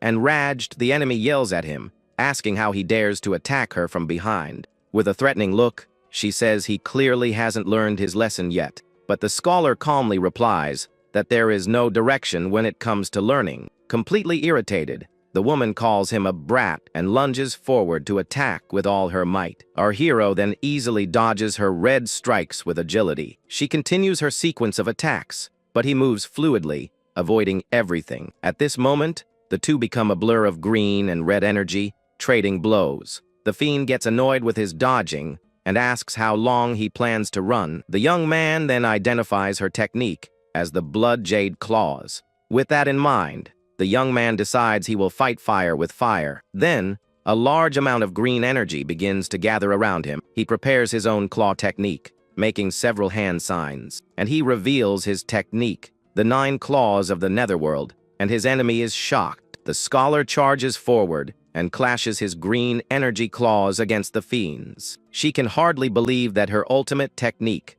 was defended so easily. With that, the two engage in a high-speed exchange of blows. The young man enters a state of focus and begins to feel the flow of energy around him. He feels the currents as if they were water and dodges a blow from the left. Right after, the young man evades another attack coming from the right.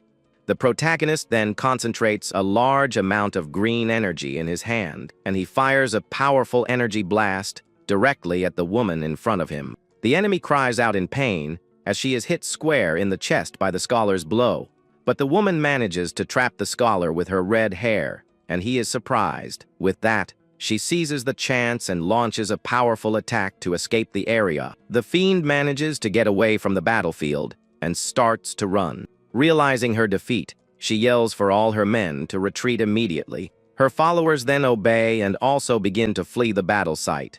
With a look full of hatred, the enemy swears she will remember the name Cheon-tae-san. Then she and her men disappear into the forest, leaving the protagonist behind. Back at the clan, the patriarch deeply thanks our hero for his great help. He says that without the young man, many of the disciples would have been severely injured in the fight. Another man comments that thanks to the scholar, Bake is now called the Sword of the Blue Dragon, but the protagonist modestly replies that the young master achieved that through his own effort. The patriarch says he is always so modest and decides to get straight to the point. He offers a box and says that inside is the Azure Sky Pill, a secret elixir of the clan, and he asks the young man to accept it as a small token of his immense gratitude.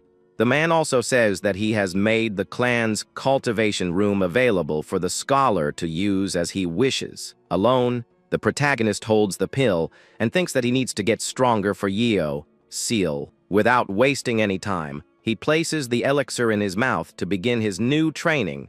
The moment he swallows the pill, a drop of energy falls within him. Immediately after, an explosion of bluish energy starts to spread through his body. The pill's energy mixes with his own green energy, creating a whirlwind. He sits down to meditate and tries to control all that power flowing inside him, but the amount of energy is so great that he seems to have difficulty absorbing it. Suddenly, a strong blue energy erupts from his body with gigantic force. The scholar is shocked by what is happening and can hardly believe what he sees. He realizes that the sphere of brilliant blue light is actually his danshin. The young man wonders if it should be able to leave his body like that.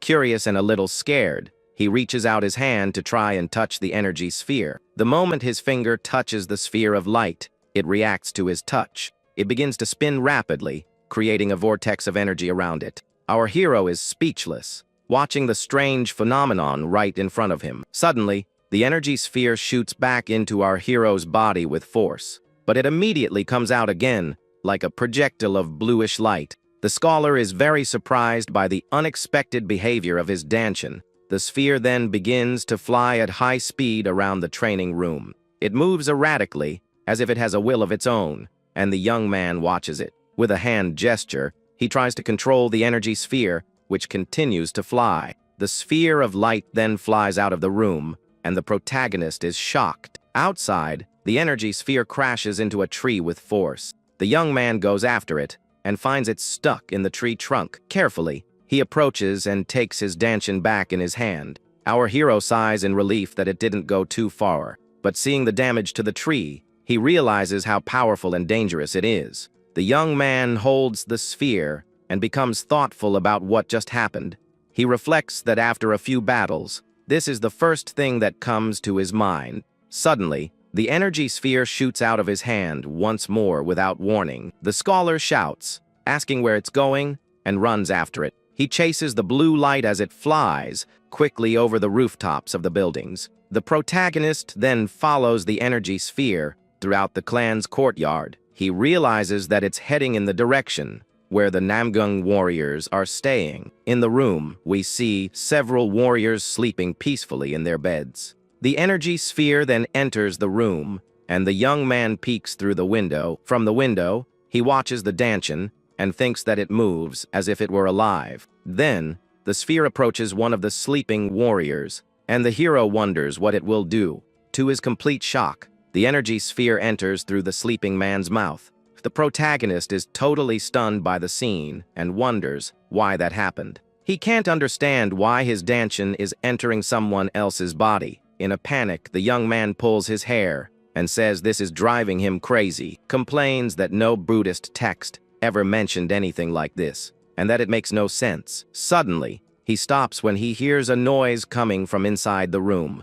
The warrior who absorbed the sphere lets out a groan while still asleep. The warrior who received the energy then begins to squirm in his sleep. Our hero is confused by the sleeping man's reaction. The energy sphere exits the first man's body and moves to another warrior. Then, the danchan returns to the protagonist's body in the blink of an eye. He is hit head on by the energy sphere as it returns with full force.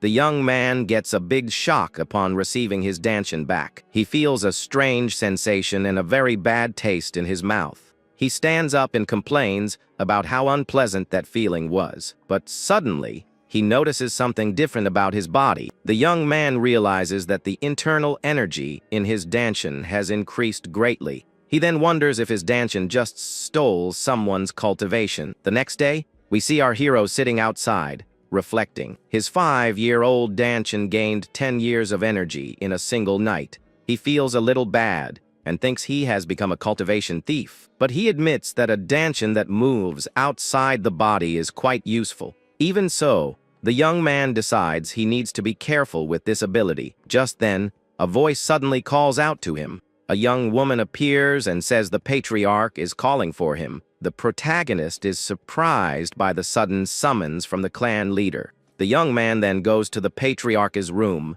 to answer the call. Arriving there, the young man opens the door to the clan leader's room.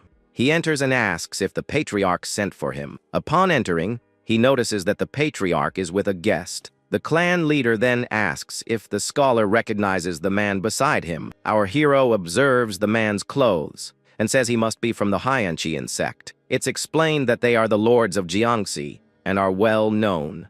They operate near Poyang Lake, and their name sounds like a prestigious sect. However, it's led by a man known as the sovereign of the unorthodox faction. With a smile, the man asks if the scholar knows who he is. The young man notices the scars and identifies him as the serpent god Sword. The man smiles and praises the scholar for being as perceptive as they say. Our hero asks if he has heard of him before. The man confirms and says that the scholar's stories are famous even in Jiangxi. He is known as the peerless reformer who corrects wrongdoers. The protagonist is surprised and says he didn't know his fame had spread so far. The man then picks up a cup of tea and gets straight to the point. He says he has come to request the reformation of his sect's young leader.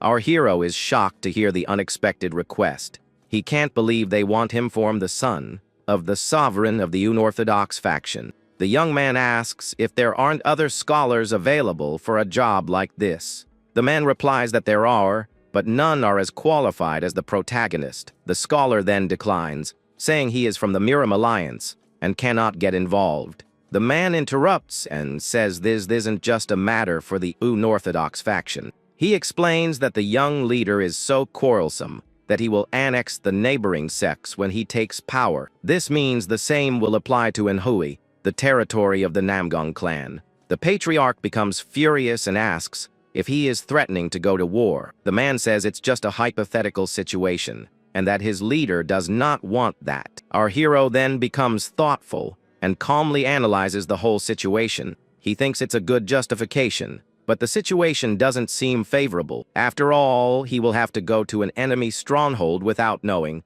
what kind of person the target is. But suddenly, he gets an idea as he remembers what happened the night before. He thinks about going to the Hyanchian sect and stealing the cultivation of all the martial artists there. Since they are from the unorthodox faction, he wouldn't feel any guilt in doing so. Besides, the leader's son might have the primordial energy of the 7 stars. The young man decides that the proposal isn't bad, as he initially thought. The man says that, of course, if he succeeds, he will be well rewarded. He offers wealth and land so the scholar can live comfortably for the rest of his life. The protagonist thinks about the proposal and remembers the dragon's blood pill. He looks at the man with a serious gaze and makes his decision. The young man then says he accepts the proposal if they add the pill to the reward. The patriarch stands up in shock and shouts the scholar's name, disagreeing with the decision. But the young man says that wealth doesn't matter, as a war would be inevitable with the young man in power. He then turns to the clan leader and says he knows very well what wrongdoers are like. The patriarch is left speechless and cannot respond to the young man's argument. Meanwhile, the man from the Hyanchian sect just watches the conversation with a smile. With that, he says he accepts the scholar's proposal and considers the matter settled. The man then says his goodbyes with a respectful gesture before starting to leave. He then turns and walks toward the exit of the room. Before leaving, he invites the young man to the leader's 16th birthday party in 15 days. The protagonist agrees to the invitation and says he will depart soon for the mission. With a smile, the man bids him farewell and says he will see him on the day of the party. With that said, he finally leaves the room, leaving the scholar and the patriarch alone. Our hero remains silent, watching the door through which the man just left. The clan leader slams the table and asks why the young man made such a promise. He offers to give him money and land and doesn't understand why he accepted the dangerous mission. But the scholar explains that if a man like that becomes leader, the entire Murim will be in danger. Even so, the patriarch says that he cannot carry this whole burden alone. The young man then says that knowing about a disaster and doing nothing would be the real foolishness. He continues, saying that if his body can bring peace to all people, the young man holds his book firmly as he finishes his thought. Then there is no reason for him to hesitate in accepting this mission. The patriarch is moved when he hears the words, "If I don't go to hell, who will?" He can hardly believe he is seeing someone actually practice such a sacrifice. Sometime later, we see a carriage traveling down a road in the forest. Inside the carriage, our protagonist thinks that they have finally set off, but to his surprise, the little girl with white hair is also with him. He remembers her insisting that she would go along and that he couldn't stop her. The young man then thinks that no matter how he looks at it, he should have left her behind. The little girl calls him big brother and asks if she can do whatever she wants now. With a sigh, the scholar thinks that now she can do as she